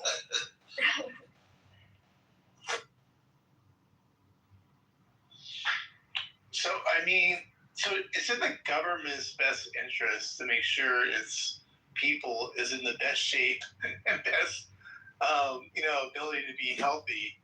So, why isn't, if we're so big on, like, the government, or at least for some people, that the government should be doing things for us, why shouldn't that be one of the things that they probably should be doing for us? Is like I don't know, maybe free gym membership. I don't know what's the story on that. Like, why isn't there a bigger push to as Adams would put, like help the big backs. You know what I mean? Like let's slim them down a little bit. Not the big back. Actually, there was a pushback against it. We used to have the Presidential Fitness Awards. We used to have a combination. Go look at gym class in 1950s versus gym class today. It'd be crazy. Oh, by the way, do they still have the little fat? Remember, I don't know how old you are, Viking, but I'm probably gonna age myself here. But do you remember the little tool they used to have to measure your fat? That we used to the BMI.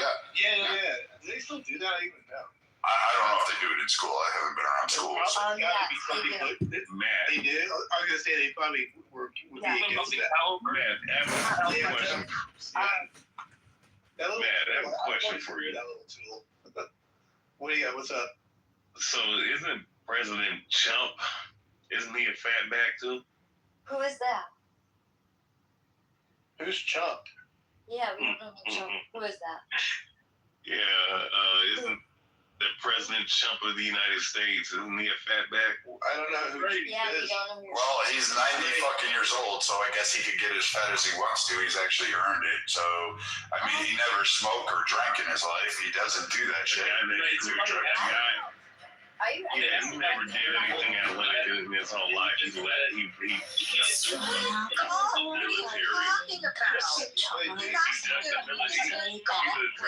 dodger. He's a great golf player.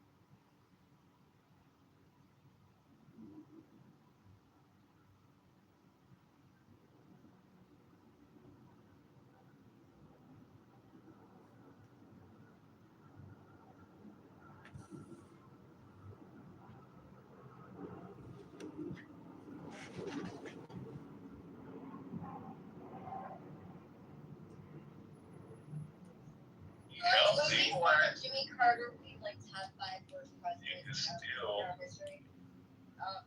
So what does that have to do with anything? I'm just saying, we're talking about fatbacks, and you're bringing up individuals. The president of the United States is probably the fattest person on the planet right now. The fattest person on the planet that runs a country, or so to speak, runs a country. But he's also living to 90-something years of age, which is actually above average. He's well above average, actually. And he's in health, has all his faculties, and is, oh, by the way, president of the United States. So when you're 90 years old and running a country, playing golf every other day, taking care of things, can talk shit, but I mean, yeah, but a 78-year-old man running a country, that's really, that's a great milestone, ain't it? Yeah, Biden's an old piece of shit. Biden's dead. Biden playing golf 5 years ago. 8 years ago. Obama playing golf. He fell off a bike. Oh, that's right. He fell off his bike. He fell off the Strike the message.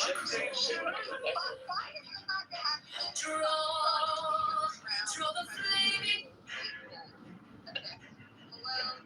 No one's bad when you have a bunny. Strike. President under 60. We need a president under 60, honestly. I mean, I've shitty ones that have been under 60. We've had great ones that have been above 60. It doesn't matter. So I want the guy that's best to do the job and is actually going to care. Honestly, if they're like, I don't like FDR, but I'm glad he fucking said, you know what? Fuck this, you attack Pearl, we're gonna fucking drop 2 bombs on you and show you how your shadows stick to the sidewalk. I'm pretty okay with that. Oh, so you're okay with someone flying over military bases and drop? Hold on. Oh, go ahead. This is why it matters, because when you don't have your president under 60, you have characters like Joe Biden, who completely embarrasses us in front of the world for 4 fucking years. And he can't put a full sentence together, right?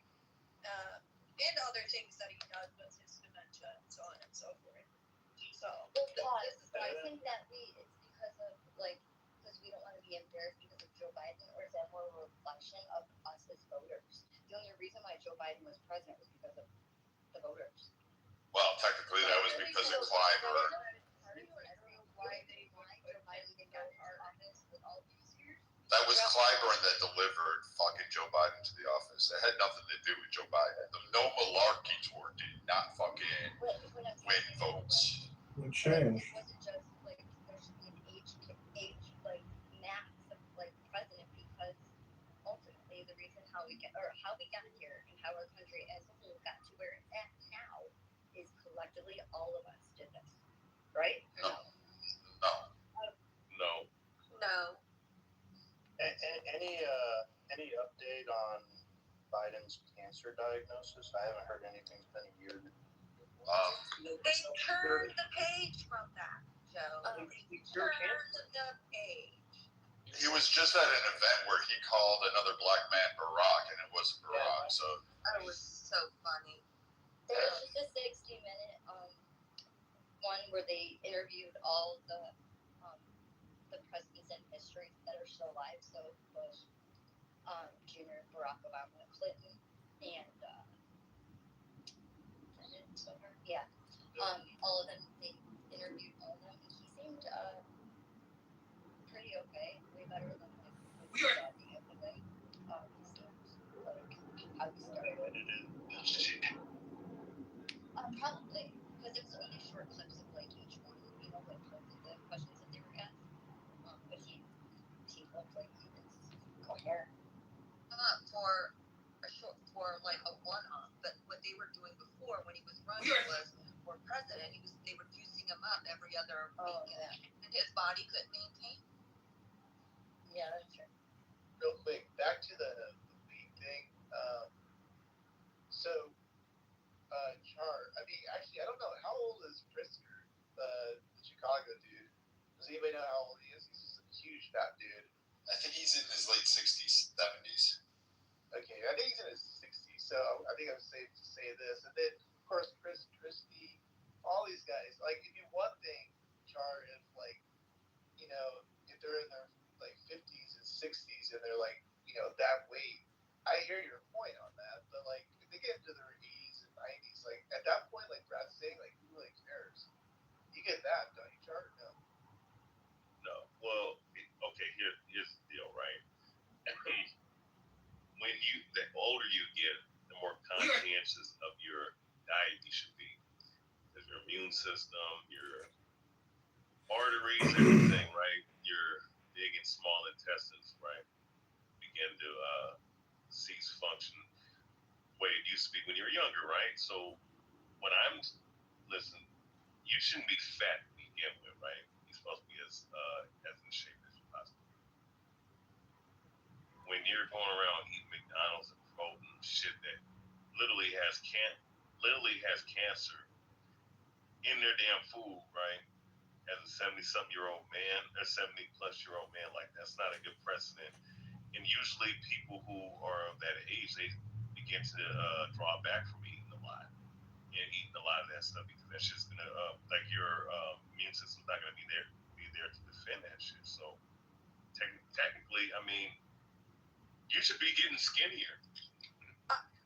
Honestly, He's better off eating McDonald's every once in a while than drinking alcohol, right? He doesn't drink. He doesn't do any type of drug. So that's his vice, McDonald's. Big whoopie in and out of the system. Wait, Bria, you get a new account? Yeah. This is a new account. This is my second account. I don't feel like getting the other one. Wow. No. You're really winning people over on your chart. Yeah, it's why you couldn't get it or something. No, I just feel like That's what using this he account. said. I got two phones, so I'm doing something on the other phone. So. Have we talked about the SCOTUS ruling today? They told Louisiana they can go ahead and use the new. What was the topic? I missed it completely. Can you share, please, Kitover? Yeah. Let me see. The DOJ claims to be enforcing it. They're going to put on the states that they have to get rid of the racial congressional representation. They blasted the gerrymandering. So are we racist for this, guys? Are we racist? I hope so. For wanting to get rid of color. What's that term? Racist. Are we all racist? Well, yeah, we're the human race. Knee-jerk reaction. Oh my god.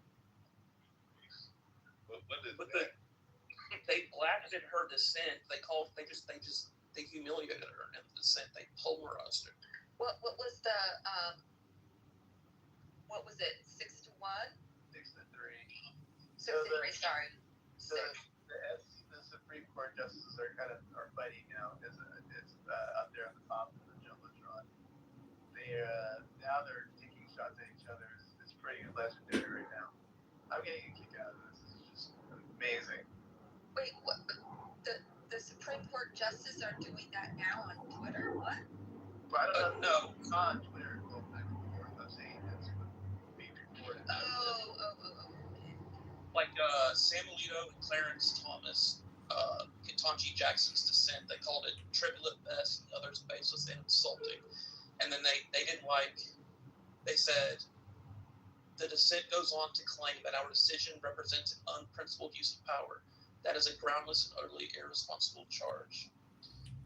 And then it goes on to say, basically she said that Louisiana should go ahead and ignore the ruling. And then they called that out too.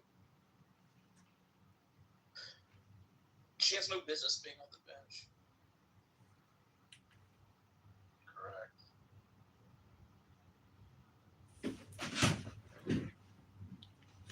So, which states are looking to?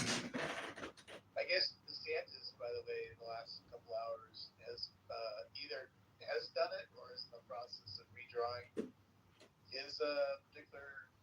It's on DeSantis. Site, It's on his desk. No, he hasn't signed it. It's on his desk. I think Virginia's doing it. Virginia, and then Alabama's already doing it. Virginia got to stay, so that I don't think that went through yet. I don't think they had the court cases yet. How about Tennessee? Was I hearing right? That they were trying to do that Tennessee? I haven't heard anything about that. Okay, maybe I was just hearing something about Nash. But no, you could be right. Here, I pulled up the list. So I have Alabama, Louisiana, Georgia, Florida, New York, and North Carolina, Texas, Ohio, and South Carolina, California, Michigan, and Arizona. Yeah, they already did California a while ago. The Republicans got screwed. Are we going to win midterms, though, now? Doesn't this help us a ton? It helps us some. I don't know, man. Polling's awful. I think it's a coin flip still. I still say power's going to shift 3 to 4. I just don't see. I'm like I know the polling's all over the place, but I just don't see Democrats with some unified message on I hate Trump. They're trying to make the Iran war stick and create dissent, but outside of that, I mean, they're still running on anybody but Trump. Spirit Airlines, they tried. Hakeem Jeffries and company tried to use that as look at what Republicans did, but really it wasn't them. And people actually know this now. They're like, yeah, that was Elizabeth Warren with her high cheekbones. So, I mean,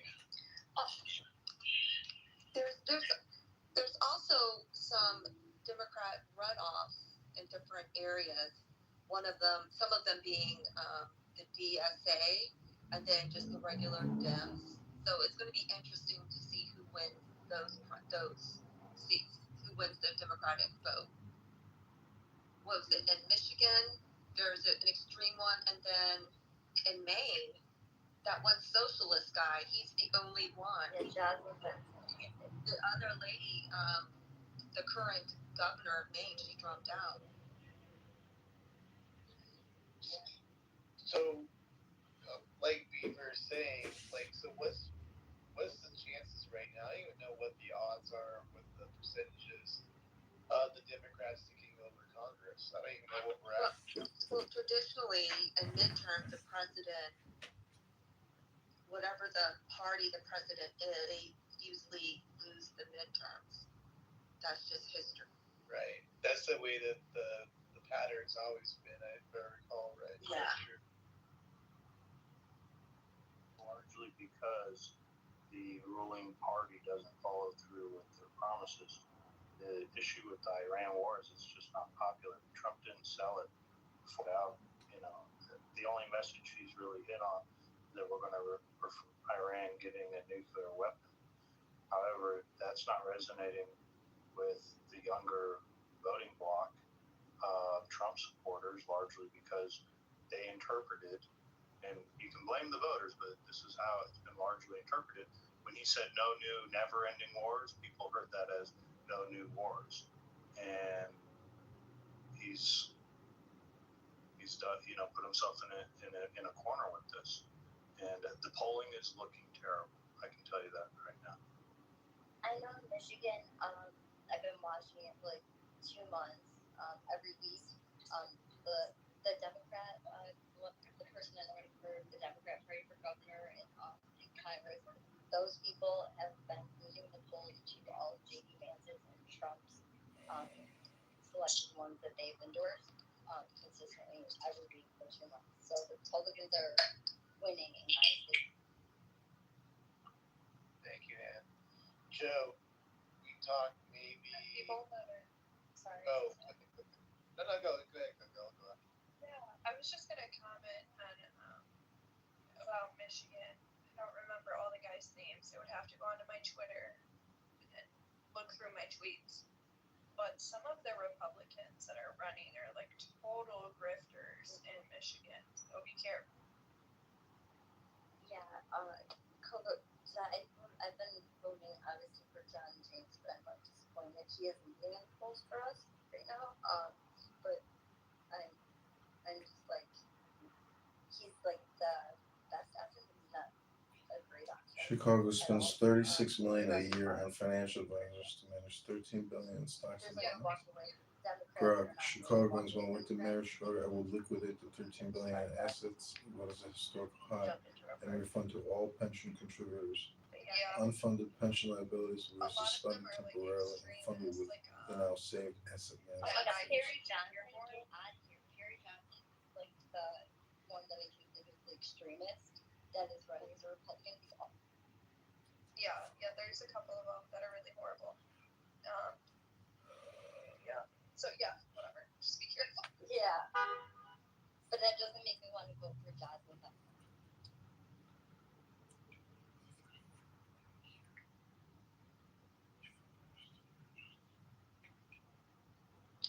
Oh yeah, Joe. So what we were talking about, I don't know, 3 or 4 months ago, is the thing we talked about where we need something to change the tide, and you know what I'm talking about, like with the James Comeys of the world or whatever it might be. Things are kind of bubbling up a little bit on that, but nothing's really broken. But it sounds like it's moving toward that way. Do you have any more thoughts on that? Because that was a couple of months ago that we talked about that. Any kind of change of time with us at all or no? Well, what they're going to face is, regardless of what was delivered policy-wise, which the Republicans, we delivered them a majority, and they've largely failed on codifying Trump's agenda. So this doesn't resonate where voters are enthusiastic about voting Republican. And then on top of that, if we go into the summer with high gas prices, and election season's right around the corner. We have primaries running, and then general election kickoffs will happen in August. So the last barrel of oil that had left through the Strait of Hormuz arrived on Friday. So now the real economic impact of the Strait of Hormuz being shut down is about to start setting in throughout the world. So you're going to start to probably see gas prices over the next month increase. It will come down to the same thing, regardless of how well, policy issues, if the Republicans pull through on anything over these next 6 months, if the economy is not benefiting people, they're going to hold the Republicans accountable for that.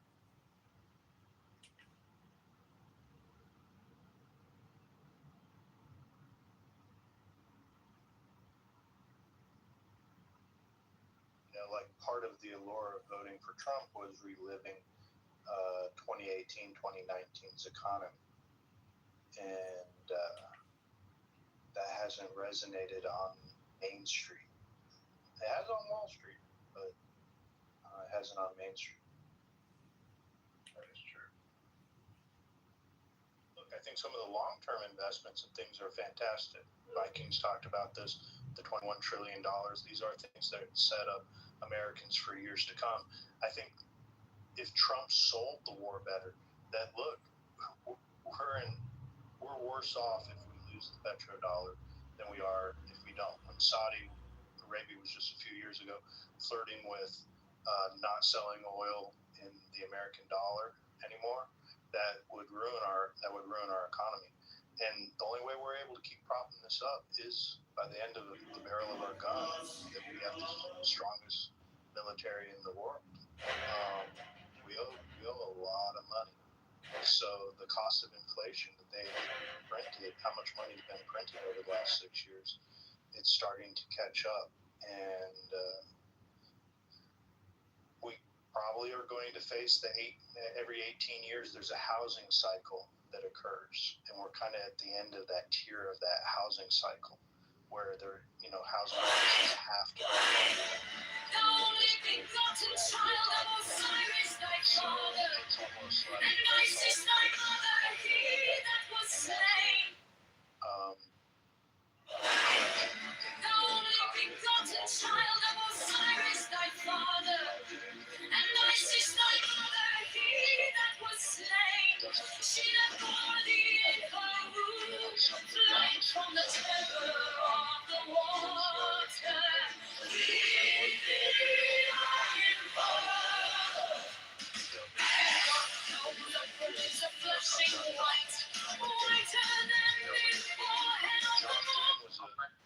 Defendant leader, it was pretty clear that it was going to be business as usual in Washington.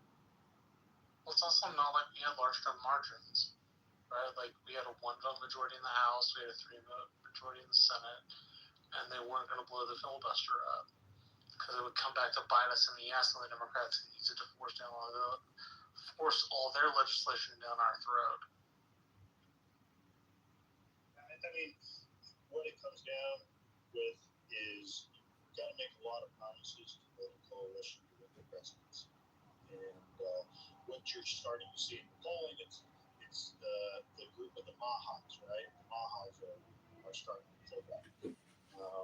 So when you lose, it's like, what the hell, we can lose 10%, 15%. Well, that's what, when you start losing that type of numbers in your voting block, even though that's what puts you over in 24, that's what ends up losing your elections in 26.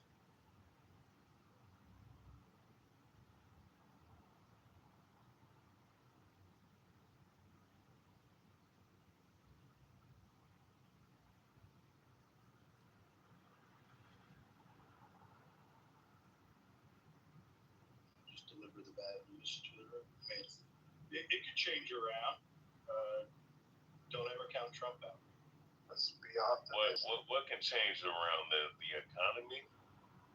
How can that happen when the man, since he got in office in 2017, took something that was, inflation was already a problem, and he caused hyperinflation? How do you repair that? Inflation was not a problem until COVID. Come on, Charlie. No, it became, and the progenitor of that. And mind you, this is before, of course, the things he was doing before 2017. Let's deal with 2020. I mean, who signed it? Who signed in the CARES Act?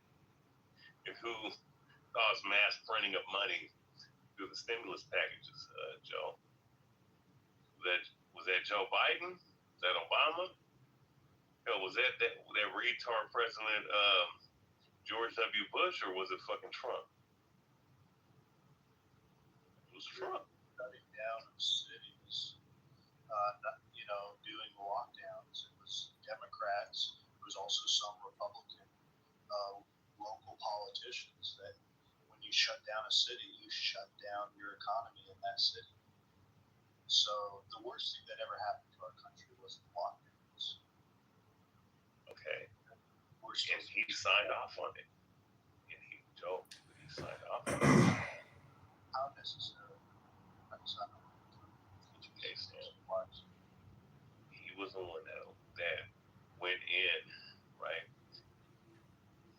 of a virus that has a 99.9% survival rate. Okay. And basically allowed these lockdowns to ensue, and also too being the so-called father of the vaccine in creating Operation Warp Speed. And through the vaccine, that gave people a reason to do what? To put stipulations. You can't come in the store without a mask. You can't come to God knows what Bible study. I don't know. I guess that's what them Christian church and Christians were doing.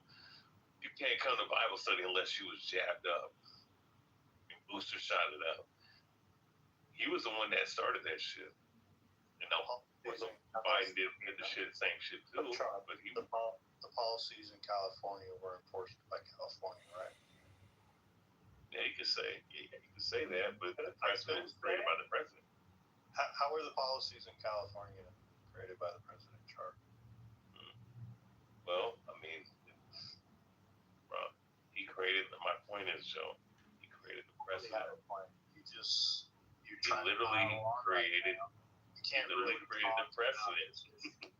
No, he didn't. The state how powers would reside in the state itself. That's how they got away with it. Like how powers delegate to do so. Look, I'll try to make your point that you should have argued, but you're too low IQ to make. Is you should have said that, Trump didn't come out on a stark contrast when the states were locking down, and he didn't get out and do enough messaging to stop the lockdowns from occurring, because he didn't cause the lockdowns to occur. He caused it, definitely. So this is where, if anything, the only thing the Republicans got going for us is people like Char right here. That's the only thing we got going for us. Good point. I like Republicans and Democrats. All you guys are fucking psychopaths. You can't really make solid arguments. Solid arguments, like you can't even address the fucking CARES Act that he signed in, which was a $69 trillion wealth transfer of money that we've ever witnessed. And also through that, the stimulus packages that cause massive amount of printing of money. Like, how do you get around that? Like, you're talking, because my point, Joe, is that you said, how did we get out of this situation? Well, of course, America before Trump was already on a bad collision course. But I never anyway. Said that, Char. But he created hyperinflation through the shit he was doing in 2017, 2018. Yeah, we made money during that time, but at the same inflation in 2016 and 2017.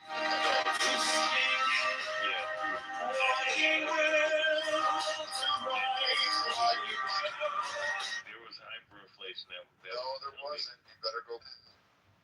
There was a lot of money that was printed during that time.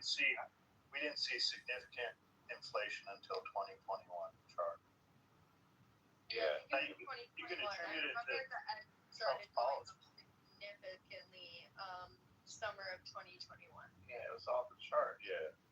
Yeah, I remember I was calling my dad and I'm like, what the fuck? Groceries are so expensive, in the grocery store. So it's like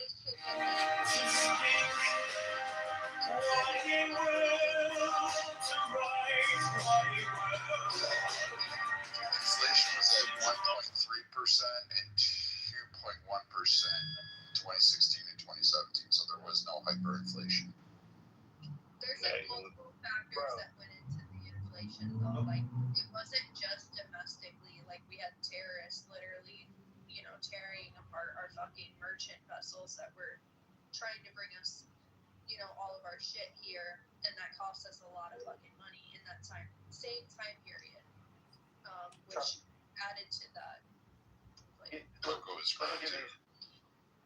Char, let me give you some advice, bro. Like, study up a little bit on what's happened over the last decade.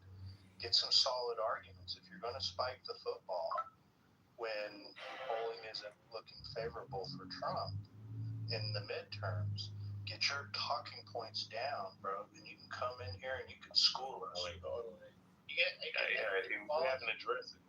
Did you follow someone Joe's saying? He literally said that Trump is in trouble and he has some points to be made.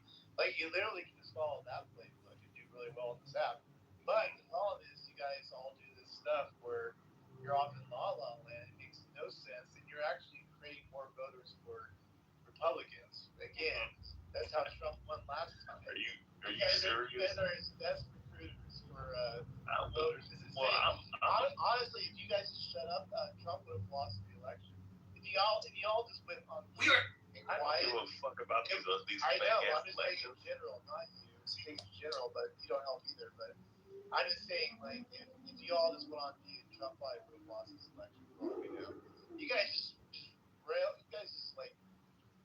brought in thousands of new voters. It's horrible. Like, I don't see it. Stuff was coming out. You do see it. Donald J. Trump is the president. He was put in there. He was selected. He wasn't elected. Like, your votes don't fucking count. Your votes are nothing but census. The fuck? We just elected a decentralized nature. Of course our votes count. In a state. Your votes don't count.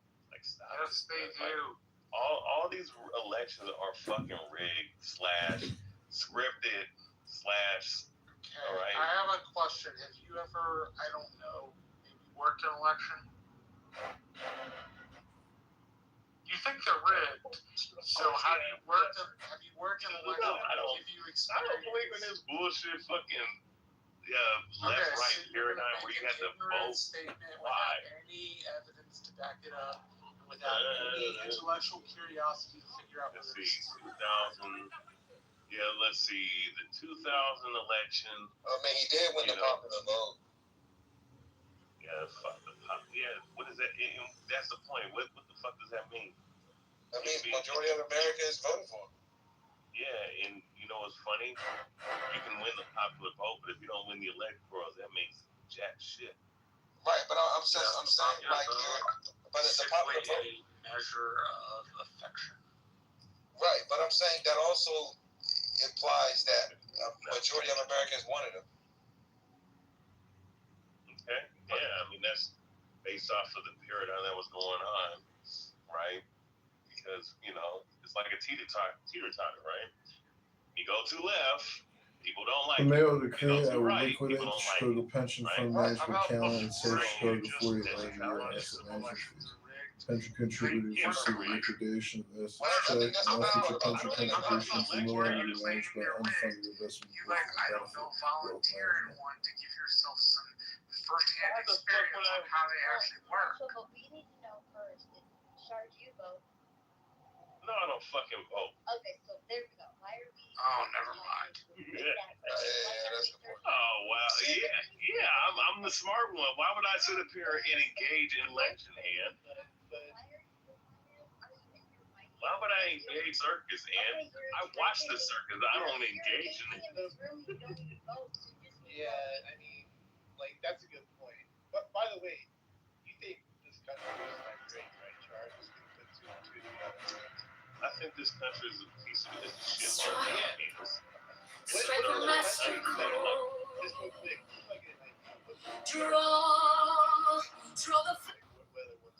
let's see. I'd rather just live with the animals, man. And when was this country? Answer to the question. Which country? Wait. I just want to know, when did you think the country was good? Yeah, Peter, you gotta fix whatever you got going on there. Char, when do you think the country was great? Let's see, the country. I mean, if you're talking about financially, all the other stuff, I mean, decades ago, but I mean, I don't think this country is great. Decades ago, do you have like a time frame, like a year? Let's see. A little after Depression, maybe 50s, 60s, 70s. You know, the 60s and 70s. So like Vietnam War era, post that, Carter administration. Yeah, that's 50s, why. 60s, and 70s. Yeah, the gas if you're lines. talking about his peak, yeah. But then again, I mean, his peak was probably during its inception and a little after. To be honest with you. If you accredit the 50s, 60s, and 70s, what was the white population voting bloc in that period of time? Do you know? Oh wow! So now you're bringing up the white population. What? So for what? Just to let you know, the white voting population was 90% of the electorate in that time period. Yeah. So when he said when this country was great, I'm talking about his economic power. So that was my point. When the this white country, voting I don't bloc with 90%. I don't argue that this country is a piece of shit to begin with. Then why are you still here? Why am I still here? Because my ancestors used to be here. Okay, but you hate this country. Yeah. Yes, why? I mean, that's like no, but you know, like, I can't imagine you know. that I hate and not doing anything about it. I mean, I could be here because I understand what this country is, who runs this country, who runs the world. I understand all this shit. So why the fuck would I want to leave and go to another country? Because you hate it? And who? I mean, that's. Oh, I mean, I hate this global system, man. This global system. I mean, so you could just go live in the wilderness, but you're not though. You're on Clubhouse. Yeah, very much might as well live in the wilderness, so I don't have to deal with, you know, this red and blue, left, right. But you're not though. Lunacy. You know what I mean? But I know. You could, but you're not. I could, but I'm not because I have work to do. You dig what I'm saying? What is that work? Let's see, doing the Lord's work. Let's just put it like that. You could do the Lord's work in the wilderness. Not necessarily. Not necessarily. I feel like you're just like one of those people that just like trauma dump with reminders. Oh, I don't trauma dump. I just call it what it is. No, because you're like complaining about the system, but you're not really doing anything against the system. Oh, I've done a lot of different things against the system. When you put out, you can literally go do the Lord's work in another country. You know, because you work, you were a mercenary for this military, you know, the industrial complex, right, Rashad? I don't sit up here and I don't think that you're gonna understand. And disrespect American veteran on stage. I just said that he's. No, you are not. I mean, you funded though. The mayoral decree will liquidate the Chicago Pension Fund managed by Keller Incorporated. Save Chicago $48 million a year. Asset management fee. I'm not disrespecting him. Listen, I'm saying. That. Are you going to tell me what I thought is wrong? Okay, how did I disrespect him? By saying that he was a. Girl, please, you better sit down. I mean, like, so to answer though, right? When you're a military personnel, you literally are a mercenary for that particular military industrial complex. I know, but you funded though too though. So wait, if I'm a mercenary, if Rashad and I are mercenaries, you voted for that. You acquiesced. I didn't vote shit. Yeah, you did. I mean, I'm taxed. Yeah, you damn right, I'm taxed. So right. So and that's what I'm saying. So you choose to be a cog in the system. Stay with me real quick. I get it. You hate America. We're not here to change your mind. I'm just getting you to understand your place in it. I'm getting you here to understand your place in this system, right? So check me out. You say you could live off the grid, but you refuse to. That means there's something that even has a hold on you, and you refuse to detach yourself from it. And the false premise you do to explain why you haven't detached yourself from your system is your religion. But that system of religion is still the white man's religion, right? If it has anything to do with God, then it is the white man's religion, because that was what our ancestors were introduced to. Right? They believed in Christianity, but it came across when we were all slaves. So some part of that white man's system, even Christianity, has a hold. The mayoral decree will liquidate the Chicago Pension Fund managed by Keller Incorporated. Because at least one penny from my paycheck in some facet came from you. Whether you want to take accountability or not. Sorry, You can Dad. remove yourself from this system by just living Sorry, off the grid, Dad. but you won't. Check is in the mail. So, listen. Sorry, Dad. Check is in the mail. The mail decree will liquidate the Chicago pension fund. No. So I'm gonna answer Rashawn. I mean, that was a load of bullshit, Marshall. You're better than that. But anyways, Rashad, listen. Right? You say all these things, and then you sit up here and act like, oh well, you can live off. Sorry, you can Dad. Check is go in out, the but you mail. don't do it. Well, like I said, I'm doing the Lord's word. I have a mission that I'm supposed to accomplish, which is doing certain things with the scriptures, right? Understanding what's about to happen to this country and to the inhabitants of this country. Who knows? I might be a part of that. I don't know. I have a invested interest in carrying out my mission, spirit. So with that being said, right? You said that this is a white man's religion. That's what you were taught. Go do that in the Middle East. If you want to view your scripture, and that's what you're driven to do, and if you think America is this terrible fucking place, then do that in the Middle East. What religion? What? Most of my people are not in the Middle East. Wait. I know I'm trolling them. What is it? Tell me. Let's see. You gotta think about it. That's the truth of the Bible. The blacks and indigenous. The blacks and indigenous. What part of what Bible? The King James version? According to archaeology. Which one do you read? History. Which one do you read? Let's see. I have the King James 1611. I have. You have the King James version. You have the white man's Bible. Version. I have the.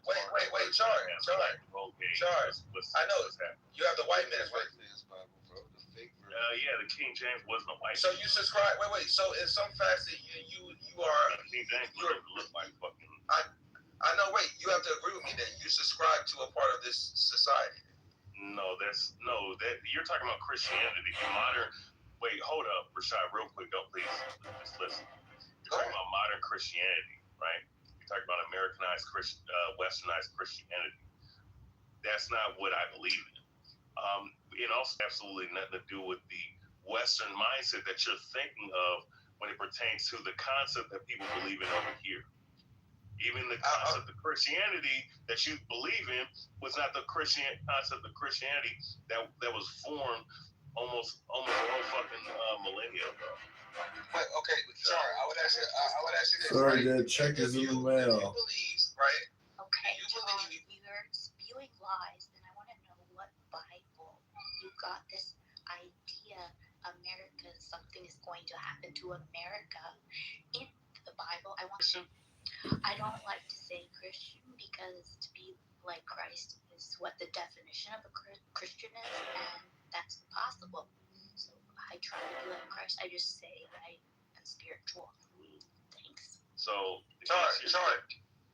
I'm gonna answer you real quick, and I got you for a shot. I'm gonna answer. So just real quick, since you're pretty much you're basically saying that you're a Christian. Babylon the Great is the same. To be Babylon the Great is America. You don't deserve the truth. Okay, I mean it literally talks about the attributes of America that Babylon the Great, pretty much is. And Babylon the Great, right? The modern day Babylon, which is America. Now the care will liquidate the pension fund balance for sign for the social The Vatican controls America. Pension liquidation check. Well, now you're getting on another topic because I'm speaking the truth. Sorry, that check is in the mail. I mean, the Vatican's definitely. The Vatican is a fault. I got you.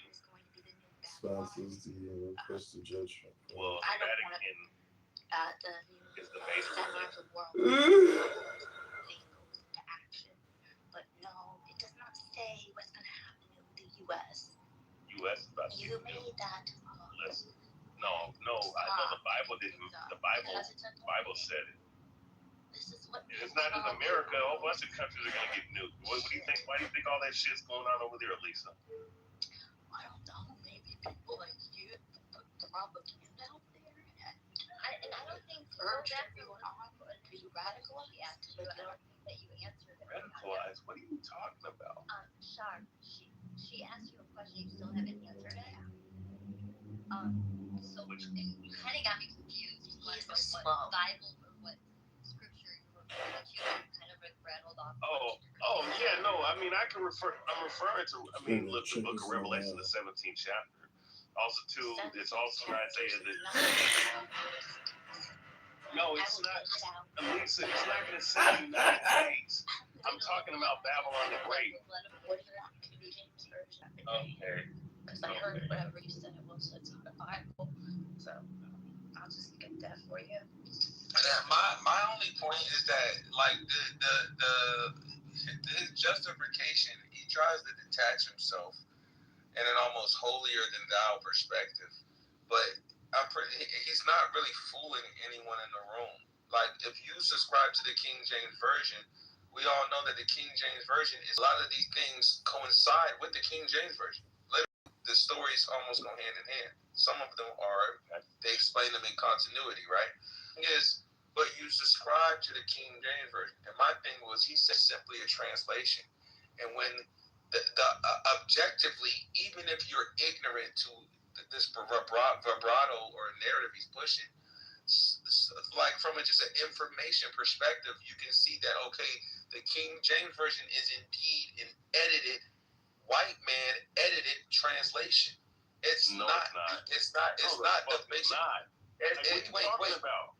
Wait, listen. So if the book, look, the only thing is you're saying that the King James Version is a legit translation when it's not.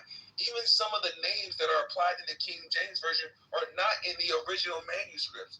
They just put names with those people, and we didn't question it and ran with it. There are people in the Bible in the original manuscript before the King James Version that literally do not have names, Char. If you are actually a Christian, you would know this. I'm not a Christian. I believe in the scriptures. Right, but if you believe in the scriptures, then you should know this. That is gross. That you don't know that. Wait, Rashad, real quick. Don't you know that? Why don't you know that? No. You said you made a real quick. You made a claim. You know Revelation so well. What does it say? The second last verse of the Revelation. Say it right now. Everyone knows that verse. Lisa, we can deal with Revelation 17. We can deal with Revelation 17. It's the only begotten child of Osiris, thy father, and Isis, thy mother, he that was slain. She that bore thee in her womb, flying from the terror of the water.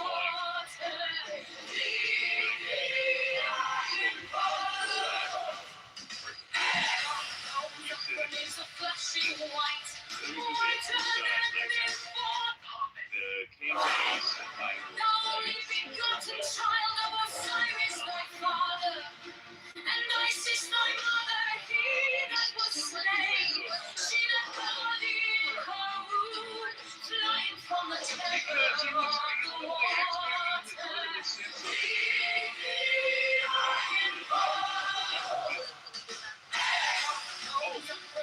Flashing white, whiter than before. The highest degree of the church. The only begotten child of Osiris, thy father, and Isis, thy mother, he that was slain.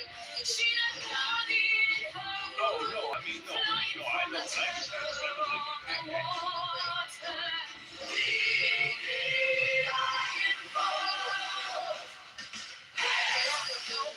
Is a flashing white, whiter than before. See, here's the thing I don't realize. The only begotten child of Osiris, thy father, and Isis, thy mother, he. Let's get back to politics instead of religion. So I will say there is something. I will say, Joe, because this was to you.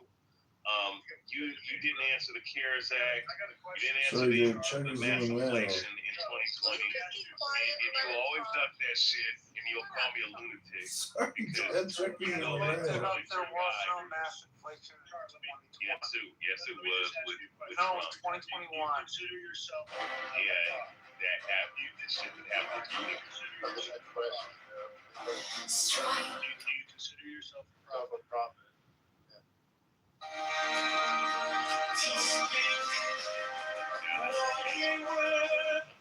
hey, yo, I actually got some news that's heartbreaking, yo. I think this is more important. I need everybody to be sitting for this because I don't even know how to unpack this, so I'm gonna just throw it out there and whatever happens, happens. Moderators, I want to thank you for the space you so eloquently provided. Delta will no longer offer free snacks or drinks on all flights under 349 miles. Oh my God. For the spirit time, though.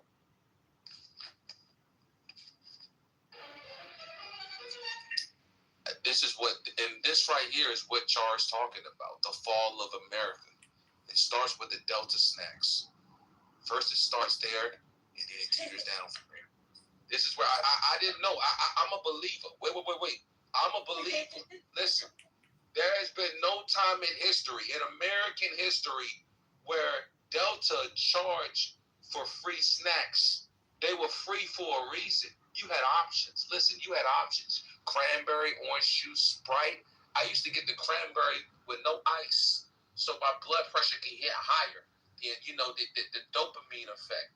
Now when I go on there, I gotta pay. This is a travesty. This is crimes against humanity. I was for the Trump administration, but now this is a line far too gone. They've crossed the line. We can never go back. Get them out of there. I'm with Charlie. Do you know how long that is? 349 miles for Don't bother in any election.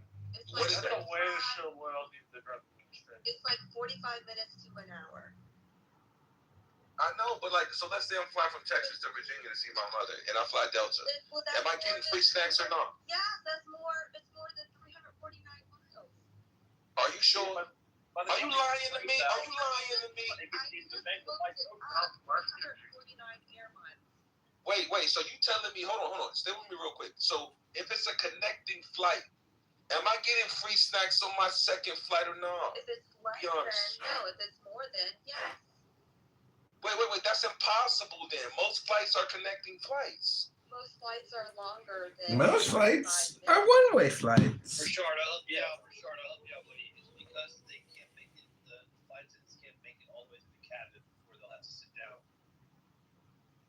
Thank you to American.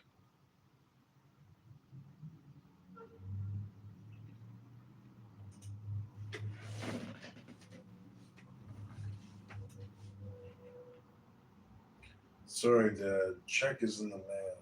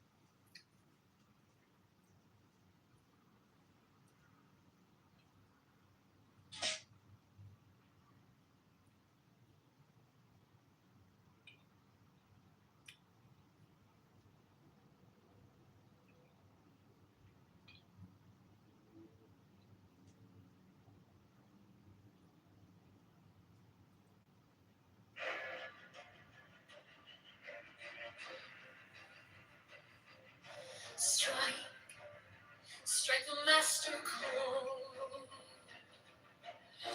By narrow decree, they will liquidate the Chicago Pension Fund managed by Callan Incorporated. Save.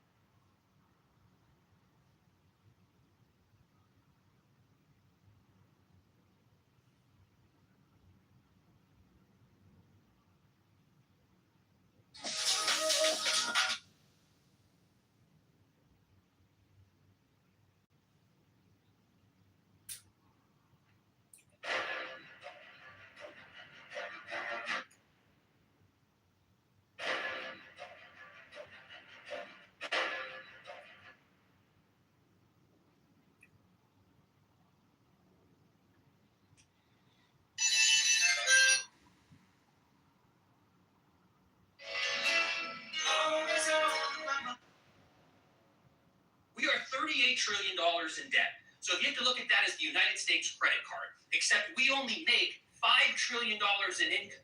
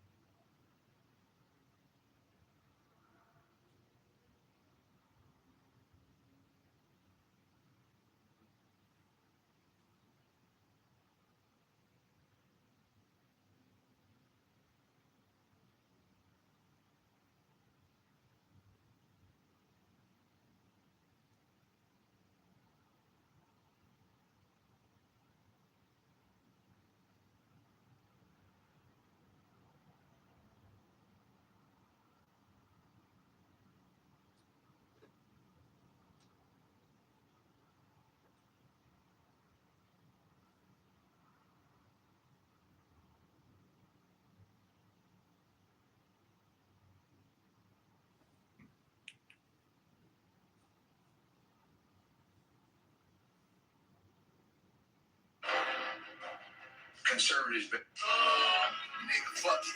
7-7.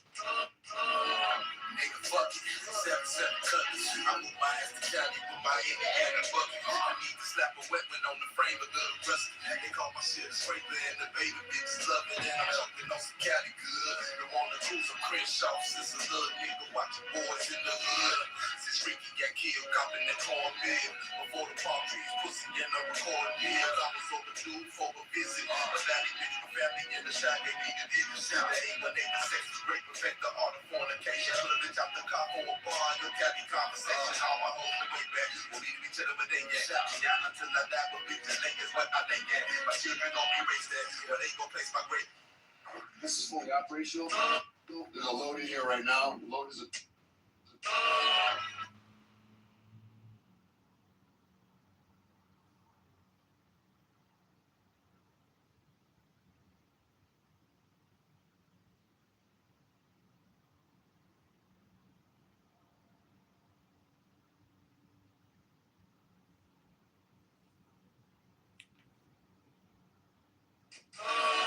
Nigga, fuck it.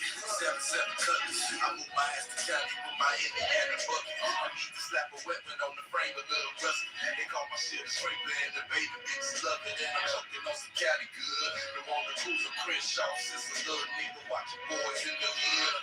Since Ricky got killed, copping that cornmeal. Before the palm trees, pussy in the recording meal. I was overdue for a visit. A valley bitch, my family in the shot. They needed it to shout. They ain't when they can sex is great. Perfect the art of fornication.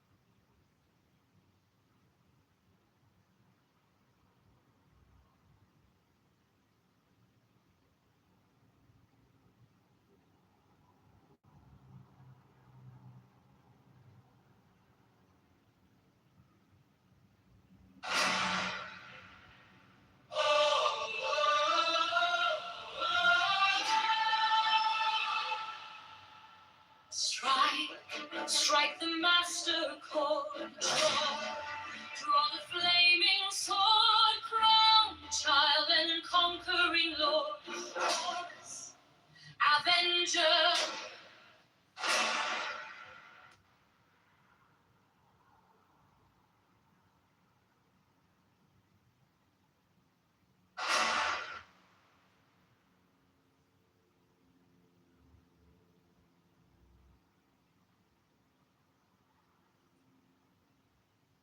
Talk about this. This told me keep my grass low the whole time I'm a snake. Smoking popping like 3 miles away. He can't outsnake a snake. I ain't too discreet. They told me stepping on shit my lane. Who can say where the road goes, where the day flows, only time. Oh, I love your car. What do you do for a living? Yeah.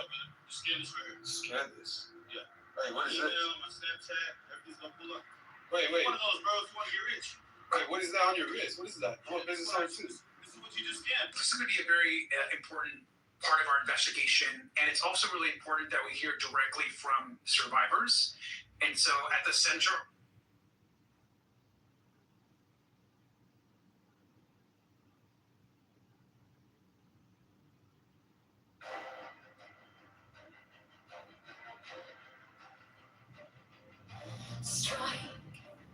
Strike a master code.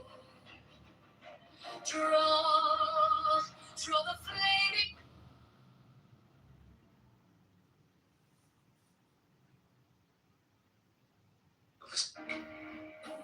I get up at, say, 6:15. I work till 7 o'clock. I go work out till 7:45. I try to do 45 minutes of hard cardio every day. I get in front of the screens for the opening. I typically won't have any meetings till 10 o'clock, and then I'll probably do meetings till about 12 o'clock. Typically have lunch with someone, have a meeting after lunch, try to make sure that I've got an hour before the close and an hour after the close to be able to map out what I want to do the next day. Because again, I want to have a plan, as well as think what's going to happen that night in Tokyo, Hong Kong. I go home around 5, walk with my wife for an hour, go up work for an hour, come back down and eat. I normally watch the news in the most mindless entertainment that I possibly can. I used to read a book and a half a week, and then once the internet came, forget it. I'm so tired of reading at nighttime. I've read one book in the last year, which is going to be, by the way, I recommend everyone read it. It's David Wood. He's a kind of a newsletter writer, but he's written what's going to be a spectacular bestseller on globalization markets. It's fantastic, and I'll bet you it gets made in Netflix series. I bet you it's going to be a banger. Anyway, I'll try to watch. Hi, I'm Troy Aikman. Even Jeffrey Epstein just had a completely different life that he just did not tell you about. And it may also have included being a spy. I mean, Telling me that he worked for the Mossad would have given him a get out of jail free card. I could have gotten him no jail time. If he had told me he worked for the Mossad, for the CIA, it would have been a slam dunk for me to go to whoever I had to go to, even up to the President of the United States, and I would have gotten him a deal with no time at all. Hang on a second. You mean if he said he was working with the Mossad or CIA, then he would get off being a pedophile? That's right. Julian! Hello? I get up at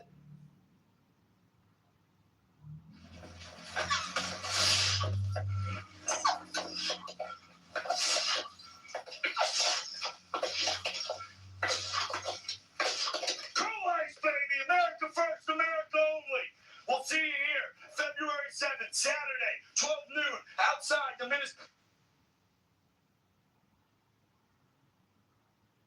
This stupid device.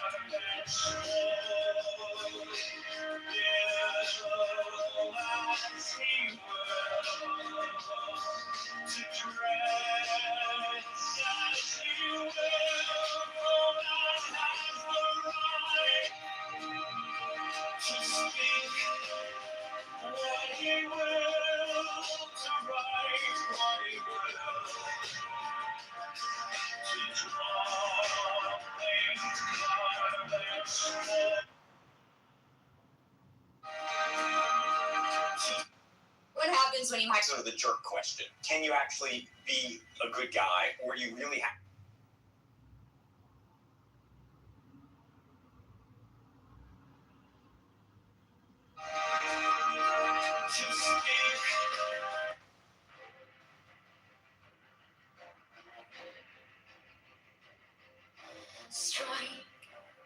Strike the master call.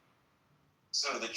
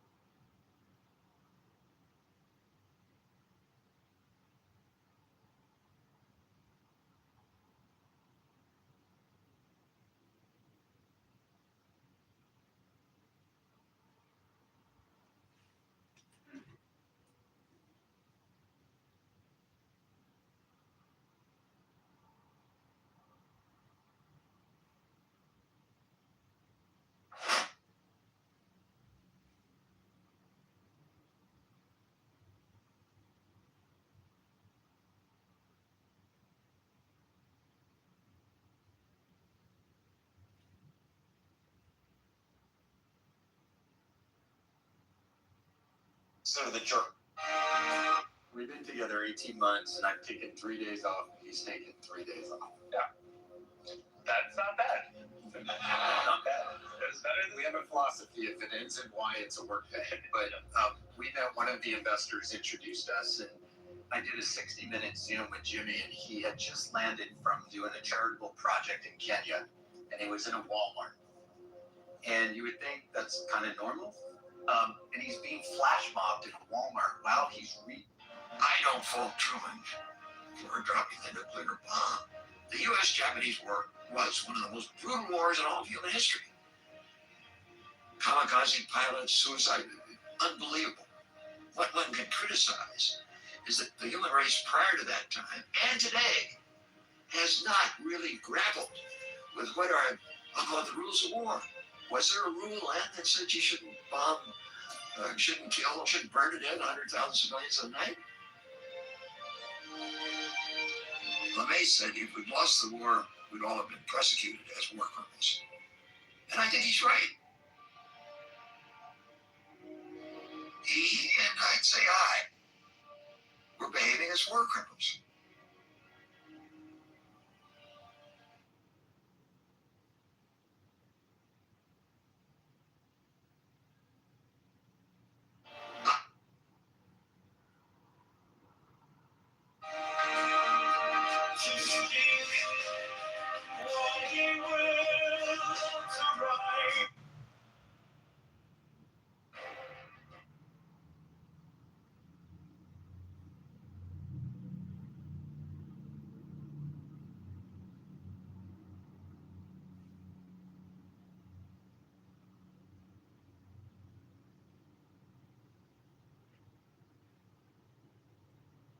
I don't fault Truman for dropping the nuke.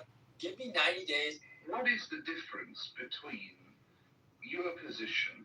I mean, and it's a tight one, and I'd like you to do it. Stand up. Stand up and face the other way. I'm telling you. not going to end well. Turn around. We just want you to. This is not going to end well. We just need you to get in the handcuffs, okay? Have I been fair to you? No. Yes. What is the difference between? And I'll give you 100 million. What is the difference between your position? I mean, and it's a tight one, and I'd like you to do it. I think 3 quotes will suffice. Yeah. Between your position and anti-Semitism. The first quote was Bellevue, Manchester, where you said, "The mention of the empire makes the mob yell louder than ever. Let them destroy it if they can. These Jewish rascals." The red mob howls that we should put them down. They're right, we should put them down. Cautious means free. Up. Then Free there was choice. this one in 34. It's 2 words. Bechira, choice. Cautious, free. Free will. You don't believe in free will, you believe in free choice. I believe in what the Jews have taught me God granted us as a gift. I do not believe that selecting a smooth brand of peanut butter versus a chunky brand of peanut butter is utilizing your capacity for free It actually might be determinism as well. Your very nostalgia experiences, your parents that you're born in, if they couldn't afford getting you caviar, if they got you the cheap peanut butter, you developed an attachment to that nostalgia. That wouldn't be where I would say free will is accessing. I would say free will accesses at the hinge point of like the 2 operating systems of humanity. The difference between utilizing their mind, which is why I gave the example of the bank robbery. Right? When we tell people, I know you want this, I know you can do this, you can plan this and pull this off, we're telling you to stop. We're telling you don't do it or else we're going to punish you. We're telling you we'll go punish everyone that was involved. We make all these threats. Why? Because you're free within your head to plan the bank robbery. You can. That is like the canard of free will. And why I'm pointing out the crime when you actually hurt people, when I point out free will, is it's really the hinge point of your capacity to plan, to understand the entirety of the universe with your mind, and your animalistic desire to just like get hungry and get laid. And the thing is, when your animalistic desire is confronted with a choice that your mind thinks is wrong, you, as a human, strangely, have a choice, and you can side with one or the other. Yeah, it's like you have a free will. Like you have a will that you can will yourself to make one decision over the other. Not like okay. Have you ever heard of Charles Whitman? Is that his name, Carlos? The Texas like clock tower shooter guy. Is that his name? Have you ever heard just gonna keep using examples? There's been so many mass shootings. I can't. Okay, all right. Have you ever heard of this guy, the clock tower, like Texas University shooter? I've heard of the clock tower guy. Okay, like the guy with the tumors. The guy with the tumors that and then the guy with the tumors. Okay, so there is this guy. He was a normal guy his whole fucking life. Maybe because our species he was a regular guy his whole life. Up until 9 months or something before he committed a fucking school shooting at some like university. This just to satisfy your curiosity. He kept the journal and everything. In his journal, for like 9 months pregnant, he was like writing down like he was writing down crazy shit like I can't control these thoughts. Like he couldn't control like when he was writing his journal basically, and he would write that in his journal. And even in his journal, he wrote. It's like he knew, like he was getting these impulses that he wanted to kill people. He knew he was gonna end up doing it. He even wrote in his journal. After if I go through with this shit, please examine my brain. There's something wrong. I don't know what's wrong. Please examine my brain. And then the day came, he went up to like some clock tower, University of Texas, shot a bunch of people. I think he got killed then, like at the shootout or whatever. They found his journal, read it, like the detectives, read that he wrote, examine my brain, I can't control my thoughts, this and that. Like I'm being like forced to do this against my will. I don't want to do this, but I can't control my thoughts. And he said, check my brain after if I go through with this shit. And then so that they sent him to an autopsy. They scanned his brain, and found like this gigantic fucking tumor had developed that was like pressing on his amygdala or whatever the fuck, like the part of the brain like responsible for like impulse control and all this shit. And so he was right. There was something in his brain fucking determining him to have all these crazy fucking thoughts that he couldn't control. And he was right. And the whole point of like determinism, the reason like the guys that talk about this use this example is that they say ultimately it's determinism is as if all our choices were all a bunch of it's tumors all the way down, bro. Like instead of turtles all the way down, it's like these fucking metaphorical tumors all the way down. I mean, your brain does sound like a tumor. The experience of free choice is mostly like attributed to the lack of knowing. Good. Yeah, I am with you on this. So the I'll tell you why. I don't think CM is a hard determinist either, right? No, but that's besides the point. We're talking about just basic. Right. So the action, like the experience of free choice, is an act of like actualizing that potential, whatever it may be, the desire, the will, the agency that one experiences while like accomplishing something, etc. So the act in itself is a very real act, right? In the grand scheme of things, that act is nothing without its source existence. That which, for a theist, like this would be the explanation. All comes from divine will, and all that man does is in accordance to that. So in reality, it is only divine will that is doing the thing. That has ontology, right? Or whatever. You ever call it source, or just that. Yeah. So I'm trying to explain it. I'll explain from both perspectives. With or without God. I like great urgency. So makes sense. No, that's right too. So makes sense. Yeah, so the blueprint is your. CM, can you just mute up a little bit? The blueprint is yours. How this guy has like a tumor pressing on his amygdala or whatever in his brain that like caused him to do this fucking shooting that he couldn't even explain. Yeah, I've been here trying to speak for a long time. Okay, continue. Yeah, you continue. Again, this idea of its tumors all the way down, it's like it's as if I had metaphorical tumors that like caused me to wear these brown shoes today, bro. Like I had the illusion. Yes, I went to my closet and I went eeny, meeny, miny, mo. I wore these shoes last week and those the week before, so today I'm gonna wear these. All of that was determined. All of it. It was tumors. Tumors is what caused me to wear these brown shoes today, bro. Fucking. Bro, you're using tumors instead. Yeah, let's not go that far. Let's not go far. Yeah, you're using tumors.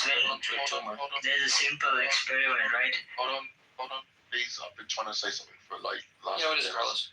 Yeah. So let's not say it's tumors all the way down, but at least with CM's example, the shooter, he had an actual tumor in his brain. So makes the question. It's metaphorical. Like does that guy have will? Hold on. I haven't asked the question yet. Oh, yeah, sure. The question to you, Mixed, would be: was he responsible for his actions? That's the question. Yeah, directly related. Yeah. Right, that's a fair question. And it's I'd say there's like a two-way answer. For like one answer is a person who isn't able to control themselves because of some disease or illness that's beyond his control is not responsible per se. However, there are like investigations. Like if the guy hadn't survived, let's say, and he does go to trial, and we have 9 months of journals with him like recording this.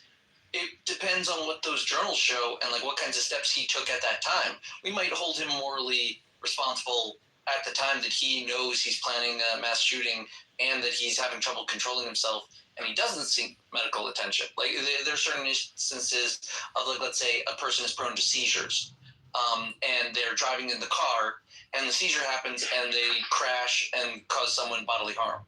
Now, are they responsible when they did the seizure? No. But were they responsible when they got in the car knowing that they were prone to seizures? If they knew that, then yes, we can hold them responsible for that because that was when they were still making choices. So, like, it's a complicated answer because it's a complicated issue of like some guy whose brain maybe like half of it was bitten off or he was infected with a disease. There's many diseases that cause insanity. But like in such a case, we can investigate the moral culpability, and we usually look for the standard average person when you had the capacity. And if you didn't have that at the crucial moment, then we remove responsibility from you because we say that you were controlled by this malevolent force, the illness, the insanity. So I think and there are defenses for that claim. But so I think broadly speaking, we're going to hold you responsible as best we can. And the instance of like someone who's sick, or here's another fun example: if like someone picks up a human being and uses that person to like push someone off a cliff, right? The guy who was swung at the other person like a bat, that second guy, he's not responsible because he was used as a weapon. His intention was not anything. It was the person holding him that had the intentionality. So like we look to where the free will choice was made in any criminal activity. And also, like, in culpability, responsibility, for our own, like, sense of understanding and improvement. We take responsibility for the things we had control over that we could have been aware of, that we will be aware of in the future. It's just kind of the way our minds work. Free will is a part of how we process things. Yeah, the problem is that if we determine that the amygdala was responsible for that guy's thoughts and actions, and then you're going to say, well, he wasn't actually responsible then that's just going to be a weakness of your position. Because you're essentially, because your principles of like accountability fall apart as soon as you realise. When there's an illness of some type, yeah. Yeah, exactly. Yeah. But whereas before, you accuse this guy of making free will controlled choices. Yeah, I still do that. No control. So you would have been wrong. No, I'm not wrong. This is the problem with dualism too, because despite the fact that his compulsions were caused by a tumor pressing on his amygdala, right? Debatable. It's still his amygdala. It's still his amygdala. I would argue that, like, there are plenty of people that get tumors and don't murder people. In front of the eyes of God will judge him. He might not be responsible. That's up to God. But if society decides they want to take him out, regardless of this condition, well, they did that to Hold on. Like the point is, so he wrote a journal. He wrote all that shit in his journal. Imagine he never would have wrote a journal. See, the fact is he's dead. We don't know why or how exactly he did what he did. He wrote a journal with all that shit in his journal. Imagine he never would have found the journal. You would have said he chose of his own Here, you know what else we have when we have the journal, Sam? We don't have an actual criminal prosecution of someone trying to use that journal to defend against a murder charge. And we don't know what the verdict would actually be. We're talking about philosophy, bro. I'm not sure why it's so much the fucking philosophy. You're telling me this guy has a tumor and he can't prove it. We're going to get into particulars. They did prove it. You're saying the tumor caused the murder, CM. There's a causal relationship you're trying to draw between the tumor and the murder. What if the tumor and you have not demonstrated that. Right? Let's say the whole point. Imagine everything was the same. He had the tumor. He actually had the fucking tumor. Oh, so now we're imagining. Okay, we're back in your imagination land. Why giving him a complex? But nobody would have ever known. Oh, CM just likes talking about murderers, I guess. Yeah, nobody would have ever known. Who would have said? You're working it very apparently, right? See, I'm worried. Shut the fuck up. Cindy, shut the fuck up. The whole point is, imagine that he had the fucking tumor the whole time, but nobody would have known. From your point of view, you would have said he did all of that shit of his own free volition, his own free will. Why am I compelled to say that, CM? No. Your model. How you understand. Right. You're saying I'm compelled to say that. Why? Because you would have said it had I not told you anything about the tumor. No, I'm not saying it. And by the way, that's partly why you talked so long. Like, as soon as Carlos asked me, I said, no, he had an illness. And then you could still find moral culpability depending upon how he treated his illness. No, I know. The point is, if you didn't know he had an illness, but he had an illness. Then what? So what? The whole point, what does that matter, Sam? This is what I'm saying. This is the same shit, the same conversation from last week. Yeah, let's say you had a disease that made you crazy and then you robbed a bank. Why does that matter? It's hard to pinpoint down because your little lawyer rhetoric. What are you talking about? You're literally dealing with my area of expertise, CM. I deal in free will. It's like you're incapable of thinking about it philosophically, but you're just... Maybe you can't think about it in human terms because you study too much math. No, that's not what's going on. I deal with free will. I hold people accountable to what they bind themselves to all the time. You don't need to be a fucking math guy to like... It seems like you don't understand free will. Andrew understands. Maybe you haven't had a contract. Maybe you haven't had a big decision in your life yet. I don't know. Fucking irrelevant. And then you always... Sounds like you don't have free will. All You your don't know what you're doing. You're just irrelevant. Coasting along the universe, the waves, just wherever they push you. You have no control. That's... You haven't lived enough life. When you're older, you'll realize that you have free will. It's fine. He really needs to control them. Hey, this is what I'm saying. This is where we got last time. It was so difficult to talk to him about this because I don't know if he's Yeah, I think keep explaining to people how difficult it is for you to understand free will.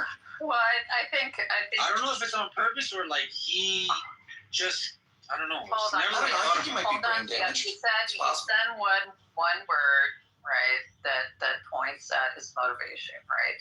It's control, right? Now, human beings, if they feel like they don't have control over things, they start to become despondent. That's often the main cause of suicide is feeling like you have no control over your life, right? The reality is that's just a mental state that you maintain in order to keep from wanting to kill yourself. Do you have control over it? You don't have control over anything. Right. So you're what still, regardless of whether you feel like you're controlling it, right? Regardless, you're still doing the same thing. You're just surfing along with the experience. Like I think his convictions, his beliefs, his what he holds dear, even regardless if he's on bail, do you not believe that these sentiments are truly his? I actually went to see him when I said that he wants to be in control. Yeah, it's called an illusion now. And somebody had a fucking non-trivial just refuse. Yeah, so like dream states, for example. In a dream state, you're we don't need completely to have aware. phone. Huh? Yeah, you're completely aware of your body. In fact, all actions that are happening within the dream are so real.